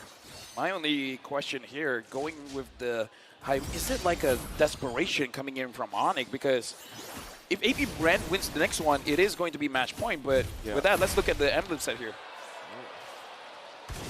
Yeah, going to be a Impure Rage, in fact, for Kyrie instead of the lethal Ignition, right? Where your RG, typical RG. But yeah, you can see the Thrill as well as the Season Hunter. And then, of course, that Impure Rage from Kyrie. We're going to see if he's really good at it. So far, flexing his quad shadow moves. Yep, and now looking at the item builds here. Ooh, that's Flicker. Looks like AP Brand right now as well as Onyx. I'm looking at the timings here because this is Ogwen using the Edith as a roam. We saw earlier in game number 1 how Flapsy was so impactful, and Super Marco survives against Kyrie as well as CW. Now, back to the question here, the timing from AP Brand. Yep. What time should they strike? Every time they have the heavy spin up. Fortunately, they have Tams, Edith, as well as this Akai. So I think that they don't really have the timing. But every time that the turtle fight is there and they have the heavy spin, they can absolutely fight against Sonic. Basically, with the assassin pick, though, they have to give everything away neutral objective-wise, right? Flapsy doing a good job right now, zoning Kyrie away. The quad shadow going to be used up as well for Kyrie. Getting full stacks. Hard guard ready. San steals away the primal wrap, but the vengeance keeps them at bay. All for the turtle to be taken for free by Kyle Teasy. Flap taken very low. Hard guard going to come down onto Flap, giving him enough HP, enough sustain to survive and disengage. Something that I do worry about as well, because we got to talk about Flap TZ with Vengeance here. A Claude going up against anyone with a Vengeance. Yes, sir. It's not going to be looking good for the Claude. CW has to think a lot before he goes in with the Blazing Duet. Yeah. It's like AP Bren got the Terizla, but a much faster damage build kind of Terizla. I'm not saying that Thanos is better than Terizla, because Terizla still is better overall. But the thing is, that's what they get. It has good lane prio, because if you're going to be looking at Terizla, it's quite slow when it comes to walking from lane to lane. Because of the passive as well as the first skill of Flap TZ, he's able to traverse the map from bottom to mid lane faster than a Terizla would. That's how they can keep up the pace against Onyx. So that's the general idea why Flap TZ went in for the Thams against Onyx. So AP Bren, even though they got the turtle in terms of the gold difference, not really, because the only one that has a gold advantage on AP Bren is Few, where he has 100, like, isn't that negligible at this point. AP Brand, they're trying to slow down Kyrie, but I saw his farm just now. It looks pretty all right. Yeah, and he just stole that. Well, he just recovered his own creep in the jungle with a retribution, and then straight into the bottom side. So he's actually leading despite not having the turtle. Yeah, it's going to be the trend now for Onyx. Try to find ways to get something out of the map and do not contest for the turtle fights. Maybe if they find a good opening on keyboard, maybe they could try to contest. But I think that overall, AP Brand, this is their jungle. This is their river in a way. They will take care of the neutral objectives easily. Well, I kind of feel like if AP Brand, as long as they're moving with looking at the map here, they are separated. So if Kyrie finds a moment where AP Brand is not moving as a unit, he can get his snowball going by catching the mistake of AP Brand. But during this turtle fights, it's going to be a little bit difficult. I am wondering if Kyrie wants to contest for this, because we've seen him on his assassins, man. He wants to try. Flicker, everything used up on the keyboy, taking first blood. Super Marco gets it. Kyrie in the midst right now. Quad Shadow in, and he finds it. Ogwin chases him down right now. The Quad Shadow gonna be popped in. Kyrie versus the world. AP Brent chasing him down. Kyrie. Shadow kill. Boots is here. Shots also with the Primal Wrath. Kyrie going in the back with the crossbow. A tang. The Super Marco and the heavy spin from Kyle Teasy locks them all down. The turtle traded in for 2. No, 3 with Keyboy. 4 minutes in. AP Brand move as 5. Yeah. That's very quick timing there. Just so happens the top lane, there was the turtle, and obviously the Goldaners were there.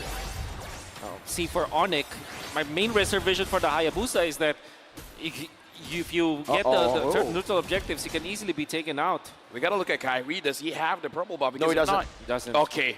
Stolen away. AP Brent has started this. He's just 100 gold behind. That's actually very surprising. Where is he getting the farm? Well, he got the farm and he also stole the turtle earlier. So technically not that far, but now without the purple buff, right? Yep.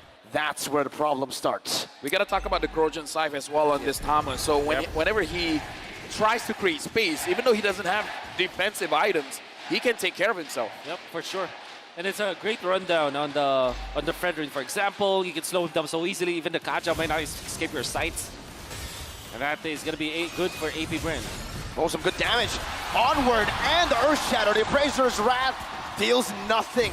Not even helping Boots sustain. And AP Brent find another kill on Super Marco. Looking for the siege in the mid lane, tier 1. Another Shatter down. Kyrie with the Quad Shadow and the Retry to keep this turret defended. They will eventually defend. Another problem here that this Hayabusa might face is the sustain that you can get out of AP Brand. Angela just going to be a big problem there on. That's why later on, they definitely need both Kyrie and CW to deal the damage, because it's going to be CW to kind of mess with the shields as well as the sustain, and it's Kyrie for the sweeps. Now the turtle has been started by AP Brand. CW Sans as well as Keyboy is there. Ogwen finds Boots. Heavy spin used up already. Primal Wrath going to be going as well now. And you hear the crowd's reaction. Right before a big team fight. But ladies and gentlemen, please do be patient with us. We will try to solve this technical issue as fast as possible. So now we got to talk about the possibility, because I'm looking at the draft coming in from Onyx. They could play with the map. They got the Hayabusa. They got the Claude. And we saw at 4 minutes, AP Brand was very much willing to group up together. Yeah. So is there a possibility of Onyx just splitting the map? Yes, that's what they need. But at the same time, you're facing up against Thams with a... Actually, his emblem, looking at the emblem, no speed up, but that's okay. But the Thams is naturally very speedy when it comes to like going from one lane to another. So the split push might not be that fast for the side of Onyx. It's possible, but it's manageable because of the Thams. Who gets the turtle? We're back though, it seems we're back. The players are already ready. Might still be testing, not too sure. Yeah, but either way, man, looking at the screen just now, you saw a 39% win possibility for Onyx and 61% win probability for AP Brand. We got to remind everyone here that if AP Brand wins this, it is going to be match point. So it's going to put a lot of pressure onto Onyx. If they want to get that trophy, they got to work super hard for it. With that being said, we're now going to be jumping back into the game with a turtle. Who gets the turtle? It's AP Brand. Oh, what? Sonic with a win. Oak went flickering forward. Kyrie's next. Super Marco! Triple kill on the board. 5-0 and 2. Right now, AP Brand, this is a big lead. Sans can protect. This mid lane journey is super important. AP Brand just takes it like that. And immediately they go for the purple buff. Nullifying this assassin pick again from Onyx. They already had the Fredrin, but they switch it back to the EXP lane. And even without something like a Hilda or anything, there wasn't any problem. We're gonna see through the replay what happened in that fight. It's brought to us by Kadia. And you can see that Sans already stole the heavy spin, but it wasn't enough. I mean, Super Marco just kited all throughout. Everything. What a play by Marco. Yeah, honestly, Marco, you're the 1-1 expert. In this position right now, when AP Brand has 3.4k gold lead, and looking at the items here, 3 items for Super Marco. How ahead is he actually? Oh, he's super ahead, man. The thing is, on the 1-1, you might take a look at the gold lead and you might say it's just an 800 gold lead, not even 1,000. But the thing about 1-1 is, if you reach that corrosion site and the DHS, that's already your power spike. That's why you can go for the Wit of Nature, and now he becomes lethal. Because he can find those weakness points, take more of a risk, and still be doing maybe even more damage than CW. Yeah, and Kyle TZ took quite a lot of damage there, but again, the fact that he can take that much damage shows that Onyx is not ready to fight just yet. We see Kyrie again. I feel like even though he's under this much pressure, he can still do it. Sans doing the most damage here. Onward, catching his dash. The prediction from AP and from Ogwen. P-Boy taken out. Sans now looking for some sort of retaliation, but AP Bren are utilizing this chaos to go for the Lord. Onyx in shambles. Yeah, but look at Kyrie, man. He's looking for the side lanes. Vengeance. Flapteasy just standing there menacingly. CW can't do anything, and the Lord gets taken without the help of the Retribution. Kyrie in the bottom lane, looking for a trade. Boots brought back to the team. Kyle TZ there. Should be able to retreat, and does.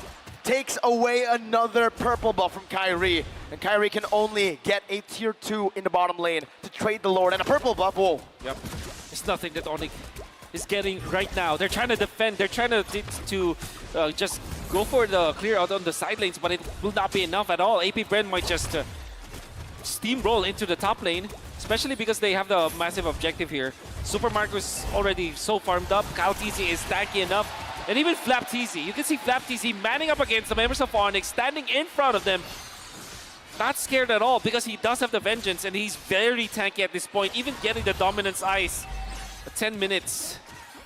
Yeah, but a big power spike from Kyrie. I saw that he built the Blade of Despair, so I think it's not quite over yet for Onyx, but AP Brand wants it to be over.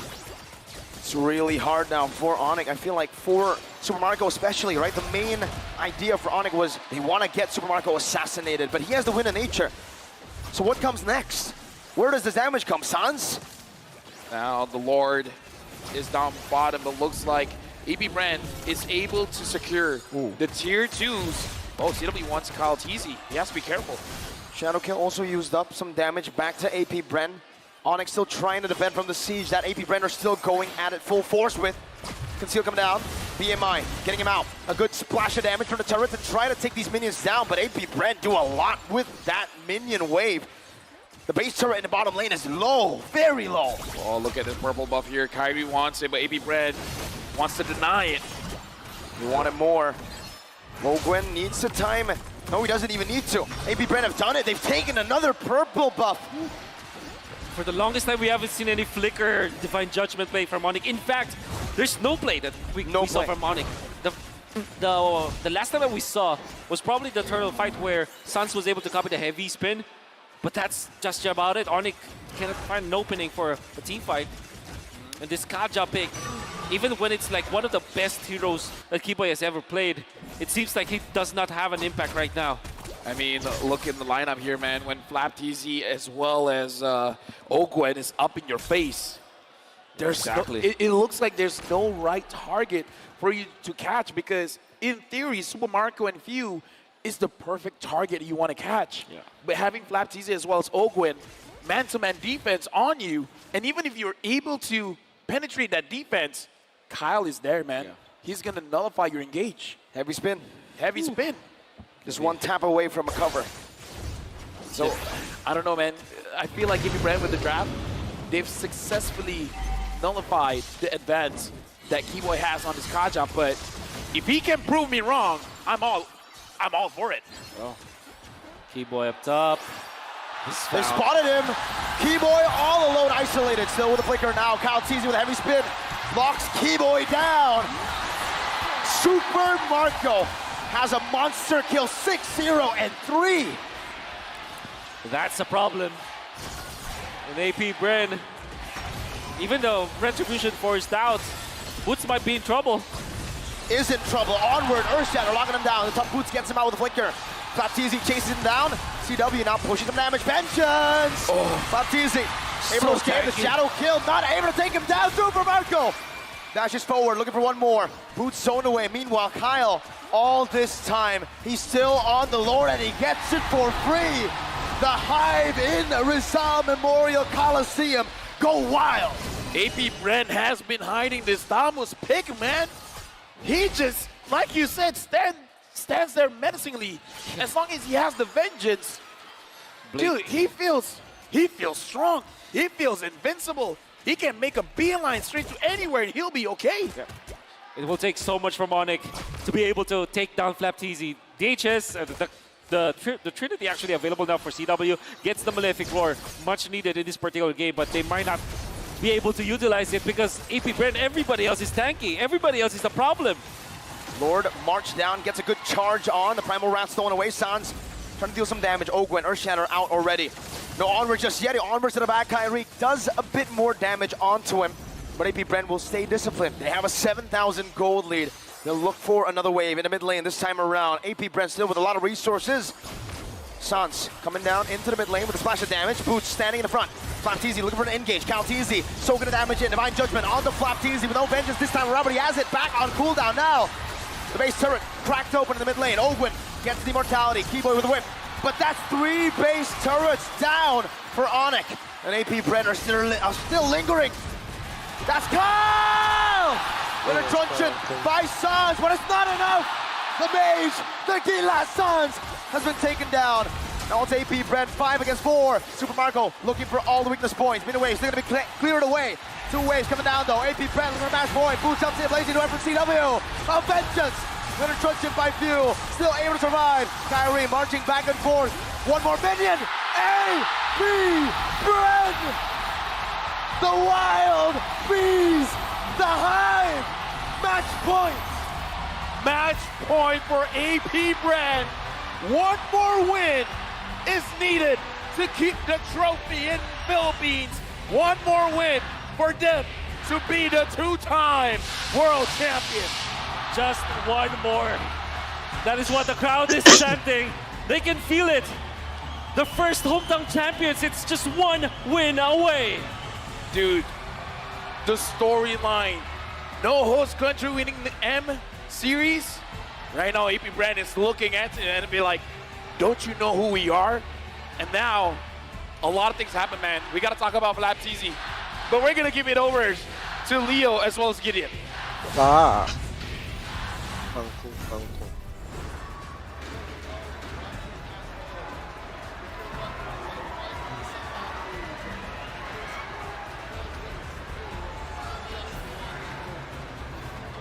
Ah, man, I have to agree with you, Leo. This is one of the few moments where you just let it sit in. The crowd is giving that extra bit of momentum for AP Bren, and it's understandable with the way that they are playing so far, the way that they are crushing it, not only in the lane, but also in the overall team fights, neutering Kyrie from his purple buff, and more importantly, just pushing the advantages, really abusing the weaknesses in the drafts thus far.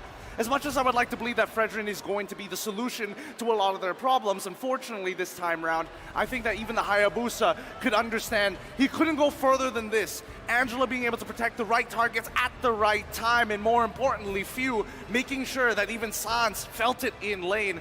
Things have changed so much, but we have to talk about the MVP, Leo.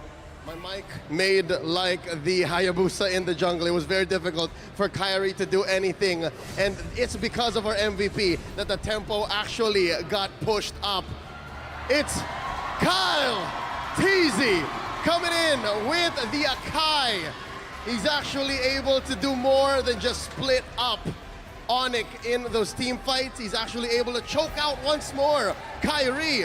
AP Bren's performance in game 4 here was a combination of what they did great so far in the first 2 games they won. Yeah, and again, Kyle, with one of the most important spells in the game, the heavy spin being the biggest deterrent, a nuke, some may say, for Keyboy to stop him from going in. And worse yet, even for Sans, he's got to be extremely careful because the only ult he could really take was the Primal Wrath. And this is where we see Kyle really push that tempo once he got even a slight EXP lead. Didn't even notice that he was sitting at 100 KP. That's just a testament to how well Kyle Teasy used the map and understood the assignment, that he has to do more than just take these objectives. He has to take him away from Kyrie and punish where he can to get that lead bigger than ever. But let's remember, at the end of the day, as much as he likes to oppress, it's about their win conditions, and that's where you see Super Marco and as well as Flapteasy really kind of take that early game into their hands. And when you see Super Marco with 3 kills immediately after this cleanup play, the one opportunity that Onyx had to try and even things out, had they walked away, maybe, but Super Marco said no.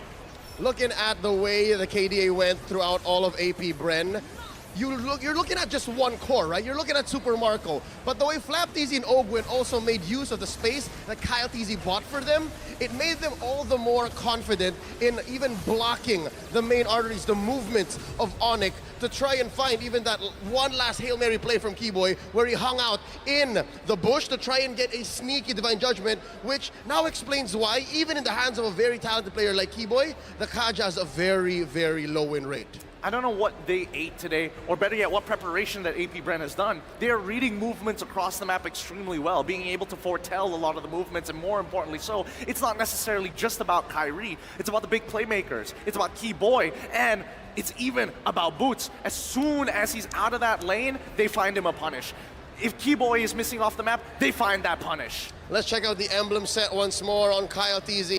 It's business as usual. I like the touch on the Quantum Charge. As an Akai, you have a few choices. Again, the alternative would be a Concussive Blast, but here, he's just using it to always be on his targets, always be moving, and again, keeping Onyx on their toes, keeping Onyx honest. I think, keeping Onyx honest is what's making AP Bren work out so much, right? Every single time we see in the draft, take away some of the comfort here, take away some of the problems that we saw in the previous game, and there's still another solution. Unfortunately, Kyle Teasy might not be the person they want to look to pinch this time around for the upcoming game, but more so to escalate things even further and get CW a winning matchup. It's not just about the Claude anymore. These Wanwans, they've got to go. Yep, looking at Onyx though, it's clear that CW had an idea. CW was latching onto the fact that maybe they can hold out for the, 18, 19-minute mark, wherein the work he was putting onto the map would pay off. As soon as he scored the Trinity, it seemed like it was going to be a fair fight, especially since clearing waves wasn't going to be a problem. But that's difficult to assume that it's going to work out, that you're even going to make it to the 18 or 19-minute mark when AP Bren are hunting you down actively. Again, it's not just Kyle Teasy, it's Flapteasy and Ogwin actively manhunting. They're actively looking for kills, and those two, actually there's a lot of damage between these two chunky heroes. Best yet, the biggest nullifier of them all, have any Trinity build, have as much damage as you want, but as long as Vengeance is available, you saw CW. He loses half of his health just auto-attacking this guy. He's got to be extremely careful. It is a big deterrent, and now that's something that they have to consider moving on. I think AP Bren, they figured out and cracked the code when it comes down to EXP exploitations, and now it's up to Onyx to find their own answers, because unfortunately for Boots, if they keep putting on these sandbags, it's not enough, especially when he's up against Kyle, who's doing a much better job. There's a silent MVP amongst us, and that is few. The fact that he does so well to hide himself in plain sight, to hide himself even from the map when it's so free to just clear waves as the Angela, he's able to provide for all of the highlight players for AP Bren right now. Rich Guy, Super Marco, even if he gets ganked by 2 or 3, he's fine. He's got a hard guard. Kyle TZ, again, we've already talked about how he has controlled this matchup. And even Ogwin. Ogwin is so confident to actually even go for those Tokyo drift onwards, really, and find targets even if they weren't so sure what were in the bushes nearby. I mean, his greatest strength is the fact that they waited for the right time, the right opportunity, right? He can't just use his onward willy-nilly. The moment he uses it, he gets run down and he's forced to use his ultimate. And that's not what you want to do as an Edith. You're waiting for that one chance to catch a big fish. And whether it be Sans, whether it be Kairi, doesn't matter which, as long as you catch them in the middle of that fight, it's all over. All right, here's where the oxymoron, the paradox comes in. Look at the amount of damage Super Marco dealt, and look at how dominating he was and how many kills the young Stephen Marco Requetiano got in this game. Compare that to how much CW and Suns were putting on the board. That just shows how effective AP Brent's front line was, how their peel was used for more than just protecting their front line, how they used it to bulldoze on through, coming into the base. What was that? Maybe a wave later, just taking all the inhibitors. No, that's absolutely true. We're seeing that there is almost double the damage coming in from the side of Onyx, and Flapteezy, 35,000, still being the second highest damage dealer on his team, really begs the question, how impactful is your damage? How well distributed is it across the board? Kairi could already barely participate in these fights, so unfortunately for Good Guy Boots, he's taken the brunt of those hits. Something in me is wanting to ask, I want to know if the Fredrin has always been the plan, if putting it in the XP was always in the books, or was it a mid-draft situation wherein, okay, we already stole it, you want to push the advantage? You want to make things spicier? Okay, go get the Hayabusa. I don't know if that was the plan all along. I don't know. It's one of these moments where you're starting to lose faith in your EXP laner. I think that unfortunately for Boots, he's getting shafted in these drafts. And for Kairi, putting him on a Hayabusa in such a high-stakes game, worst yet, we haven't seen Hayabusa come out as hard. It comes down to that purple buff, right? Your purple buff is so important for these assassins to get ahead. And if you don't actually have a winning lane, and in this case, it's not winning. Both sides, both EXP as well as gold. Something else to note, check it out, Flapteezy's Tams, he was also on the charts, top 3 minimum for damage dealt and damage taken. That explains why there is a sudden appearance of Tams in the metagame. For a fact that a hero with no CC, compared to the heroes that usually dominated the XP lane, like the Lapu-Lapu or the Terizla, Tams is just a damage, soak, and dispenser. Is that a term? Yeah, it's a damage dispenser, right? Given the fact that you have a vengeance and you're able to just get in the backline free, willy-nilly, plus the Angela, that just makes for a puzzle that Onyx has just failed to solve here in Game 4. Yeah, it's a difficult puzzle as well, right? I think a lot of it comes down to the fact that so far, early to mid-game, AP Bren's overall gameplay seems almost pitch perfect, right? It's hard to punish, and the most you're going to get is an equalization. But so far, they haven't taken any losses on these trades, and unless Onyx is able to, I don't know, really double down on that early game, I feel like it's hard to actually bounce back. To play for those 20-minute games really is exhausting. One can only imagine what's going on in the dugout for Onyx with Coach Yeb and Coach Addy at the helm. I'm sure they got something left in the tank. Let's throw over to Mara and Mikey. They're in the crowd. What's going on? Solid analysis as usual, and ladies and gentlemen, AP Bren is 1 win away. And with me and Mara here are 2 of the biggest personalities in the MLBB community. Oh, you're not? Literally and figuratively. Physically lang kami. Physically. Okay. Let's give a warm welcome to Eruption and Ghost Wrecker. All right, we'll start with Eruption. Eruption. Yes, sir. Who do you think is gonna win? Who are you rooting for? Okay, may konting trivia. Okay. Yung nanalo ng M1. The winner of M1. Sino nanalo ng M1? Who won M1? EVOS. EVOS. Anong bansa? What country? Indonesia. Indonesia, okay. Okay, sino nanalo ng M2? Who won M2? Bren. Anong bansa? Philippines. Philippines. Sino nanalo ng M3? Blacklist International. Anong bansa? Philippines. Sino nanalo ng M4? Echo. Anong bansa? Philippines. Now ito, sino ang mananalo nanalo ng M5? Oh, that's good trivia. Oh, Basically, okay. he's just saying that the Basic yun eh. Philippines will get So, M5. You're rooting for AP Brand. How about you, Ghost Wrecker? Onik, Onik. You're rooting for Onyx. Oh. Whoa! Whoa! Whoa, the crowd. There's a wild reaction from the crowd. Mikey, how about let's see how they can cheer the fans. Oh yeah, let me see you hype up the bees of AP Brand. Talk to the bees, Eruption. Alright, alam natin ha, yung gagawin natin. When I say AP, you say what? They know, Okay, they isa know. pa. Ito, testing lang yan eh. Oh, okay, Testing, testing. testing. Parang ito. Testing. Hip hip! Yan ginagawa natin sa Pilipinas eh. Okay. Hip hip! AP! There you Atik go. yan. The Oh. bees are alive. He's good. Ghost Wrecker, we gotta make sure that the Onyx fans have the same level of energy. Whoa! Whoa! Oh, Nick. Oh, Nick. Oh.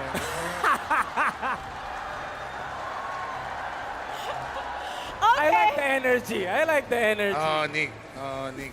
Oh, Nick. Okay, you know what, Ghost Wrecker? Let's see if you're gonna win this game because we want to give prizes to the fans. How about this? We have this signed shirt. This is from Kadia, and we're gonna give it to 2 lucky fans. Wow. Okay? You're gonna lead the fans. We're gonna play a game.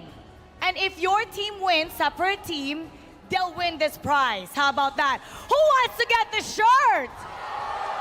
Oh, we'll see what our personalities can do. You gotta help these fans out to get the win the shirt. Let's pick your people. Let's pick your players. Let's pick anybody from the crowd. Anyone for the... AP. Ito na, dito na tayo. Okay, there. AP Brand, yeah. Okay. I stay in the middle, stay in the middle. The fans stay in the middle. There you go. Anong pangalan mo, sir? Roger. Roger. Anong team mo? AP Brand! Oh! Ikaw naman, what's your name? Lars po. Your energy. Like, you gotta yell your name. Lars! Lars! Who are you rooting for? Lars? Onyx. Oh, Nick. Okay. Gusto ko All yan. right. Okay. Okay. Meant to be kayo ah. Meant to be. Meant to be sila. Let's see who gets to win this signed shirt from Kadia. Now, all you have to do is name as many items as you can, all right? In-game items. In-game items, Eruption versus Ghost Wrecker. So the fans, you can coach, of course, the personality. You can help Right, them. Give us much. Palitan tayo, we go alternate. Right. We go alternate. First team who can't give us an item, an in-game item, loses. The other team Within wins. 5 seconds, parang Within ganon. within 5 seconds. Within 5 seconds. Are you ready? Oh, pato, Vic. Ready. Rock, paper, scissors. Who goes first? Okay. Nalito ako dun You ah. go first. You go first. You go first. All right. All right. Here we go. All right. Welcome to Mobile Legends. 5 seconds till the enemy reaches the battlefield. Smash them. Immortality. Twilight Armor.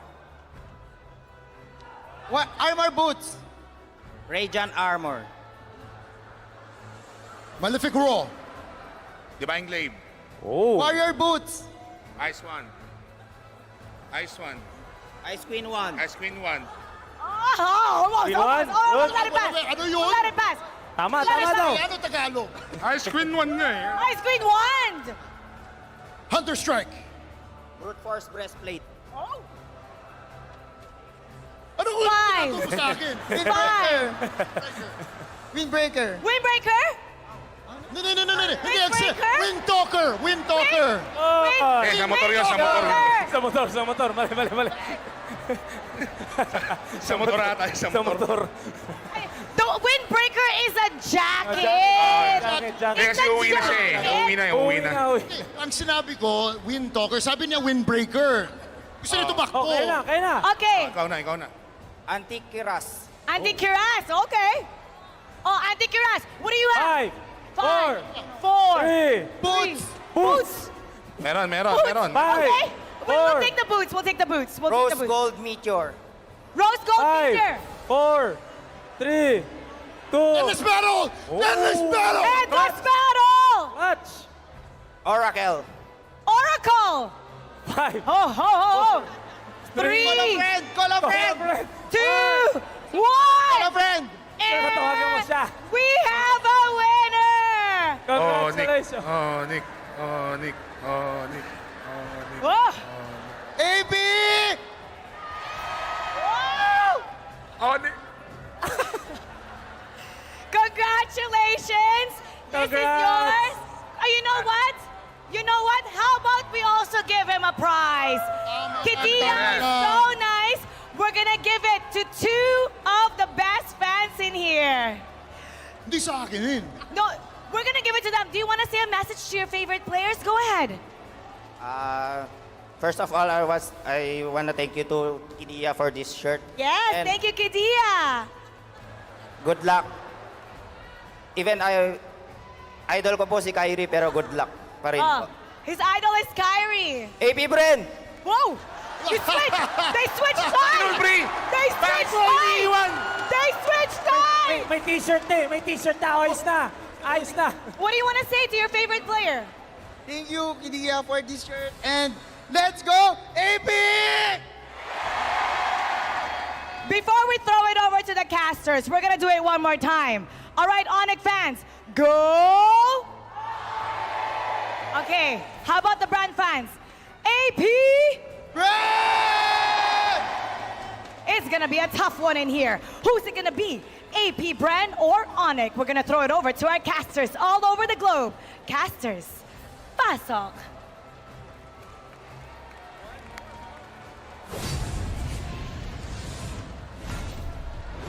Man, I love the energy. Oh, wait, should it be the high?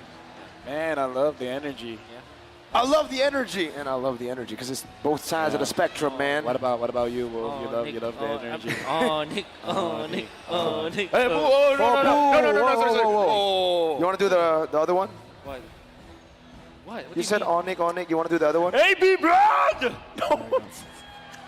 Not So good do cheers. it. You know what? Here comes the TikTok drops, all right? Watch for 3 minutes, and you guys can win 1 TikTok viewer chest, and watch for 5 minutes or more, and you can win the TikTok deluxe chest.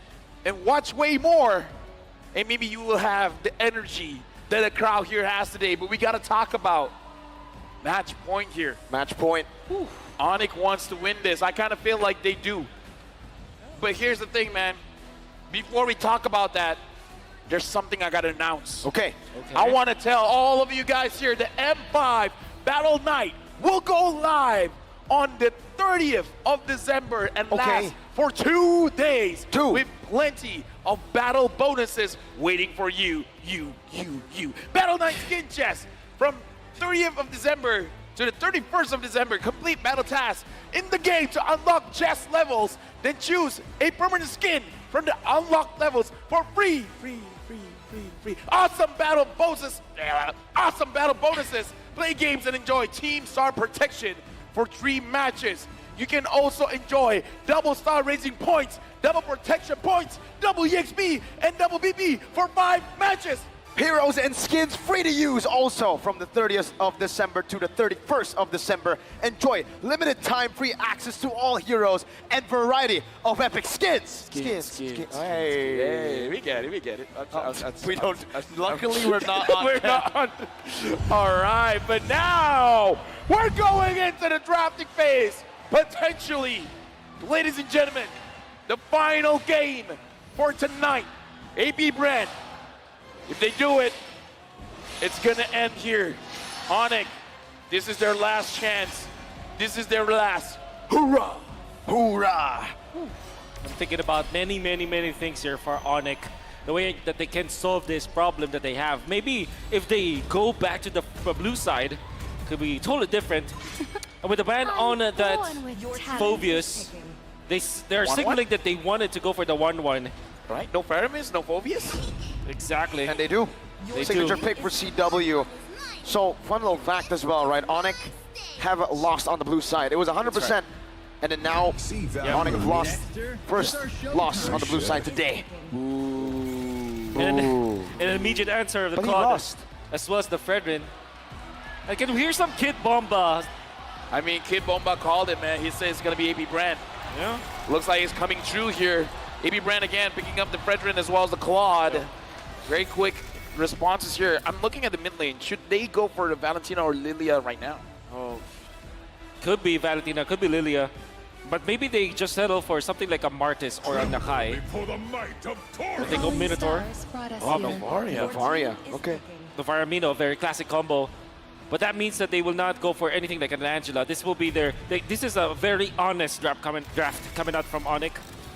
And the problem that they have right now is that they might see the Akai as well as the Martis be banned out by AP Brand during the banning phase.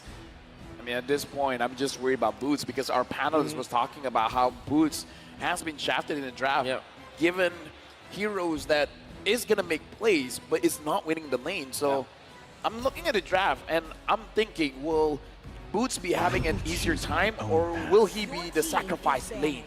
But good thing is, he will be the last pick anyways.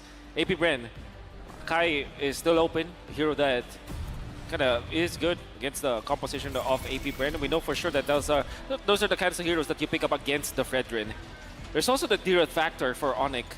And knowing that they have the 1-1 anyways, all they have to do is to make sure that the other laners, the XP lane as well as the jungler, should be self-sufficient. Heroes that don't rely heavily on the farm. So make sure that the 1-1 will have the farm in the end. That's the thing right now, right? For AP Brand, they've been doing really well at shutting down Kyrie, whether he's on a utility, especially when he's on an assassin. That Hayabusa pick seems like a very desperate pick now that we look at game number 4. And AP Brand, now they're starting to nail Boots. They have heard the thoughts and they have seen what happens when Boots doesn't get a playmaking hero as well. Yeah, because I was thinking of the Terizla as well, man. Without... What? We landed today from the US? Oh! It's on from the USA. Hey, welcome! I mean, I'm not Filipino, but welcome! Yeah. Welcome. Welcome. You want to say welcome? Welcome. There you go. Mabuhay. Mabuhay. All right, now the Dyrov, you were talking about it as well, Mirko. Banned out. Dyrov getting banned as well. I mean, at this point, does Boots have the Tamos in his arsenal? He does. Actually, he does. He does. I mean, I think that Boots can play many kinds of heroes. Going up against the Claude, they might... What does this say? Jauh ke Filipino to tengok Indonesia juara. Yes. What is that? He says he came from Indonesia, far away to the Philippines to see Onyx win. Oh, thank you, man. I couldn't understand that. Your backup was well. I appreciate it. 100%, man. Valentina is open for AP Brand, a valid option for this case. I mean, Few is phenomenal with it, but I will not be surprised if they go pick up something like a Kadira actually for AP Brand because they need a hero for Few to kind of eliminate heroes instead of Onyx. And they need a burst. So Farsa, Kadira, although the most reliable hero might be the Valentina for AP Brand. What about just the Paquito here, right? The mid lane is already revealed. For the side of Onyx, they picked Novaria, so Valentina won't be contested. Picking up a Paquito here, sure, it does stop that flex from happening from the Arlet, but hey, it's a strong pick. You get it on Flap Teasy. You also get Master Ogwen on the Arlet. Well, the clock is ticking. AP Brand has to make a selection right now. So the hero that they're going to pick up looks like it's going to be the Lilia. Okay. So if Onyx is going to pick up a utility jungler, he's going to take quite a lot of damage. That means that Onyx might just go for Lapu-Lapu on the EXP lane or the Paquito that we talked about. But Lapu-Lapu should be a wonderful choice. Then when it comes to their jungler choice, they still have Akai as well as Martis. They might just go revert back to the Martis because what they need to do right now is to just rely on the 1-1. They have solid pickups for the 1-1 anyways. They have the Minotaur as well as this Novaria. So Akai or Martis should be the choice. And then something like a Lapu-Lapu so that they can dive the backlines. Right, looking at the selection here. A lot of crowd control as well as a lot of damage coming in from Onyx. The Paquito getting picked up here as well as the Baksha. I can't believe that the Baksha is still open. Yeah, but also the Baksha into the Lilia, right? That's it's a tough matchup here. That's true. Very tough. Okay, now AP Brand can choose to go for the Arlet again. They can actually go for the Lapu-Lapu. They picked it before. It's Fredrin Lapu-Lapu Arlet. That would be crazy, right? A Filipino hero in the final, perhaps, game. Yes, sir. Of M5. AP Brand might be able to do it. What is the voice line that Lapu-Lapu says? This is our homeland? Exactly. Right? Exactly. This is homeland. And soon be the burial ground of Onyx. Let's How see. fitting would that be? I think But if it he makes a does lot go of for the sense. Lapu, the crowd will go wild, right? Yep. Right as he says, oh, he doesn't. Okay, Grok. They want the Lapu, man. They want to hear, this is our homeland. All right, well, you want to show off your skin. That's what we have time.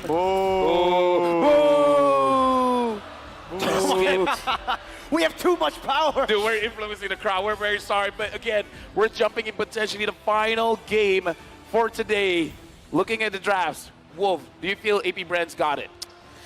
Absolutely, they have a good they have a good standard matchup. Just especially because they have the Lilia anyways, and they kind of I think that this backshot was kind of forced, but at the same time, there's no other reason. I dare say though, for Onyx, all they have to do really is to rely on Chewe this time. Just rely on CW. They have a very standard draft, Minotaur as well as Novaria. It's gonna be great in the early and the late portions of the game. All Carry needs to do is to make sure that he at least trades for the first few turtles and not get destroyed in the early stage, and they're going to be A-okay. The host country has never won an M series. Will AP Brand be the difference maker, or will the Sky Kings extend and then continue this best of 7? We're jumping into the game. We're hearing it already from the crowd. This is our homeland, they say, as they yell out AP Bren. Ogwen early on invading the enemy jungle, gonna be knocked out. Flicker already burnt out. Kyrie hunting him down. Ooh, the Astrosphere dodge away from CW, chasing. Ogwen gets out. Ogwen, oh my goodness. But that's Flicker that they committed. Burnt a lot of time though. Amazon Onyx would be very happy about that. Flicker not being available for the Lord fight, for the turtle fight. Looking at the emblem set here, I want to see a little bit more aggression coming in from Boots, because Boots is going very aggressive, having the Rupture as well as the Festival of Blood. And interestingly, Converse, want to take a look at the gold lane. 1-1 versus the Cloud. We saw yesterday that the trend was go for the Master Assassin, but this time they went both for Tenacity. So both are playing for survivability. Both are playing not for the lane, but for the team fights. That's what they want to do the most. So far, let's look at this matchup, right? The skill matchup, even in the jungle. It's Baksha versus Fredrin, but Kaltizi has been able to invade early on, getting a level lead. Yeah, it's mainly because of the Graph as well, being very aggressive in that moment, in that regard. I would say though, Baksha is supposed to be the hero that has a faster jungle take rate. It's the distraction from Ogwen. Distraction from Ogwen. At the same time though, few can leash, and Novaria cannot leash as much. Interesting though. Looking at Kaltizi, wait a minute. A knock-up, a taunt onto Keyboy. Should be able to escape this one, but look at the emblem that Kyle actually chose. We've seen many times that now it's the concussive blast that has become the norm for Fredrin. Why Brave Smite here, Wolf? It's a standard. Actually, was the first emblem of choice. And then there was the Quantum Charge, eventually the Concussive Blast, and they're now going for the Brave Smite because he wants a team fight. I think that AP Brand, particularly for Kaltizi, they're recognizing the fact that it's the Claude that is the main character here. Minion's Fury and the knock-up. Keyboy now knocked up himself by the Wild Charge from Ogwen. That's Few, the man who is on a mission to get his second M-Series title.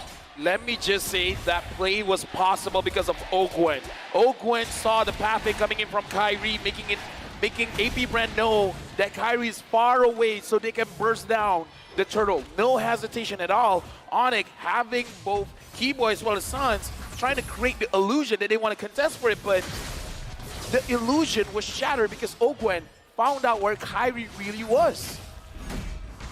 Amazing play coming out from AP Brand for sure. The spacing that they have, they're not stopping. They're not. Keyboy very low, the wall to keep him at bay. No dash, Keyboy still able to flicker up from Wild Charge. Now Flapteasy caught under the turret. One more shot, he finds it. Sans looking for the turnaround by Flapteasy. Just walks out. Now Sans walks down. Astro Meteor going to be committed down. The mid lane cleared away by Few to stop that from happening. And what a juggle coming out from Few. He took the aggro of the turret and then survived because of the ultimate, making it so that they can dive. That was wonderful juggling coming out from AP Brand. We got to talk about the late game scaling here because Onyx, we've seen whenever they have the Novaria, their Lord Dance is going to be very difficult to handle just because Sans can deal out so much damage in the meantime. And now we got to look at the Novaria Astral Recall comparison, both Sans as well as Few games played, View has more advantage. And look at that cast count. 396 for Suns, but 776 for View. Very similar. They 36 hit to 35. 1 out of the 3 shots they make. But that's actually pretty impressive. Very impressive on the Novaria. Boots chunked down by Few, but Ogwen now, Power of Nature, getting him out to safety, but Boots dealing a bit more damage. Knockout strike as well. Ogwen gets out again. Master Ogwen doing the Skadoo sheer Few. Knocked up, but he still has the black shoes and even a Purify. Kyrie canceled out on that shield unity. Flapteezy doing a bit of damage. The wall comes down, the Guardian's barrier. Minus Fury dodged away from Kalteezy, gets out. Oh, it's a wild charge, a final slash. Everything. Boots forced to flicker out the safety. Kyrie returns as Poisson's Keyboy isolated. And a Brazer's Wrath to take him down for the 3rd time this game. But Onic find this time around a kill back onto the enemy roamer. This is a very good start here coming in from AB Brand. 1,000 goal lead. They are in prime position to keep controlling the map because at this point, I feel like it's hard for Onic to even move forward. Exactly.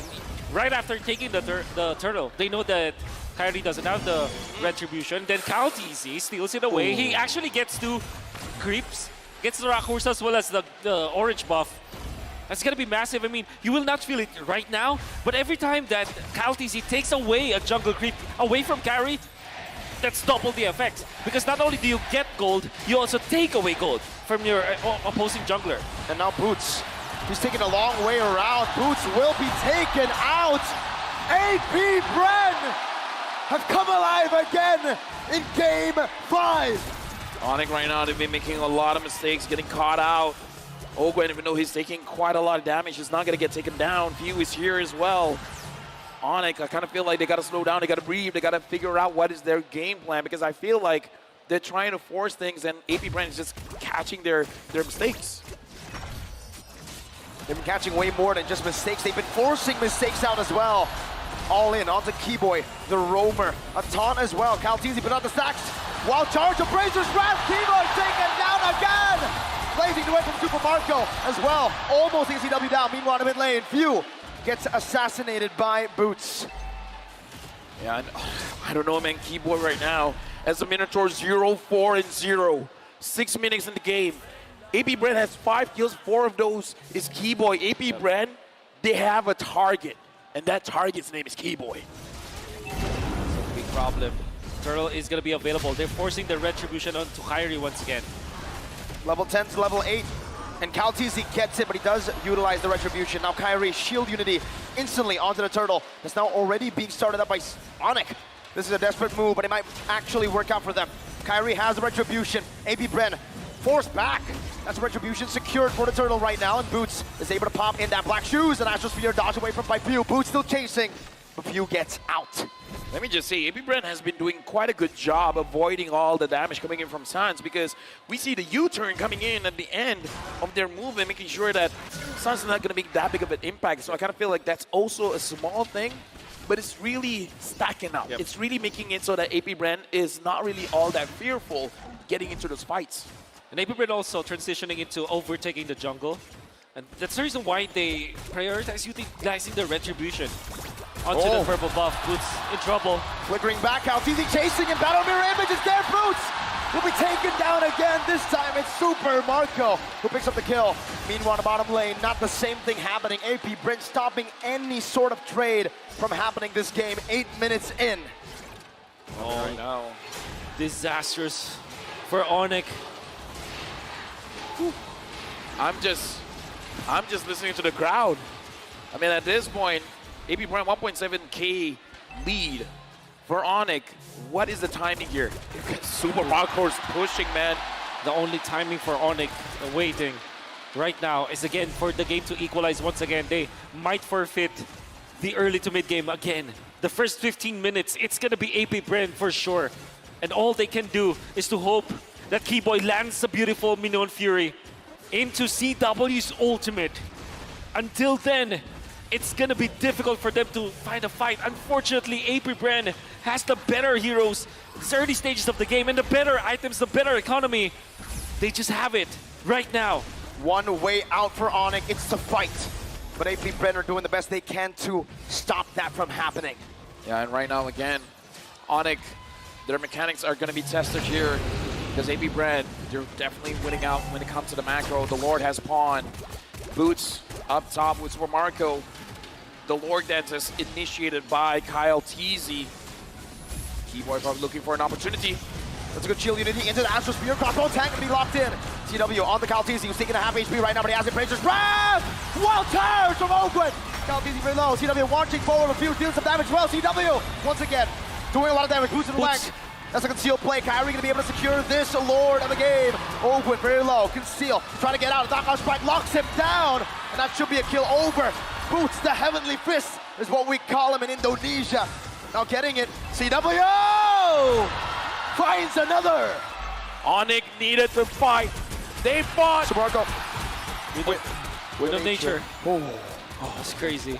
Oh, I couldn't even finish my sentence there. Yeah, me neither. And that's a team fight that Onyx badly wanted. We're looking for an opening. They have found it. They made it, actually. Uh-oh. Boots taken very low. Samarco backed up with the Battle Mirror image. Now Kyrie with the shield unity. Looking low. My goodness gracious. Every single time he throws this one, man, it's panicking, but CW gets a turret up top. Mirko, breathe. We need you. We need you, man. I'll breathe. All right, so now we're going to give it over to Wolf. Looking at the items here. Yep, a rush onto the Wind of Nature. Interesting choice coming out from CW. But that's the reason why they were able to last the fight. At the same time, deal the damage. And now Onyx, they all of a sudden get 2.4k. What? Wait. Rubber band. From 400 gold to 2,600. 5-man Astral Echo. Onyx looking for steal Minions Fury. Yep. But Kyrie will just secure the purple buff. They're getting chunked very low. That might be a bad engage. Baptiste! He went in a bit too aggressive. Super Marco, a great Battle Mirror image to escape from this onslaught of damage. Another shot down, threading the needle, Sans. I would say here, Onyx has been winning those fights where Flapteasy made a bad engage. And I don't know, AP Brand, they gotta stop that, because every time we see Flap goes in, and then Onyx feels like they're having an advantage. His HP, you have to look at that, man. Yes. And my smart translation to that is that the box that was set up by Onyx was already so rigid, and AP Brand goes into their box one after the other. Especially when Flapteasy starts it, they're waiting for Oakwood to go for the jump, but unfortunately Onyx has established this box where Keyboy is in front, CW is waiting for the stacks. When they do have the ultimate, they will be able to pop it. And I think the real game changer here for Onyx is Sans. Yes. Every time he lands the Astral Echo onto many members of AP Bren, Onyx will have the better decision making. Because Oakwood can't find any wild charges. The wild charges become very tame. And that becomes very powerful. Kyrie knows it's time to go in right now. Flapteasy, crossbow tank already. Oh, final slash not able to be casted in time. And he gets bursted down. And Oakwood cannot do anything. Didn't do anything. Because even if he uses the wild charge, it's just a waste of an ultimate. And what's going to happen is that Oakwood will also be taken to the grave. Let me just say, man, this is not a fun game to be a frontline. Because every single time you're just doing your job. You're just doing your thing, man. You just get punished too much. It's like, excuse me, sir. Let me play the game. This game turned out to be a battle of mechanics in the end because both teams have good heroes. And when I say good heroes, they have the 1-1 on the side of Onyx. They have the Cloud on the other side. Meaning to say, no matter what happens, there will be the late game insurance. And it's just 12 minutes of the game. Boots now, I gotta say, I don't think he's been shafted by the draft. He's been getting a hero that can make a difference, man. And he's performing on it so far on this Bakito. 2 deaths, but with those 2 kills now, they're looking for a little initiation. Astral Echo once again revealing forward. Boots flanking around, just making a miss. Kalteezy gonna be chunked down by the Astral Sphere. Kyrie still on the Lord. Flapteezy not able to ensure this. Final slash only on the Keyboy. Minute Fury!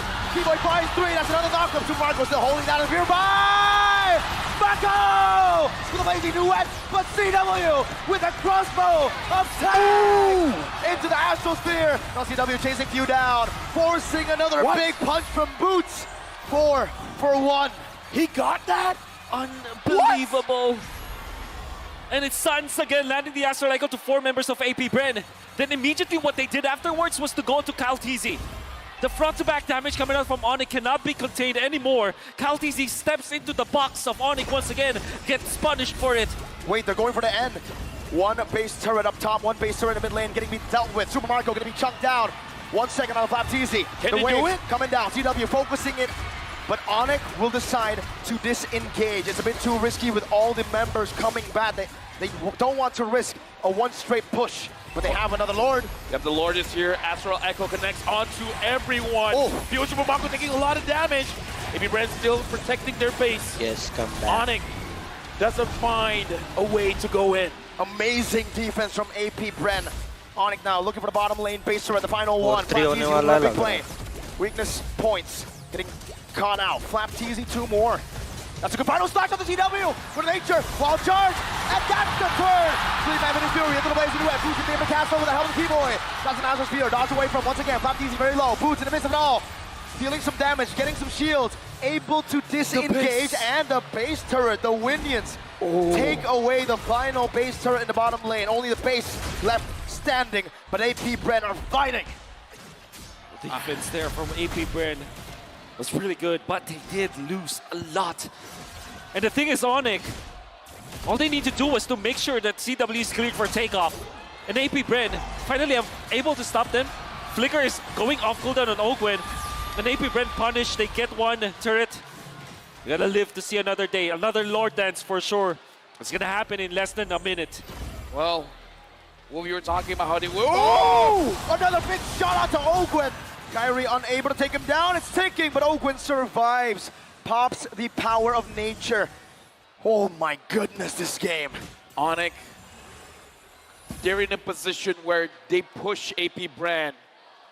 Now, looking at the base, half HP, basically.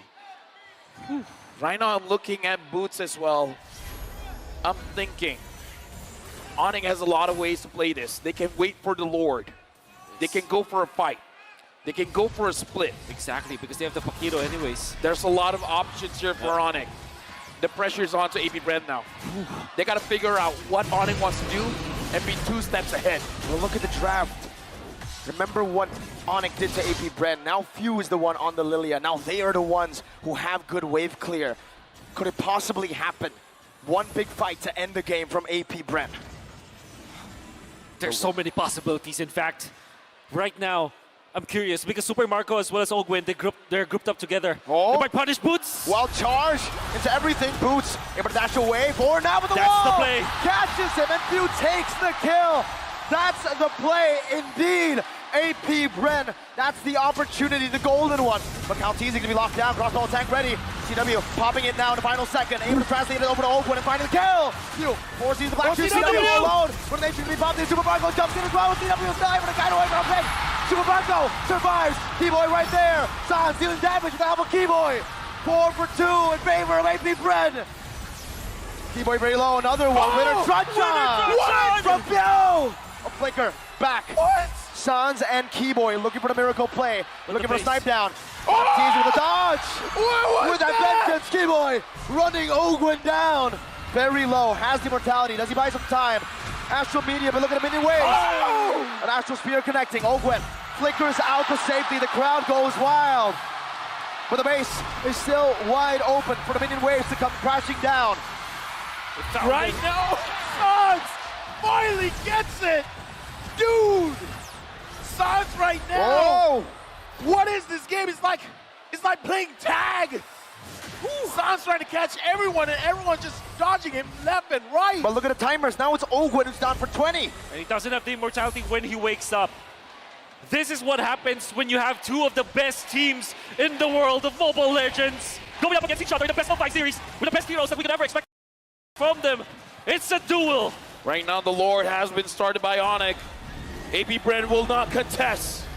Onyx now has the Lord. They will push with this. The question is, AP Bren, they have the Lilia, they have the Claude, they have ways to clear the minion. But Onyx, can they force this out? Sans, Gila. Gila Sans. And I want to say, majority of the damage output of Sans obviously comes from the Astral Sphere from the second skill.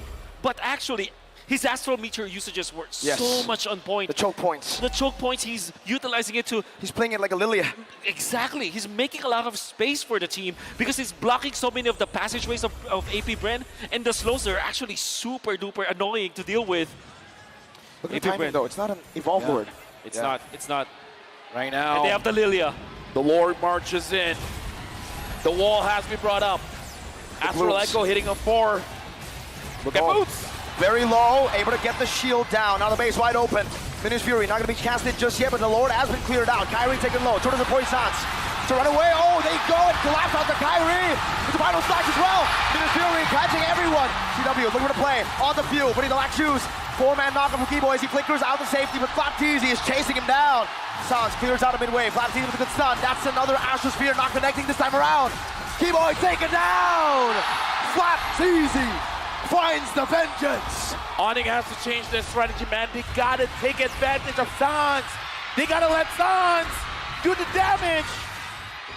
And it looks like AB Brand was able to protect their base, but back to my point. 30 seconds. Oh, wait. CW. Can he do it? No, he can't. No, he can't. He can't. He can't. It's very risky. Very risky indeed. Has to recall out. He's keeping at it. He's keeping it. He's waiting for information.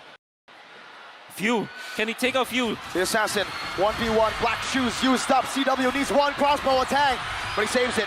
He saves it. He outplays Few, but Immortality gets bought out, and CW will back away. Few has done it.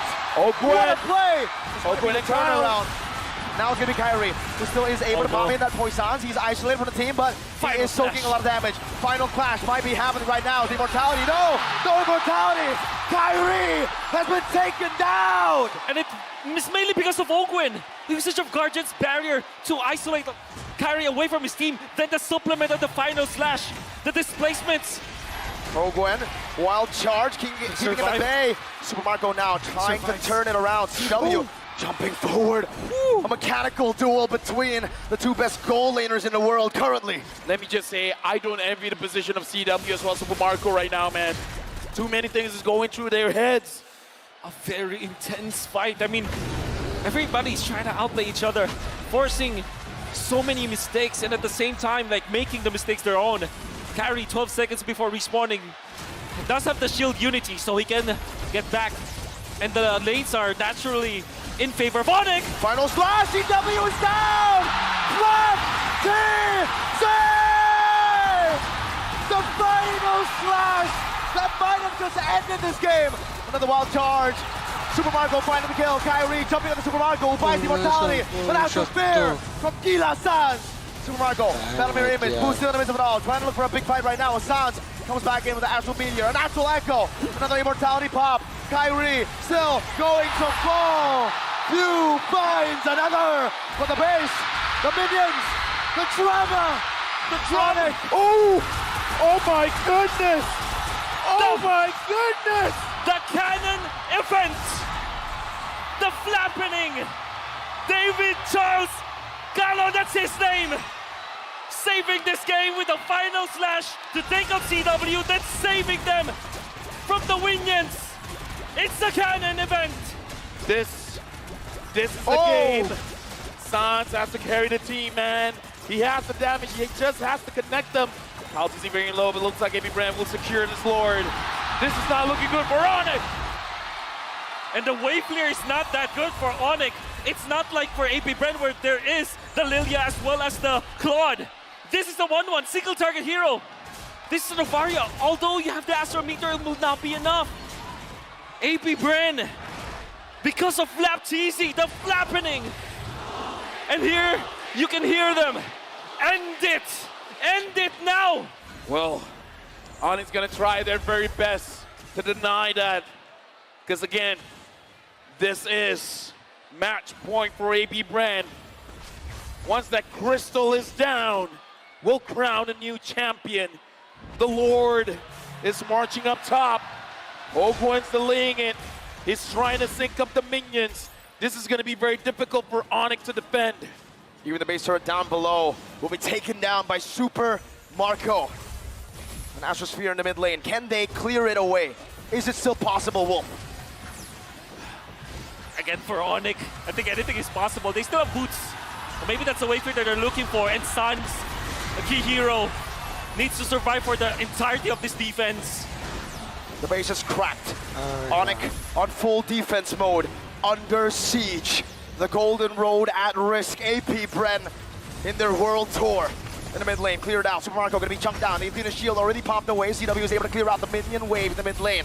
Kyrie, the shield unity, backing away once again. That top lane now going to be dealt with by Onyx.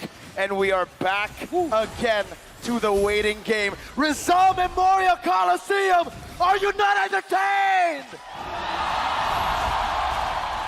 Listen to the crowd. This is an amazing match. 24 minutes in. AB Brand with a 6K goal lead, but at this point, the goal is only about switching your items. View, as well as Ogwen, finds all members of Onyx. And AB Brand, they're just moving around. They're just waiting for a point where Super Marco can just go in. Lilia, the super duper late game, the ultra late game is so good. A full NCW again. Oh my gets God, caught. A big mistake, a big blunder. AB Brennan found it once again. An Astral Spear, this time from Sans, an Astral Meteor in the bottom lane to try to clear things out. Super Marco knocked up, has the battle mirror image. 55 seconds on CW on Calvin Winata. Oh my goodness. Flap TC once again.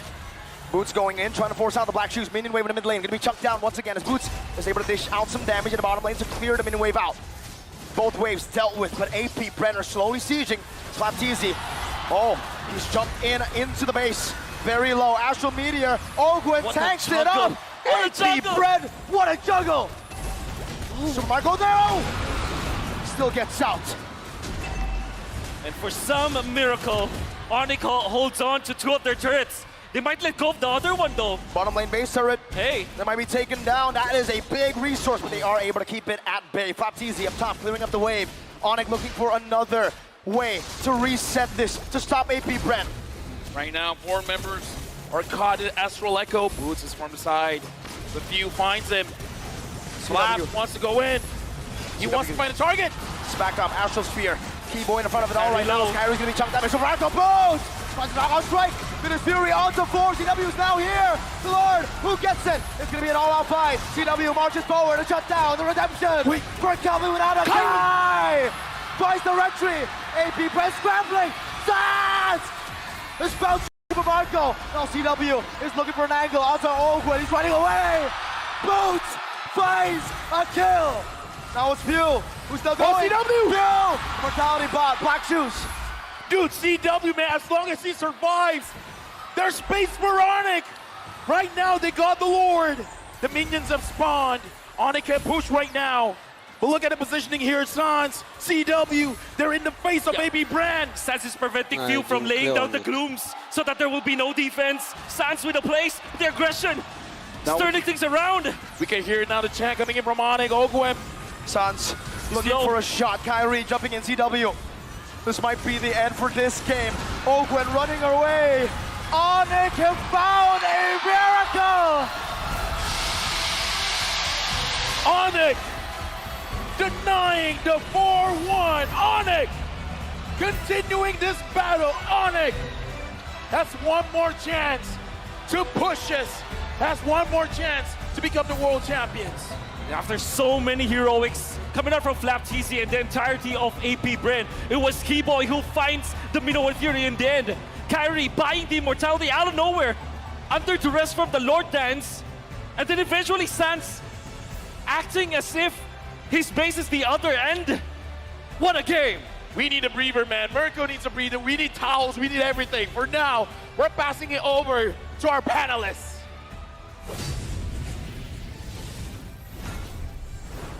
Boys, I don't know what to tell you. I thought that was it. I thought AP Brand, they were going to close out that game, but Onyx pull it back somehow. They look so broken in the early game. I think it's safe to say, and I speak on behalf of everyone watching, that was the best game so far in this series. Oh, my lungs are giving out. This, I don't know, if Onyx can pull it all the way to make this a full best of 7, good luck to them, because the crowd is against them, and it doesn't help that AP Brand had so much momentum, and yet, despite all that, they were able to synchronize, calm and down for just the moment. A split second, some might even say. Sans poking them out, great job coming in from him. The final play with Keyboy and the whole team, the synchronization like no other. All throughout, early, mid, late, ultra late, there was but one shining beacon for Onyx to hold out for, with hopes of not ending the series just yet. And this series was Gilak, and he is Gilak Sans, your MVP for game number... I even lost track of what game this is. It's game number 5, technically, right now. Game number 5. I can't even explain how this man is. The number of shots that he was able to connect, the number of times that he has saved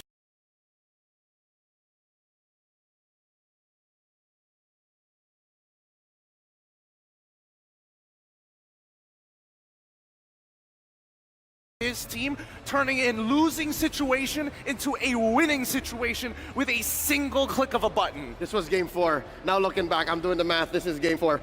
3-1. Looking back at the highlights, you'll see exactly how Sans all throughout was not just but a vision getter, a source of damage, and a reason for AP Brand to scramble. Anywhere Sans was in the map was a hot zone for AP Brand to either engage or to reinforce. The fact that Few is a short to mid-range mage means he can only really interact with so much from Onyx. Compare that to Onyx, who's playing on so many different ranges of both engagement and damage. I mean, in a lot of these moments, right, you're looking for the big playmakers, and I don't think it comes down to the playmakers anymore. It's about synchronization of your abilities.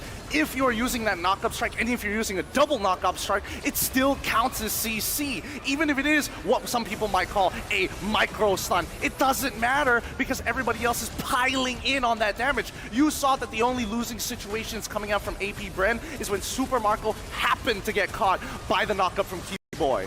And if that doesn't happen, then AP Brand has a lot more in stock. They can overload on CC. As for Onyx, it was but just one big turnaround. Again, a big knockout from Keyboy, boots coming in from an angle. Those are the ways Onyx win. Yet, some way, somehow, they're able to clap back from this almost unwinnable position.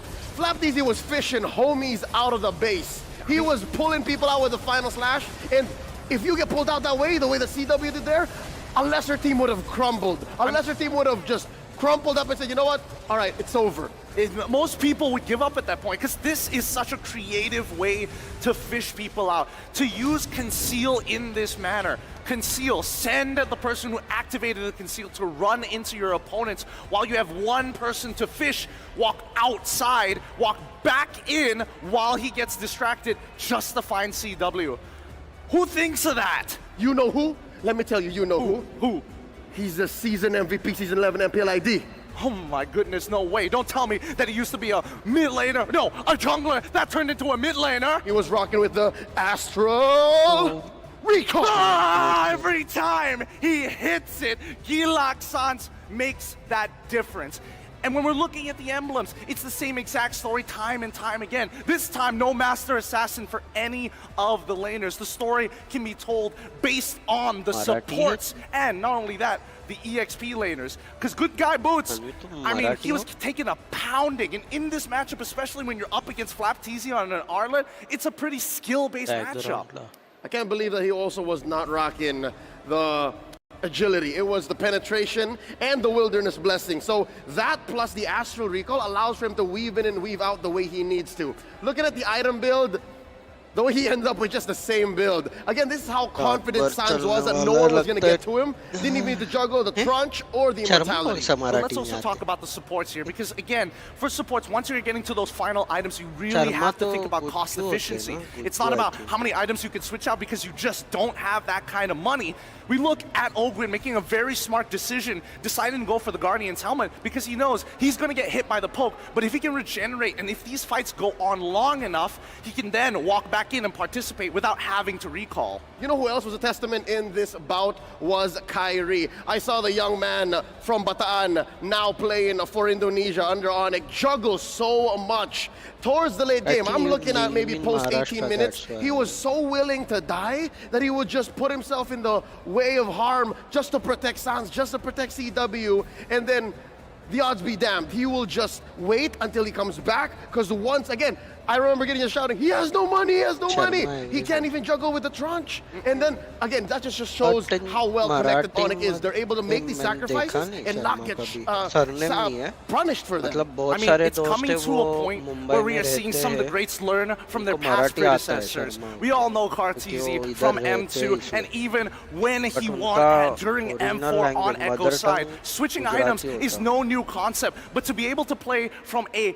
kick butt style of assassin to now a more utility jungle. I think Kyrie is going through the exact same phases. Oh, wow. To be following in the footsteps of such a great in Carl TZA. They're both in the top 10 greatest, so I'm not even surprised. Looking at the damage dealt again, you'll see that it's a majority on Sans, that's no question. But what is surprising to me is the fact that Super Marco dealt more damage than CW, even when you're looking at a map that was controlled completely by Onyx. Where was that? Are we looking at a point wherein the turrets was, you know what? Nice. It was a very long game. That's why it led to that. That's why this looks this way, is because the Minotaur was healing up. That motivation roar changes the math when it comes to an ultra late game. Absolutely, you're absolutely right on that one. And let's not forget, the big problem that unfortunately AP Brem was trying to solve was how do you catch Sans? He's never there half the time. He's not even on your screen for a majority of the game. And the only win condition that they could have was to take out Mr. Calvin Winata in the first place and then hope to maybe outlast the onslaught coming in from Sans. With that said, it looks like we're in for quite a ride. This series must have waken up something inside of Onyx Indonesia. As for AP Bren, I guess they're saying, gloves are off, pal. Now the series has gotten closer than it has ever been. Score now, 2-3? 2-3.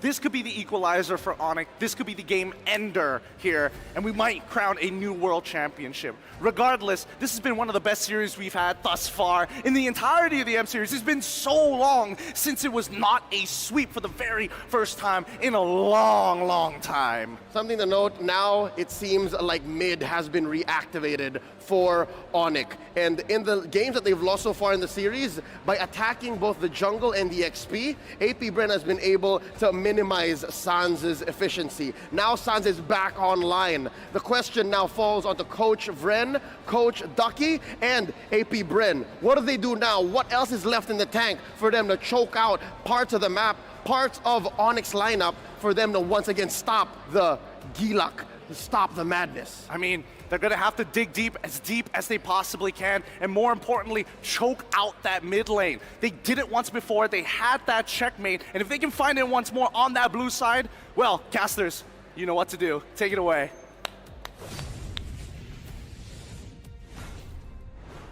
Well, we're taking it, and the score now is 3-2. And let me just say, from the English desk, shout outs to Chantel. I heard from all the PH talents whenever she's on, we're expecting a 7-game here. In fact, she's actually called the mother of all series. The mother of all series. Of all series. That's right. Seriously? It is true. So we got to thank Chantel for this 3-2. That's exactly. Okay. We got to go back into the game. Sans. If he wasn't there, I don't see how Ani could have came back from that one. I think it's straight up they would have lost, right? I mean, looking at that MVP performance, looking at his performance, how did he not die? Exactly. Well, I guess the biggest answer here is Gilak Sans. Yeah, and for all those who don't know, Gilak actually means crazy. He's local, man. He's insane. Bahasa Indonesia. I know that. Why? How do you know that? Have you visited Indonesia quite a lot? Yeah, for events, you know. Damn, rich caster. No. He is a rich caster. That's not true. Going into this game, it's still not impossible for AP Brand to close things out because we saw so far the trend in this game, AP Brand controls the early and the mid. So it kind of looks like Onyx, they kind of figured out a draft that transitions well into the mid and transitions well into the late. And I kind of feel like AP Brand will start sniffing that out. Yeah, for sure. For AP Brand, we can, if you look back at their lineup, they already have the Claude, which is a hero that's great for the late game. Yeah. And even Lilia is arguably good in the late game right now because of the changes, the revamps that you can reset easily your spells, your stacks. Most importantly, though, I think the reason why the Novaria didn't die in this game is because there's no actual dive from the side of AP Brand. Surely they have Flaptizi, but it's not like a dive kind of hero, right? Because you want to bring back people towards your own box anyways. So it's not like an actual dive hero. That's the reason why Novaria didn't die in this game. Yeah. And I gotta say, man, Flaptizi did a lot. Yes. Okay, sure, early game, he got attacked quite a bit. But the moment he got a little bit more tanky, Vengeance goes in, final slash, man. Flat right. TZ is a game changer, but now we're looking at the players here. We got to talk about their mental strength. This is where, if you want to be a champion, a lot of sacrifices have to be made. A lot of preparation all year, all throughout 2023 is on this point here. Can they handle the stress? Can they handle the pressure? It's been like, what, 5 games going into the 6th? This is going to be a lot for the players to manage. Sure. Doesn't change at all, right? Even after winning that game, AP Brent are still at match point. That's correct. 1 game. Onyx need 2 back-to-back to become champions. Heck, well, if we count last game, 3. Back-to-back-to-back. And the thing is, that particular game number 5 alone is a series on its own. You think about it, it's with what, 28 minutes? It's almost like a 2-0 If it was series. best of 5, it would have been over. Exactly. And but the thing is, there's a lot of fight in them. It's what we could say about Onyx. Even CW getting what three times killed back to back by Flap TZ in the gang, and still managed to land a beautiful crossbow of Tang in the end, right? And then Keyboy suffering 0 and 4, and all throughout the game, always having to be forced to use the Minnow and Fury, but also lands the game-winning Minnow and Fury at the Turtle Dance, right? And Lord Dance, I mean. And then lastly, Kyrie was under duress.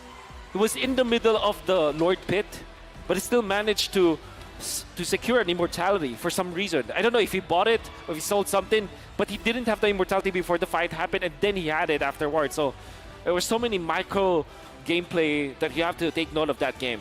Mirko, right now, there is one similarity between you and Kyrie. Okay. Both of y'all are sweating, because look at Kyrie, man. Like, he's drenched. Like, he's not been having a great series. And it's not because he's making mistakes or anything like that, but the constant pressure, man, is like, I know you guys love me, but come on. Imagine if he was wearing a 3-piece suit. Oh, yeah, well, there you go. Well, it's for the trophy. So all the sweat and tears that may have come along the way to get to this point, it's all for the trophy. But you guys, everybody in the stadium, everybody watching at home, y'all have been amazing. 4.45 million. That deserves a clap. Come on. Come on. That deserves a clap. Thank you very much, everyone. Let's go even further. Let's try to hit 6. That's right. Oh, 6 would be... Hey, if we go all 7 games, man. We got Chantel in the building. We do have Chantel in the building, and we have this wonderful crowd as well, right? Yeah. I feel like Sif is doing something as well. I kind of feel like this will go all the way. Yeah. You want to ask the crowd? I think they'll say no, right? Because Right. Or no, technically they can say yes, because 4-3 could be for the team that they're supporting. Yeah, but before that, man, like, I don't know. I want to save some of my energy going into this game because even I'm starting to run out of breath because looking at this game, Onyx, what else can they do? Do they really have to just let go of that early game? I don't think so. I think that they've been doing a great job securing the early stages. And there's no reason for them to change up their strategy anyways. So maybe, you know, remove some of their habits so that it will catch Onyx off guard. But I think that AP Bren, even after losing that match, they're still at match point, like Mirko said, right? There's nothing else changed. It's just a hard reset, perhaps. Well, here it is. You guys are seeing the countdown as we're going in to draft of what? The 6th game of this best of 7. Where again, the pressure is not stopping, it's not slowing down. As we look at a trophy, reminding both teams what they're fighting for. Yeah. And what already is good for AP Brand is that they have secured the blue side. Yes, and AP Onyx Brand blue. So far, only one on the blue side, so they take that away. And that means that they will be the first ones to take the 1-1. Will Onyx ban it out, though? They won't. 1-1 or Fredrin should be the pick here for AP Brand. If they pick up the 1-1, Onyx can pick up the Faramis. That's true. And maybe eventually the Phobius. Exactly. Faramis and Phobius, Faramis Wait, Arlet. Guinevere is open. Yep. Guinevere is actually open. Wow. They pick up the 1-1. And that's Faramis Guinevere or Faramis Arlet that I'm seeing Onyx will pick up. I feel like Guinevere is a solid pick here, no? Yep. You don't want to give both the Guinevere as well as the 1-1, right? Yeah. But then again, yeah, Gwyn Faramis or Arlet Faramis is what I think Onyx will pick up. just because of how good AP Bren is with that hero. Yep, There's Gwyn the picked Gwyn. up. Maybe the Faramis to follow. Yeah, Faramis is a solid pick, but I think they're taking their time Yeah, here. because there's Valentina anyways. Yeah. Oh yeah. But still, they pick it up. So Gwyn Faramis, Arlet Valentina, perhaps from AP Bren. A lot of spins here, folks, but sorry, this draft is cooking. Congratulations to all that got the amazing skin. But now, I'm thinking Arlet. oh, no skin at all. Oh wow. Wait, he says. All right. Another Can one. he get it? If he, oh, no. Yep, no, we gotta look at the draft because again, this is the 6th game here. Yep. Onyx, very good start. How is AP Brand gonna supplement this 1-1? What if they pick up the Akai, I think. So maybe Akai or Fredrin for AP Brand for sure. But I think they might be leaning towards more than the Akai. Then pick up the Faramis, the Valentine as well, so that they have an answer to the Faramis. Yeah. So another option might be Arlet. There it is. And Arlet. There it is. Okay, Arlen. That's the combo here with the 1-1 as well to try to cover Got for her and also to try to punish this clump-up composition that they are going to try to look for with a Faramis. Yep. If the Phobia is not picked here, he's gonna get banned. Yep. You go Martis, where they pick up the Claude immediately because you don't want to not have a game-winning hero on your side for Onyx. And Onyx will just ban out the mages here for a few. Perhaps the Valentina, because it still is a pretty good hero, and it's a hero that can also one-shot the Claude later on. If the Claude does not pick up the Rose Gold Meter or the Athena Shield, Valentina is a hero that can one-shot that hero. Then the Gourd, which... Or Novaria? Yep, that's also true, but Novaria. Because I kind of feel like if they don't have a hero that can dive... Oh, he got it. Oh, yeah, Spirit Rune! No way! No way! He did it! The draft was the... From 0 to 100. Even the draft had to go down for that one, man. Congratulations, my man. Dude, shout outs to everyone getting the skins. Sana all. Sana all. Actually, I do have every skin as well. All right, rich guy. Well, either ways, looking at the draft here, looking like Minotaur getting banned out by Onyx. So now it's on to AP Brand. Whether they want to ban out the EXP or the Roam, kind of feel like banning out the EXP is going to be a safer choice here. Yeah, definitely the safer choice, right? You want to take Boots out, but also same Yeah, thing, Khalid. right? That's going to be the Khalid ban coming through. Maybe Terizla as well. Terizla Khalid would be solid to take away from Boots, but after that game on Paquito, do you want to respect that, right? That's my question. They can pick it up for them. Wait, no, first pick on red side. Yeah. So that is a viable ban actually to go for. Hero. So was the Benedetta. Well, also the Terizla is a pretty good hero, but usually what you counter with the Arlet, against the Arlet, is the Terizla, right? You pick it up. It's a good hero to go up against a 1-1 in a way. So yeah, the Gourd, as we expected. And I think Onyx are willing to give the Valentina at the side. Oh, by the way, there is a chance for AP Brent to also pick up the Lapu Lapu once again. Okay. We've seen that it worked before because it's like I said, it's a great hero versus the Faramis. So I'm thinking for AP Brand, they might just ban out the Terizla for good measure. Yeah, I would say because again, the Paquito was strong, but Boots on the Terizla, we see that it's a comfort pick for him. And I kind of feel like, I don't have the numbers, but if Boots gets the Terizla, the percentage of Kyrie actually securing those turtles and lords significantly increase. Yep. There's a massive chance of Hoot Hoot as well from Onyx. Ooh. Knowing that there's the Arlet and the Kai, that could be a 1-1. And 1-1. Yeah. Oh, they banned the Dyroth and the Khalid, so you're right. The Diggy could actually still come through for Onyx here. Yeah, but they might pick up the Boots hero first, though. Because they want to keep this Guinevere kind of flex. So what are the heroes that could be there for Boots? Maybe they steal the Edith, or the Lapu Lapu, actually. Again, a lot of EXPs are open. Yep. You could just go for Terizla, right? Yep. Terizla is like the safest. It's like one of those, like, just pick it up and then almost like you can autopilot because I'm guessing Boots has been playing this hero even in his sleep. Yeah. I'm sure. It's like, oh, penalty Final zone. breath. Penalty zone, yeah. He's a lot of XPs. I think XPs in M5 have just been that way, right? They can play Terizla in their sleep. It's the most common hero. They go for the hero that's not as common, but it's a Grok in the Roam, I am thinking now, right? Technically flex still. Yeah, but technically. So far this tournament, have we actually seen a Grok XP? That's my question. I don't think so. We haven't. The pickups for AP Brand. Lapu-Lapu still is a prime option. There's also the option of the Edith, because Edith is naturally a good hero going up against this Faramis. But you spend that out, and then the Valentina. It's a valid choice as well for AP Brand, unless they want to go for Eve, which has been proven to be good against the Faramis. It is. Great against the Faramis. I mean, there's a reason why the Gore was banned out, right? Exactly. But they could also just go for the safest choice. Lilia. Yeah, Lilia is the safest choice. So now the clock is ticking down. A lot of good choices, and Lilia has been picked up, and Damas flap again. I mean, he's been waiting on this Damas, man. No reason not to pick it up. This might be the game-winning draft coming in from AP Brand. The series-winning draft. Ford wins all. That's why it's banned. That's why it's banned. That's why it's banned, Naisu. With the Dyroth being banned out, what else is left for Onyx, for Boots to use going up against this Thams? There's still this Edith. Which is technically not a very bad hero, but at the same time, it provides you with the front line that you need.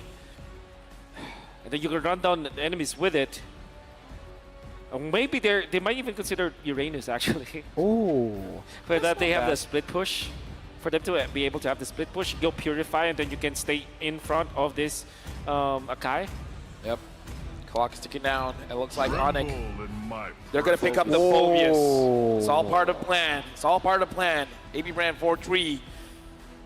I mean, we talked about the Phobius the moment we saw the 1-1. That's right. Yeah. And then on top of it, the Arlet comes around, and then you think, okay, Phobius, if it's not picked, it's going to be banned. That's what you said in the first phase. It wasn't picked or banned, so it was picked up. We have Mr. Bomba again. Oh, there you go. And Mr. Basic as well. Mr. Basic and Mr. Bomba, the two Bs. We just need Beloyski to complete the BBB. All right, going into this game, Wolf, the Phobius, will it be a difference maker, or will Boots won't be able to do much with him? Difference maker when it comes to the team fights, 100%. My problem is, how does it fare against the Thams in the XP lane? I would assume that it's not that good. Well, there are many few heroes that actually win against the Thams in the laning stage.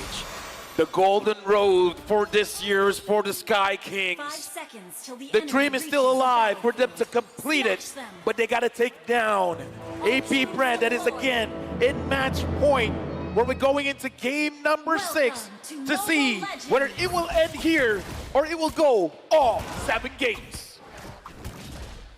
At the start of the game, it's Kyrie who has a significant advantage on the Guinevere. This is the reason it's so heavily prioed in the draft. Flaptizi and Ogwen, though, very aggressive start of the game. Actually clears it out very well. Kyrie has already rotated. This might be a miscalculation. Sans as well is here. Flicker out from Ogwen. Flaptizi holding on to that orange buff. But in the end, will disengage. Yep. Interesting idea, because we know that the Phobius will not win against the Thams, but he gets level 2 now, so it's gonna quite an even matchup. And the reason why that happened is because Keyboy did the anti-glue treatment in M4. If you remember, they used the Grok to block the minions twice, so that the minions will be in favor of Boots. And that was a genius move coming out from Onyx. That's why they drafted this Grok earlier on. We gotta talk about Super Marco again. Now using the Master Assassin, where before this, he was a tenacity with Kyrie.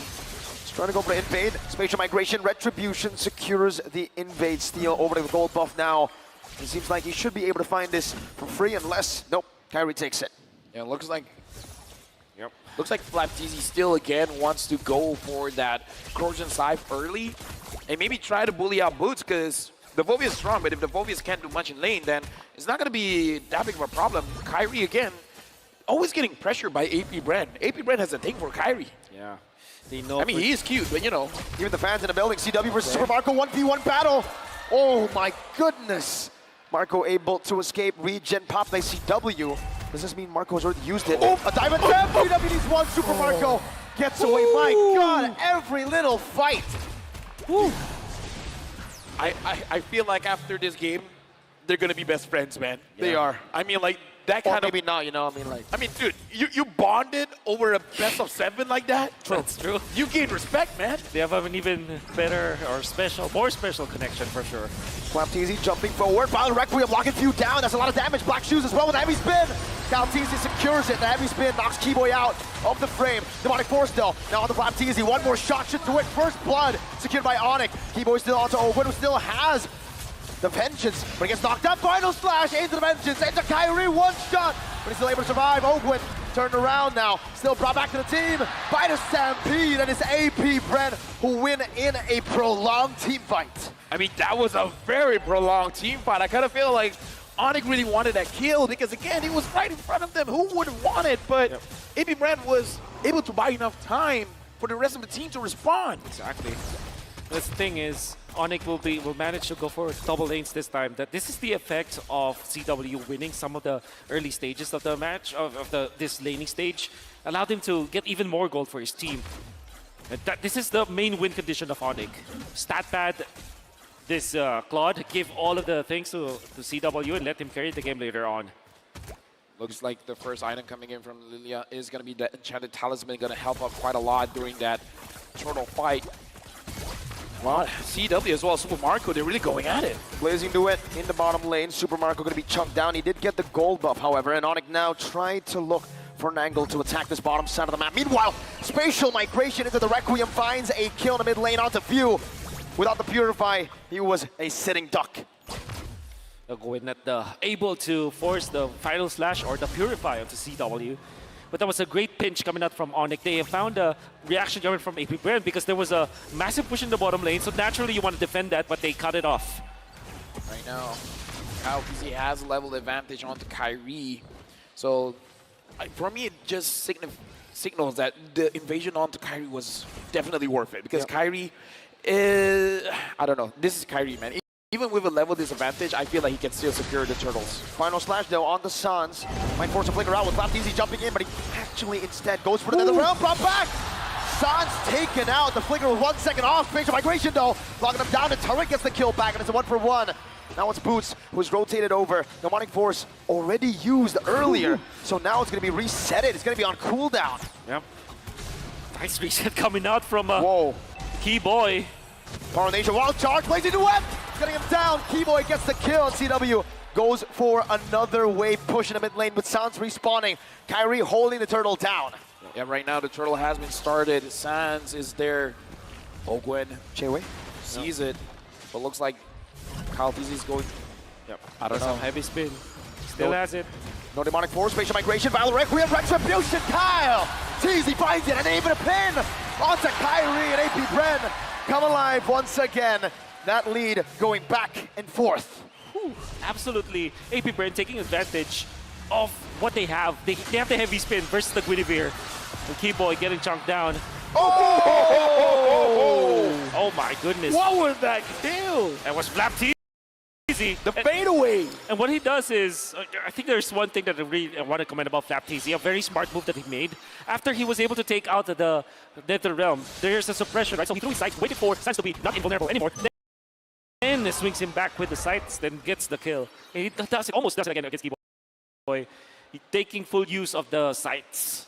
We gotta look at the goal lead though, because even though AP Brand has the goal lead, but CW has the goal lead. Oh, before that, Sans getting jumped down. Looks like Ogwen understanding that Sans is not in a good position. He wants to force it and forcing on CW. Purify now brought back to Ogwen. The Vengeance is gonna be reset, and he goes back to the Valor Image, and he pops in that Blazing Duet, but Flap Teasy is there to punish. Keyboy, wild charge defensively, and AP Brent take the lead. Significant lead, as they will be able to take out the turret up top. They get a kill onto CW, who we have been commending to be able to farm out the early stages of the game, but now it's stopped. And AP Bren have the absolute lead in the first 6 minutes of game number 6. Oh, Flapteasy. Looks like he is not the one getting caught here. He aggresses even though Kyrie was the one initiated.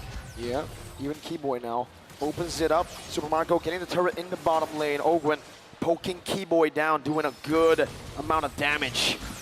But right now, AP Brand are moving as a unit. Boots is moving around Sans to make sure that Sans is actually able to survive, actually able to farm up. Look at Marco. Super Marco is just pushing. He's alone in the bottom lane. It's a 4v5 for Onyx, but they're not actually going in just yet. They go for it. Spatial Migration, Battle Requiem, locking Ogwen down. That should be a kill. Kyrie picks it up. Meanwhile, the bottom lane, Tier 2 should be taken down by Super Marco. Fuel, so able to pop the Glooms in. Demonic Force, zoning Flapteasy away. Keyboy break taken very low. Flapteasy with a good pin down. but the demonic force is still on him. View, Black Shoes, back away. That's Sans flickering forward. Kyrie finds the turtle. Meanwhile, Sans will fall. Baptiste outplays him under the tier 1. I mean, he was greedy, man. Like, he really wanted it.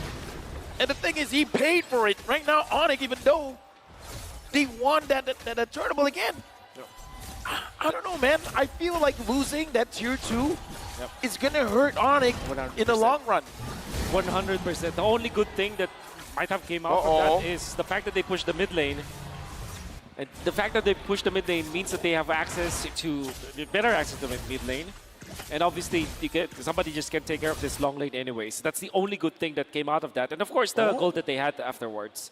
And look at this is interesting. CW. J-Way. Wow. I'm looking at Boots because usually you see the Clock of Destiny, but he went for the Lightning Truncheon. Yeah. Yep. I think I like this build better. Dominance Ice Rush into the Lightning Truncheon as the Phobius. You're not that required to actually output the damage anyways. You have the Claude for that, and you have Sans to dive with you.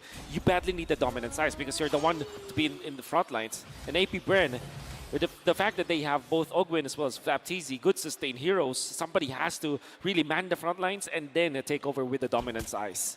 I'm very interested to see the Lightning Truncheon on the Phobius. But before that, Kyle TZ finds Kyrie. It looks like they want him. Heavy spin, but the Valor Requiem cancels it out. Sounds gonna be pinned down to the wall. Final smash used up. Another round. Gets Kyrie forward. T-Boy finds a wild charge of Few. Gets Kyrie down. CW, able to fight. Bench is still gonna be popped in by Flapteezy as Boots jumps into the back line. Demonic Force from Boots. Crossbow tank though for Super Marco. Sans, Ghostbusters in. Super Marco is down. Ogwyn jumping in. Another one from Boots. Flapteezy, one last member standing, and Ghostbusters to shut him down. Onyx won a big W there. They got a wipeout. An alpha of AP Bren finding a good jump onto Onyx, almost taking out Kyrie. Sans' ultimate was just pixel perfect. Oh, Sans, they're blitzing it here. They're blitzing it, Kyrie's already here. Kyle's bot, they are giving it away. They're giving it up. Onyx have taken the first lord of the game. Look at the live coming in from Indonesia. They're excited, man. Right now, Onyx having the lead here. But again, AP Brand, they have showed time and time again, they can fish out that mistake coming in from Onyx, and we've seen quite a few times. But Boots, let's talk about Boots. 2-0-5 here, Wolf. Yes. Was the last one to get into the fight around the Lord area. But his timing was perfect because now he is able to force out Super Marco. And big shout outs to Kiba with the flicker play, or the wall charge play, in fact, in the previous fight. That is what allowed Onyx to win that fight afterwards. Right now looking at the items as well, even though the big goal difference coming in from the Claude as well as the 1-1, but I feel like Super Marco can still dish out the damage. For Sans here, he's zoning everyone out. He's just like, I'm a Faramis, choo-choo, I'm gonna hit you. Choo-choo? Is that what Faramis, yeah. Is the noise, the sound? Okay. Choo-choo. I believe you. I play Faramis a lot, man. I believe you. Faramis, the train engine. Nope. Doesn't have the right ring, but you know what? We'll work on it. The most important item for Boots gets the Winter Truncheon. Able to tank damage coming out of Super Marco. Definitely going to be able to dive that. And now that's a massive problem. Spatial migration onto Flap. Final slash, bringing Kyrie back, but Flapteezy is still going to be isolated. Kyrie taken down. Another round late, but the wild charge still connects. Demonic Force in the midst of it all. Kyle Teasy now with a heavy spin. That's still Flapteezy falling down. Boots in the midst of it all again. Now with a Winter Truncheon, he buys it in time. Another Demonic Force onto the Marco. Boots finds it. CW. Marches forward. Finds a triple kill. Oh. What? Keyboy? Keyboy, the one to tag that, but I think that this is sacrifice to take the Lord, and nice touch from CW again. Boots falls as well, the sacrifice necessary. Sans and CW bringing it back. The damage coming through. CW with nature. Ogwyn, vengeance. CW guns him down. It's a wipeout, but Flap has respawned. Onyx need to back away. Okay, what's going on? CW looks angry, man. He doesn't want to back down. He's using a claw, but it feels like he's the Thanos. He wants to sit in front. He wants to deal the damage. Wow. CW. He wants to take his family to Japan, and I think that he's doing everything that he can to do it. I cannot. It is indescribable the way that he held his ground and knew exactly who can kill him. And the fact that Boots already took out Super Marco with the wonderful Winter Truncheon play, that allowed CW to be unafraid of fighting under the base of AP Bren. Well, konnichiwa minasan. Onyx right now having a 5.6k goal lead. And CW again, 8-1 and 5, very impressive here. It does look like Oni did. Now they have the mentality is that they want to get everything from AP Brand in terms of their skills. All of their survivability once it's gone, CW is just gonna go in and he's gonna clean job. Now AP Brand, they're in a position where CW is a problem, but you can't ignore Boots. And you can't ignore Sans. ये भी होने की थी. Kyrie has not been having a great game, but dude, everyone else around him is moving forward. Exactly. Even Keyboy with the one charge usages, the way that he's tanking for his team.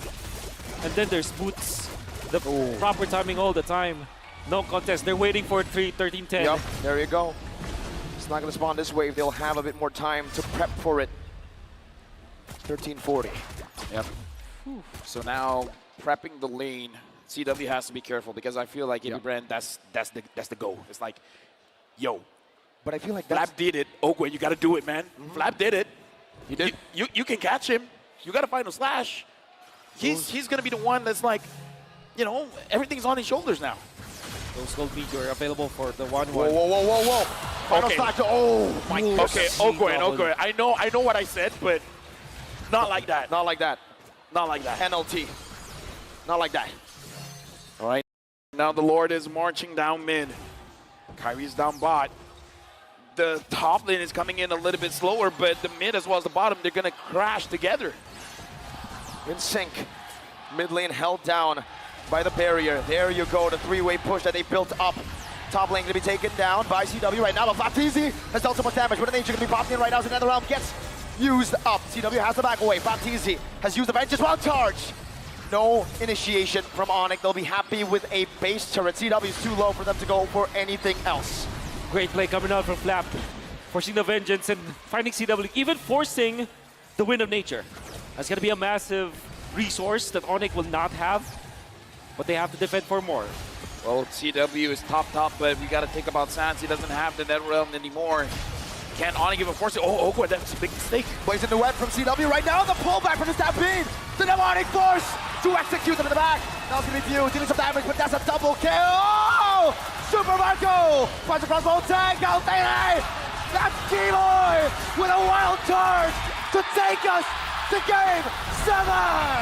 There is absolutely no way we can end the M5 World Championship without going all 7 games. Onyx and AP Brand, this isn't a best of 7. Now it's just a best of 1. And I wish this will go Game 9, Game 11. I wish to see these teams fight against each other time and time again because every single play is just amazing. It's smart, it's amazing, it's mechanically skilled. I'm so entertained. I'm going to pass it to the panelists, and let me just say, the question is, I don't think Busk is getting shafted anymore.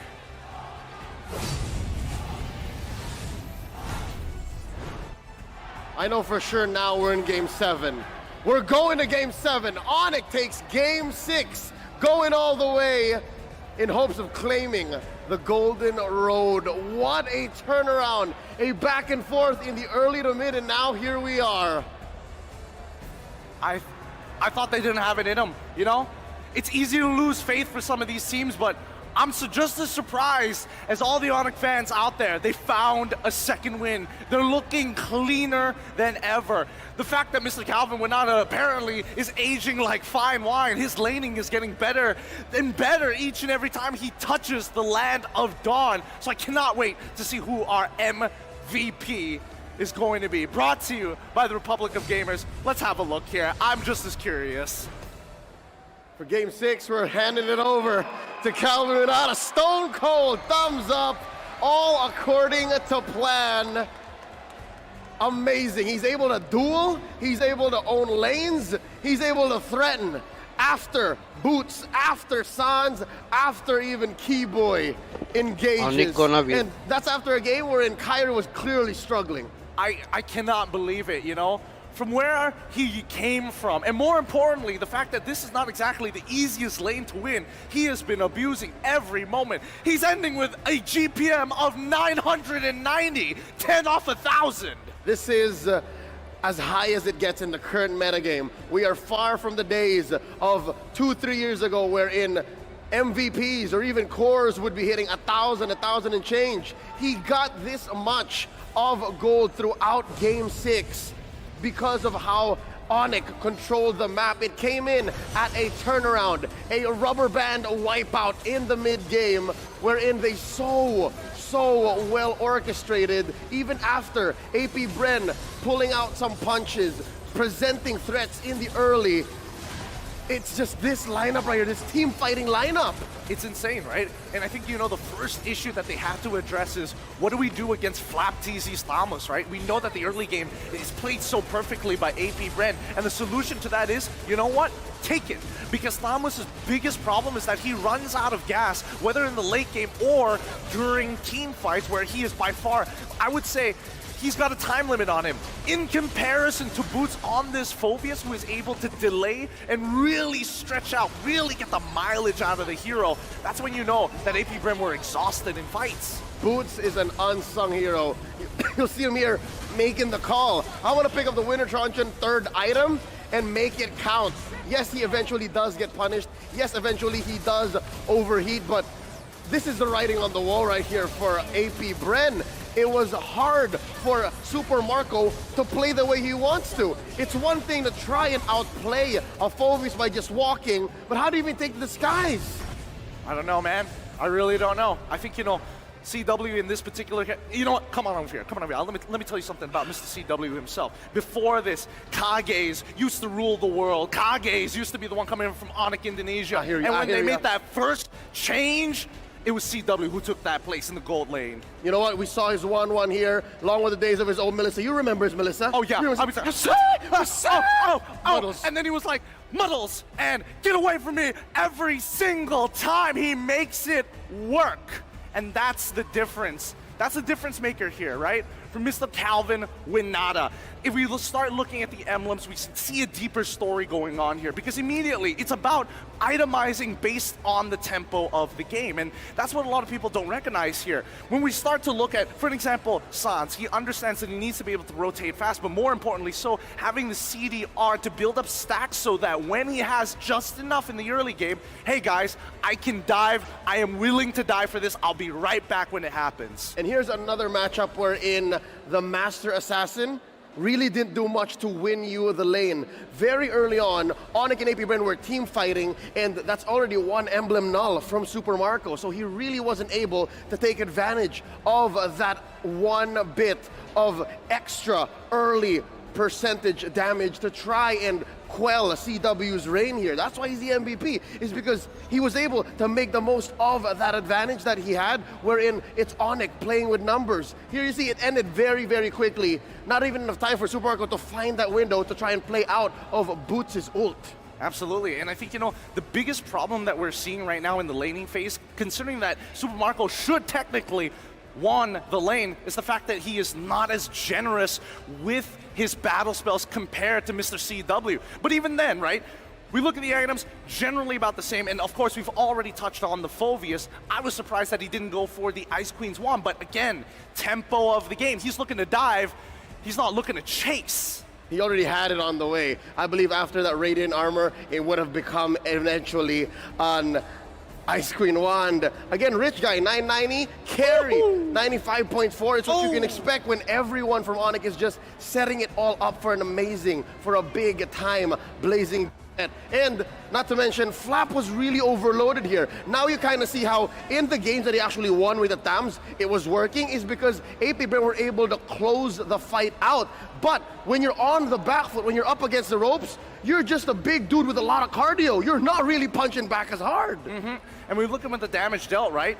CW coming on off top, of course, coming up with 95,000, 85% of the overall Team 5 participation. But the question is, what could have AP Bren done better in these cases, right? And obviously, there were a couple. However, it really comes down to the micro mechanics of it all. The fact that Few was getting chased around in the manner that he did because Keyboy was holding him hostage with that wild charge, making sure that the black shoes were always covered. One could only theorize, and here's mine, all right? The fact that AP Bren's playing with a Tams able to come in from the flank and try to stop via damage, again, absorption and dispersion. 2, you have the final slash from Ogwin, and 3, you have the heavy spin from Kyle TZ, they never really got to break up Onyx formation. Onyx had superior communication here, and that's why after Boots took to the skies, they were the ones left scrambling. Note the places of which they actually took these fights. A lot of it happening around the river, a lot of it happening around neutral objectives like Lord and Turtle. Even though, yes, it is technically an open and a very enclosed spot to be in, as long as Sans is nearby, that Netherrealm makes all the difference. That extra bit of time makes all the difference for people like Boots, like the Art of Thievery on this claw from CW. So now we've come to this. Game number 7, all on the line. The last time we were in this situation was about 2 or 3 years ago in Singapore when Brenny Sports went all the way against the Burmese Ghouls. Here, in the now, the greatest finale. What else is left? It's just a matter of who doesn't overheat. It's just a matter of who doesn't just tilt first and who has better communications. I think, mechanically speaking, these teams have shown that they're the best of the best. I mean, it's 3 variables that they have to worry about. The laning stage, the team fight, and most importantly, the heart at the end of the day. Can they coordinate just as well as all of their team members? With that being said, this is going to be the final panelist with me, and as well as Leo. It's been good doing good work with you up here on the panel. Oh boy, with that being said, we're going to be throwing it over to a break, and when we come back, the grand finals will conclude.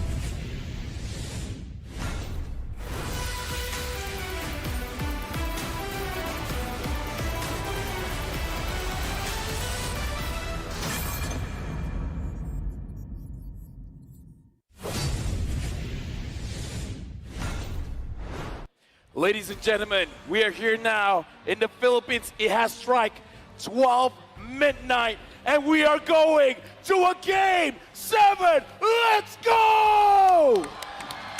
This is the Grand Finals we want. This is the Grand Finals we deserve. For the final game here again, LaFell, Marco, and Wolf. It could not have gone any other way. This golden road from Onyx, this travel all around the globe for AP Brand, it's gonna be completed in the final game of the day. They had to work for it, right? Everybody has to work for it. If you look back, everybody's shooting for AP Brand now. If you look back, in their M2 run, it's another best of 7. So every time that Few plays and Flap TC plays in the Grand Final so far, it will go to a Game 7. Hey, you're right. G memberships, man, it helps you out in a lot of ways. That's right. They are here for endurance, man. And right now, 3-3.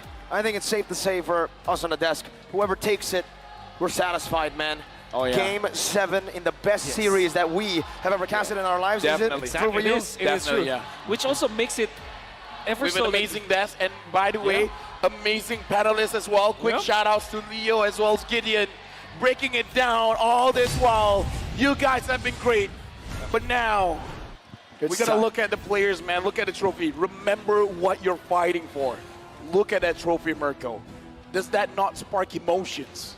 It does. It sparks more than emotion. Hard work, dedication, everything put the entire year to build up to this one moment. For Onyx, the golden road lies ahead. For AP Bren, the world tour shall be completed with one game victory. And it's gonna be the most nerve-wracking game for sure for everyone. The winner will celebrate so much, but the losing team, how do they recover from that? Game 7 in the World Championship awaits, and it's totally intense for anyone. All I can say is we're gonna bring our best.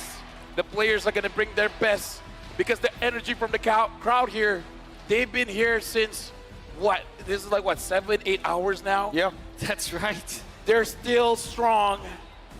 And looking at all the players at this point, I'm even questioning what is going through their brains, if anything is going through their brains at this point. I wonder if it's all just muscle memory, man. It has to be. At this point, it's mental, it's mechanics. Everything goes down here. Well, this is the best of the best. This is the final draft of the day. We're jumping to draft game number 7. AP Brand against Onyx. Who wins this one will be the world champions. Right off the bat, we can see the Guinevere gonna be banned out. That's the last ban. 1-1 also banned out. So does this mean AP Brand will take the Fredrin immediately, or Arlet? As we know for sure, Arlet has been the favorites of AP Brand. But Matilda also banned out. Kind of makes me think, yeah, surely Bruno or the Fredrin should be the pick here for AP Brand. I almost feel like you got to set up for that Claude, man. Either you're going to use it or you're going to go against it, because both Super Marco as well as CW, which in my personal opinion are the standouts for this tournament, they're really showing up with the Claude. And I kind of feel like it's going to be picked up in the first phase if you ran pick up the Fredrin. The Theramis is the typical answer for Onyx this time. Maybe they pick up the Claude with that. Or maybe they take up the Bruno. Bruno Theramis or Claude Theramis. No reason not to pick it up if you're Onyx. Yeah, especially considering they might be up against either a Claude or a Brody. Two heroes that up against the NetherRealm will struggle. Onyx can definitely go for the Theramis here with, I mean, just take a look at the bans, right? Just throughout this series, the progress that we've seen. AP Brent started out with just Cryo heroes. Kadita! It's a Kadita for Sans. It's an Indonesian hero. Keyboy. Oh, you're right. That We're flex talking potential. about Onyx. We're talking about Onyx. Oh my goodness. Do you still want to go Lilia for AP Brand, or do you want to pick up the... I mean, the Bruno is good. Theramis plus Fredrin though, that's a valid option here for AP Brand because it's a classic combo. decent versus the Kadira. There it is. Maybe they close it out with the Arlet. Here's the thing, man. I kind of feel like that Kadira pick was forcing that Faramis pick because it's a good answer, right? Kadira goes in, wants to burst. What does the Faramis do? Cancels out that burst. So this Kadira feels like a bait, man. Something about this doesn't seem right. The art. Oh, Brody, a very early Brody here from AP Brand. I mean, it did work before. It's instantly answered by a Terizla. Onyx are going in for their signature picks. Or the picks that work. I'm looking at the draft here, and I kind of feel like Onyx, they want to have a very solid front line. I feel like they want to go in. I feel like they want to pick up the pressure. They want to pick up the tempo, not letting AP Brand time to think.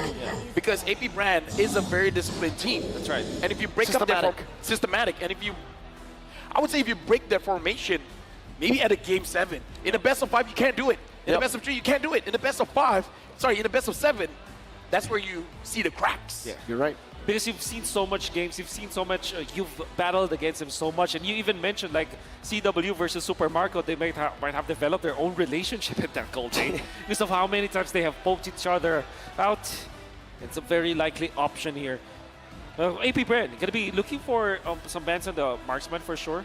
Like the Claude still is a good ban for AP Brand because you don't want to give that out, and also maybe the Bruno. There's no time to chit-chat. They banned the Gord anyways. They're seeing this pick as suspicious as well. Yeah. This might be it.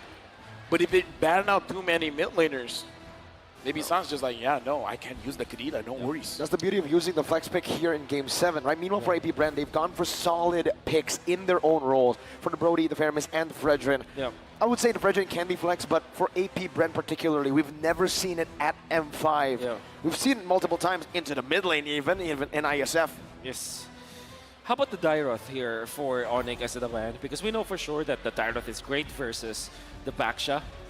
Gonna be pick up, and obviously the Novaria from a few. Yeah, we got to look at both players' most used hero, 71% win rate for the Valentina for San, 77% win rate. Novaria for few. Again, very impressive heroes where we saw doing quite well in this game so far. The stats is on the screen here. And looking at Onyx betting out the Grok as well. Yep. My inference here is that it is a hero that can be used against the Kadira in a way that you spot out where the Kadira is. It's a bush checker.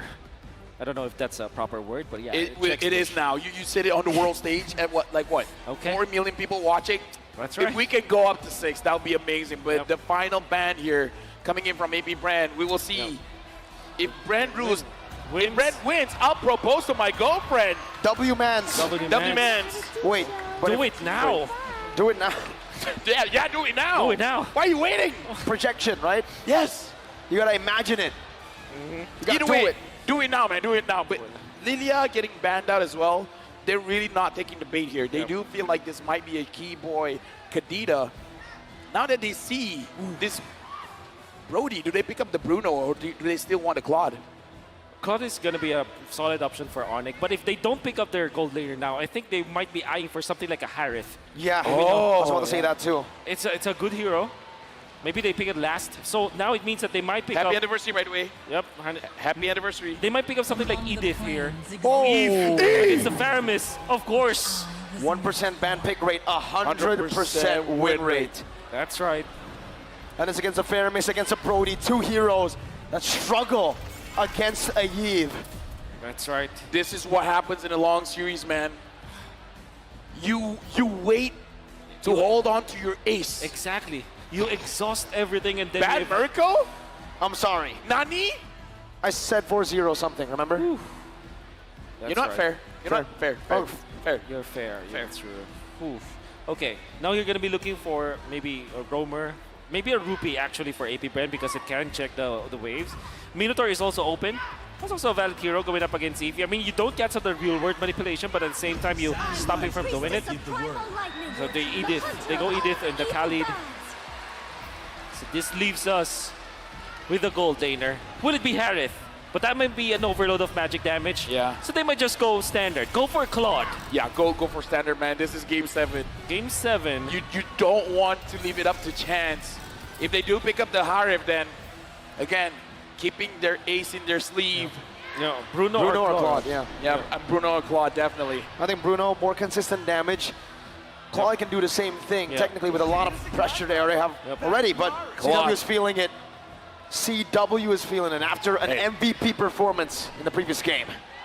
What did he do? He went in their base and he said, fight me, fight CW. He took that fight, he got that wipeout. I mean, at this point, you got the momentum. Don't stop. This is for the World Championship. And the thing is, if you're looking at to compare both of the lineups, we know for sure that this Brody composition from AP Brand is very strong at the early to the mid game. Come late game though, Deceive with the Claude, and then you have the Kadira factor. It's gonna be hard to control the map. AP Brand, they might win this best of 7. They should win this best of 7 only with their standard playstyle, their early game. To everyone tuning in, ladies and gentlemen, welcome to the last game of the M5 World Championship, where either the Golden Road will be completed or the World Tour be completed.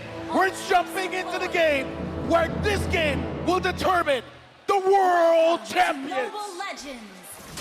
There's no other way to see it happen. One last time. Rizal Memorial Coliseum, give it up for the two teams! Now, Keyboy as well as Ogwen, man-to-man defense, looking at each other here. Looks like this time maybe Brand is opting not to go aggressive into the jungle. Kyrie, for once, will have an easier time farming up to level 4. CW opted to go for the Purify, knowing that it can be gone upon by Ogwen. And obviously, FlapTZ can go for the Flicker plays, we know. That can eliminate the Goldaner easily. So Wind of Nature might be rushed here by CW. Maybe his third item, or maybe fourth. Okay, some damage placed down. Quick Sand Guard gets him a bit more HP. Kyrie already looking for an invade. CalTZ is able to clear it out. Just a big one though. Kyrie looking for a little small one. Red Trees gets level 4. And pokes CalTZ, getting Boots a bit more prio in the bottom lane. And again, we got to look at how Sans and Keyboy, I got to say this duo has been doing well for Onyx, but the same can be said for Few as well as Ogwen. I do feel like with the composition that they both have, the mid duo is going to be a very big impact in this game. शायद सब streamer बंद करके चले गए होंगे अकेला चल गया लगता because you clear the waves fast, but है you don't Telegram necessarily mobile stay in देखा ही that नहीं lane. बहुत टाइम से It's going to be up to Onyx on how they utilize this, Keyboy, Kadira. And at the same time, AP Brand, they don't have the best heroes to kind of check the bushes. Maybe second में है CalTZ भाई could be there, but of course few can फिर भी save his 29 है teammates, भाई but 1000 वीजर they're जानी not चाहिए built थी for this Kadira. Few able to pull them in, but not that much damage. ये Both किधर Sans as well दिखता as है Boost just won that gaming Level 4, CalTZ already leashing the turtle in a position where he can cancel at any moment. Kyrie thinks about it. Will Boost as well as Sans, now level 4. Doing the same thing. Kyrie with the shield unity into the back right now. Able to connect it onto Owen, who has the Earth Shatter. And now the onward. Towards the boy Sans. FlapTZ finds him. The real world replacement is popped in. First blood secured by FlapTZ. Another realm coming down as Boost deals some damage. Retribution battle still for Kyrie, but Few finds it, and that's going to be a skill from Keyboy. Owen with the Primal Wrath. The Brazers Wrath! Owen gets the kill onto Keyboy, and Onyx lose out in the first turtle fight. Oh yeah, definitely AP Brand won the turtle, won the fight. Mostly तो ओनी की जीतने वाला लग रहा अभी तो क्योंकि जिस हिसाब से पिक से ड्राफ्ट तो इनका ही अच्छा है all the time. They're और the इन्होंने masters पूरे of the early damage game hero that we लिए saw all throughout this M5. Every time that they win, they destroy their enemies in the early stages. And you gotta say, FlapTZ started the charge once again, going in for the flicker play. In fact, they have Pope Sans. Sans forced to use the flicker and the real world manipulation to try to keep himself alive. But in the end, during the turtle fight, he was a non-factor. And it's all thanks to FlapTZ. Yep, now looking at the item builds here, the Claude has to delay a little bit just because he has to build a little bit of defense, but Boots getting attacked here. Look at that burst. Subscription में किधर होता है gaming The Ghost Bursters as well. Boots, defensive penalty zone. CalTZ dives, flicker, out. Real world manipulation. Popped down by Sans. Ogwen just posturing, zoning Boots away. Meanwhile, looks like CW just wants to farm up safely here. And again, Onyx, they have to find a way to slow down the game while AP Brand has to figure out how to get these objectives because they've been getting the kills. They got the turtle. The faster they can get the outer turrets, the more space they're going to deny from Keyboy. However, few with 2 assists and a lot of lane prio. Able to get to level 6. It's actually almost a level ahead of Suns.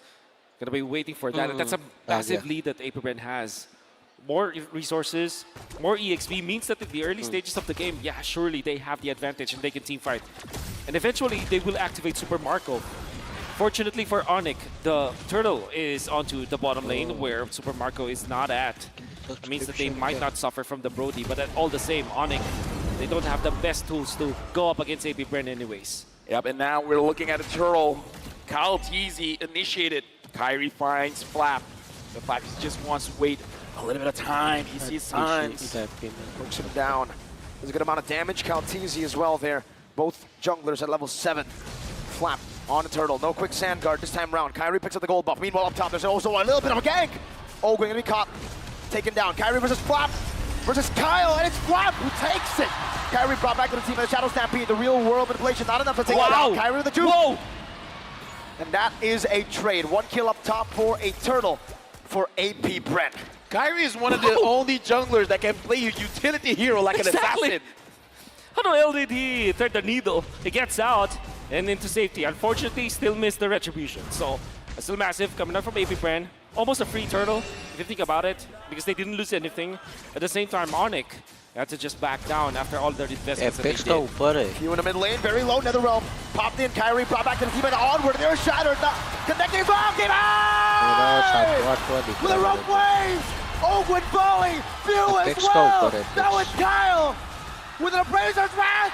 Keyboy finds the oddity! Another one on the Marco! Oh! But Sans picks him up! This is why I say, man, Super Marco, as well as CW, they're developing a relationship. Super Marco came in and was like, I want to go down, but you're going to come with me. And that's a positive trade, obviously, for Onyx, as they switch back toward their side. They give two assists to CW, 1 kill after that. Eventually he died, but that's all good for a Claude, who's looking for farm in this early stage of the game. Most importantly, they have punished Kyle Teasy.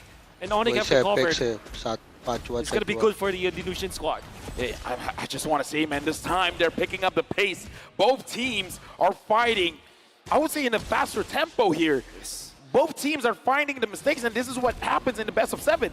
Keyboy, I got to say, very good counter engage. Coming in from AP Brand is like AP Brand it strikes, but then Keyboy is just like, I'm just waiting for you guys to clump up. And look at I want to deal maximum damage. Look at his position right now. He's trying to pin down Super Marco without the flicker. Does have the petrify. Super Marco not feeling so confident walking towards that bush. And that's a smart decision on his part. I mean, at this point, he doesn't want to get wet, man. Like, he smells something, and he's like, I'm smelling a fish.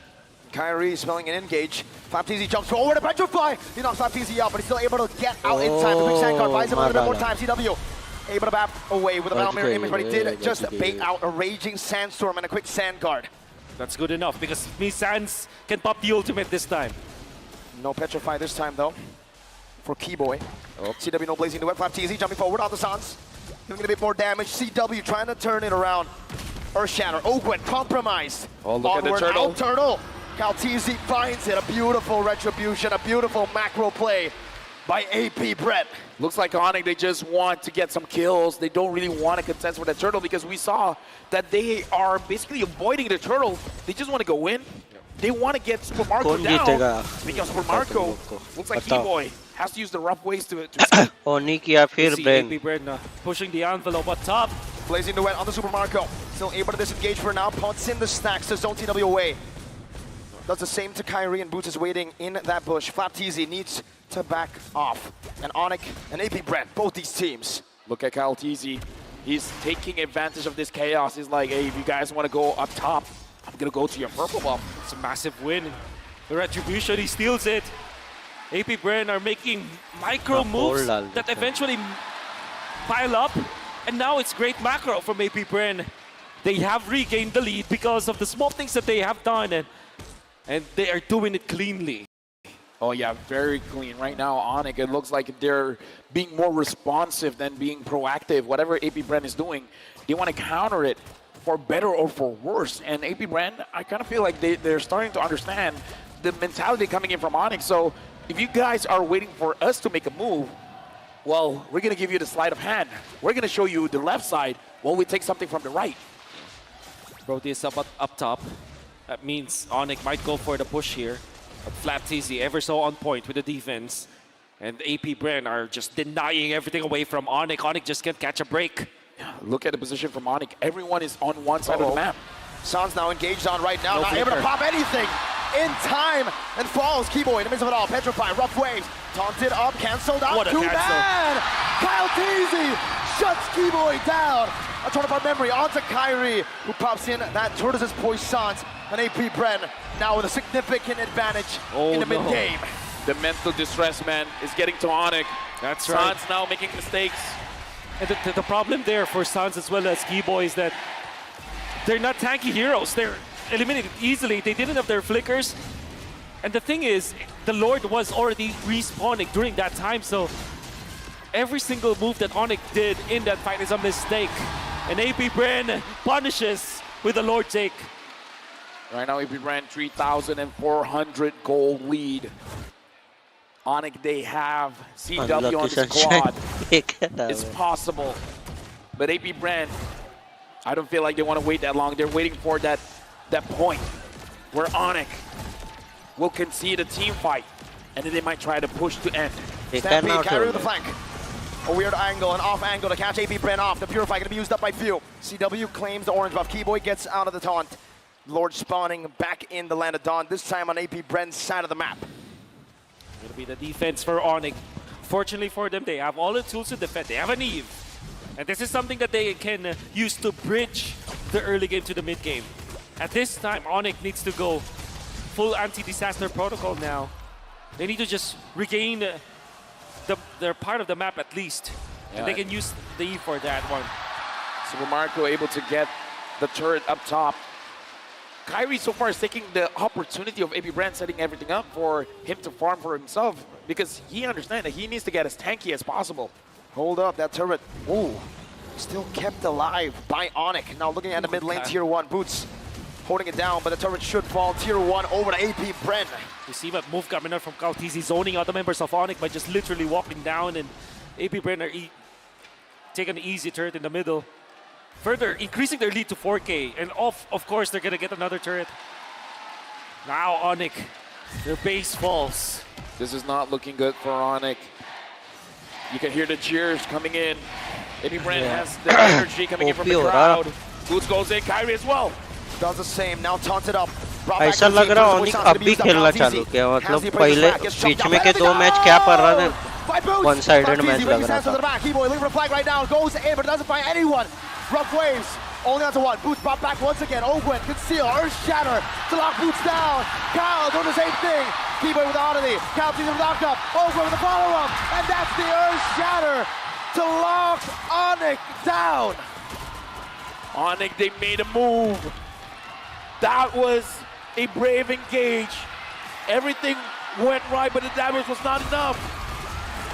Mid lane base turret at risk of getting taken down. One more shot. Two base turrets. 10 seconds on the clock for Keyboy. 6 for Boots. Admirable coming out from Onyx to go for the play. Because Boots landed a beautiful penalty zone, but they didn't have the damage. And Sans was sitting back. In fact, CW was babysitting Sans during that time because he knows that the Khalid will eventually jump and they needed to punish. What that meant is that after the jump coming out from Boots, there wasn't any follow-up damage. Even the real-world manipulation is not enough because the Nether Realm is available. So Onyx tried to go for the play, didn't have the items to back it up, and unfortunately lost so much because of that gamble. AP Bren now doing the Lord as Kyrie! 1 against 3. No! Brought back and taken down. Onyx on the brink.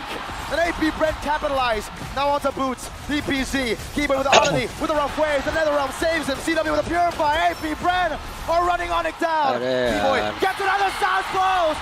Super Marco has slain the mid lane.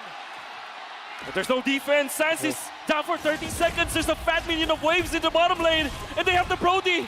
Mid lane gonna be cleared up right now by Boots. He's still holding on to the Yeah, bottom wave. The It's gonna clear out as well. They're gonna end looking for the base. They're looking for the base. AP Bren. The Khatam Sky bhai. Kings have been taken down. The Golden Road being tapped. Bren Lang Maracas. The goal. The host 50, country 50 has never over. won a World Series. Look to the stage. They kept the trophy here. They पहले ही जीत continued जाते the भाई 2 match की बार है They are the curse breakers, the two-time world champions. They are AP Bren. It's a pleasure working with you, gentlemen. My name is Abel. Alongside with me, Wolf and Mirko. It's a pleasure serving all of you here. But now we are throwing it over to Mara with our world champions.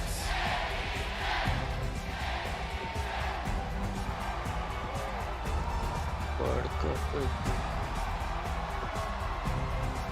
हाँ ना यार world cup repeat हो गया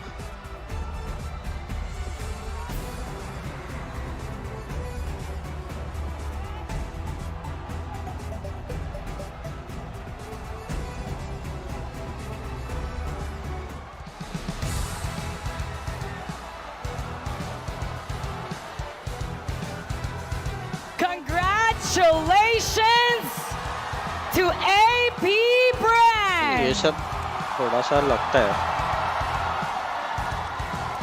What a recovery! And now we'd like to call Onyx. Please come forward. We'd like to call on our first runner-up, Onyx. Onyx, thank you for showing us greatness in your M5 journey. You may now take your final bow.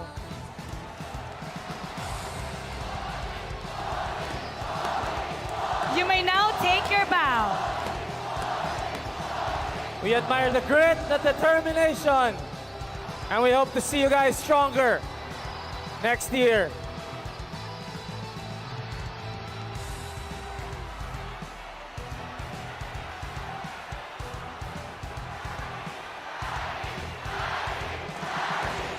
OP भाई brain Kyrie, sport listen to second them time say your name.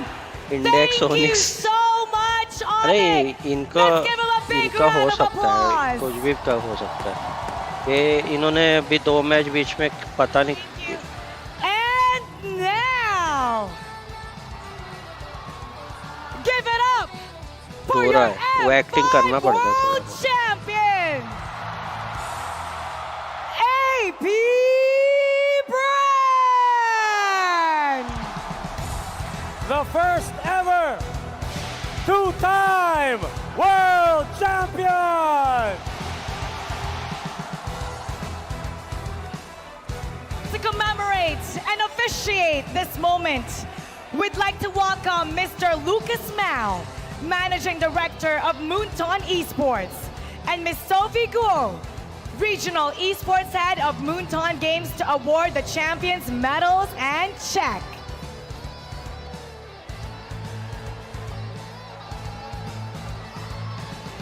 The Bees return to cement their legacy as their first ever two-time world champion.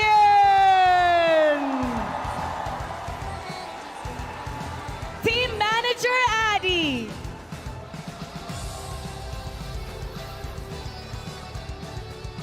Pando.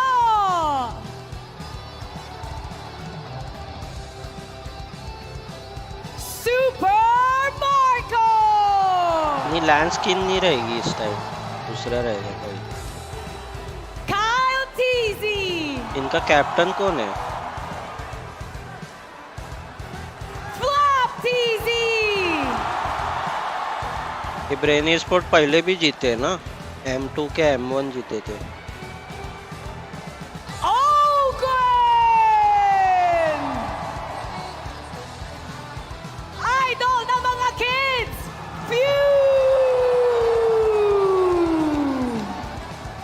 Adrian. And of course, all the people behind the scenes. Coach Bren. नोवा लाएंगे तो better है, नोवा की कोई scheme नहीं है फिलहाल. Coach Ducky. All the people behind the scenes, managers, staff, and everyone who made this win possible. You are now two-time world champions!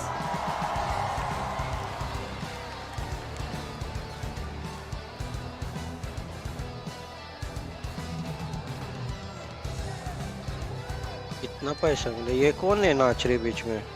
And let us now take a photo op.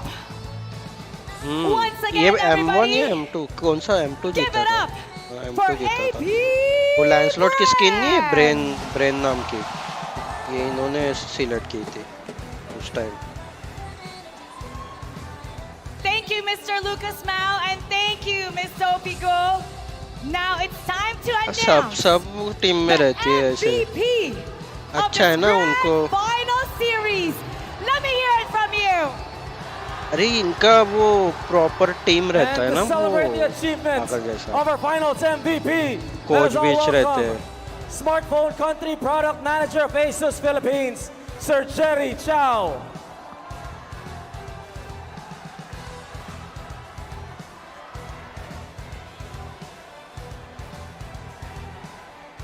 आता Incredible. सांगत Best of नाही नंतर seven journey. सांगते. आताच सांगतात काय? And now it's time to MVP. announce अभी the पूरे M5 पांचों World मैच का कौन था वो Championship पता नहीं हो. Finals MVP. हो गया. Announce कर दो. Congratulations to Flap match player रहेगा शायद. ये कौन था? ये एक्सपी लेनर है ना? फ्लैप्सी.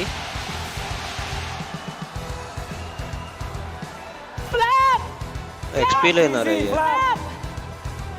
उनका हाइपर काइट्स ही है और XP learner. Flap, parang nasupresa ka. XP learner है.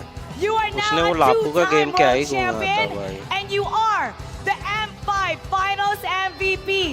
What's going through your mind? What are you feeling? अच्छा खेल What रहा do था you want to say to everybody? वो आरलोड भी अच्छा खेल रहा था. Sobrang nakaka-shock po kasi di naman ako yung nagpanalo eh. Yung mga teammates ko yung nagpanalo eh. Actually nagpatalo pa nga ako nung Arlot ako. Tapos di ko akalain parang surreal. He did not expect English आता that नहीं he was है going to इनको win यार. the Finals MVP. He thought he made them lose. But उनका look at match him player now. भी अच्छा खेल रहा था. He's the उसने बीच में Finals दो MVP. पलटी And let's मारे now take a photo op.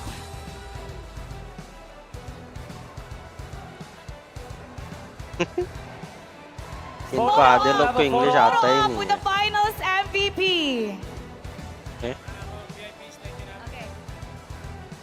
Thank you very much to Mr. Lucas Mao and Miss $7 Sophia Guo. Thank you to Miss Jerry Chow.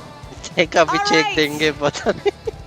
AP Bren, your trophy is right there ahead of you. You may now take मारा your walk smart हाँ ना of वो उसके कपड़े ढाक के लाई है वो पहनने. Your pursuit towards greatness has led you to be crowned as the captain world को इंग्लिश champion. आता रहेगा बस.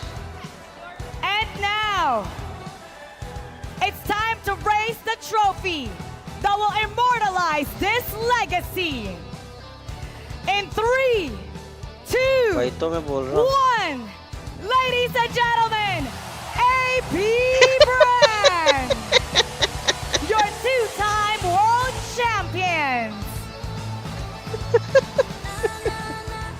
अरे वो ये अभिषेक जो बोला ना वो जो टूर्नामेंट खेल के जीत के आए ना ये आगे वो उतना रहता है उधर. AP Bren इसका तो ज्यादा ही रहेगा. has proven their greatness. English चाहना है कोणाची. वो ठीक है. The Mobile Legends नहीं Championship बांग्लादेश has आउट हो गया था finally नेपाल come गए थे to an end. Nepal We have पहले ही witnessed राउंड में बाहर history. गए And let's not forget that M5 is powered by Moonton, presented by Kiria, and supported by ROG, the official gaming phone, Grab, the official super app partner, and Secret Lab, our official share partner. On behalf of all our sponsors, our partners, our production staff, the players, the talents, the crew, we hope you enjoyed this tournament, and we thank you for supporting Mobile Legends Bang Bang World Championship and for being part of the AP brand's journey to greatness. My name is Mara Aquino. And I'm Tito Mikey. Thank you for watching, and we'll see you in M6. Pinas lang! Malakas!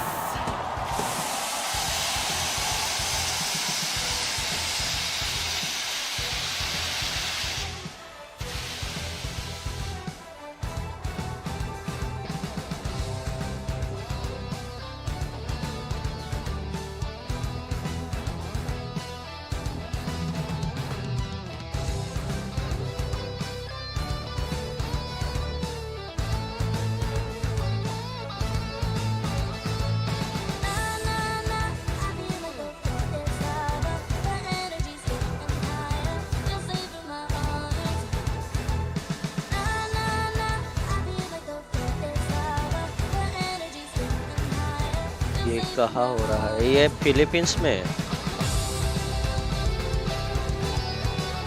ये Philippines में था next M6 Malaysia में है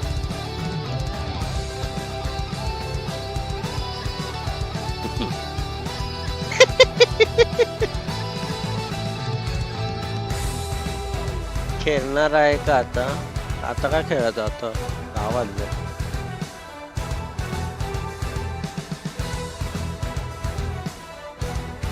skin तर सांग भाई skin बताया नहीं ना इन्होंने ये अभी बताते कि बाद में डिक्लेयर करते हैं माराला मारा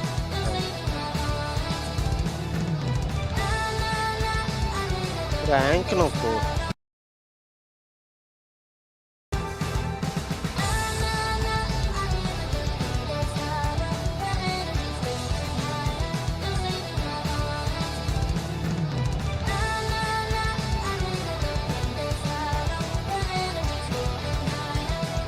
वो देख कपड़ा उड़ा रही है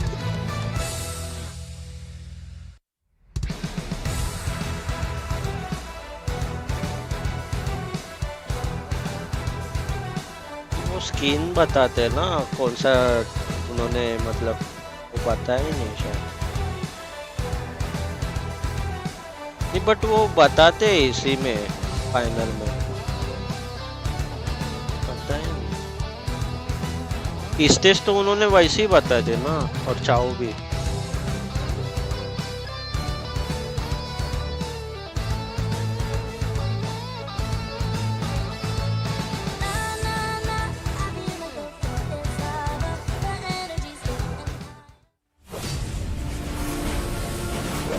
पूरा सीजन स्विफ्ट एंड लास्ट ऐसे ही होता है इंडिया ने भी वही किया था वर्ल्ड कप में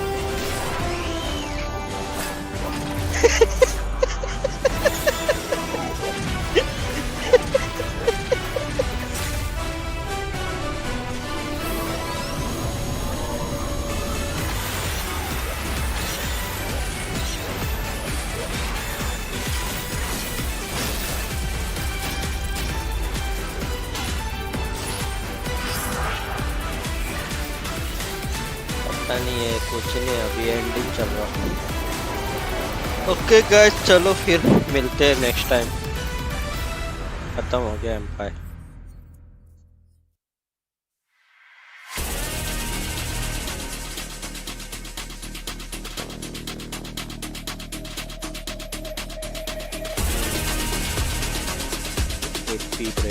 आपकी पार्टी है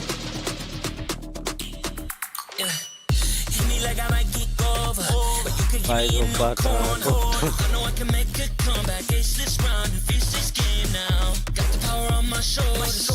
क्या बोल रहा?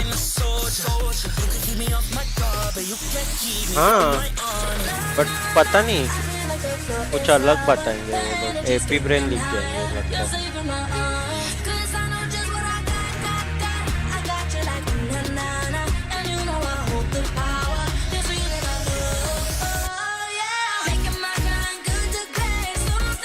मिलते हैं M6.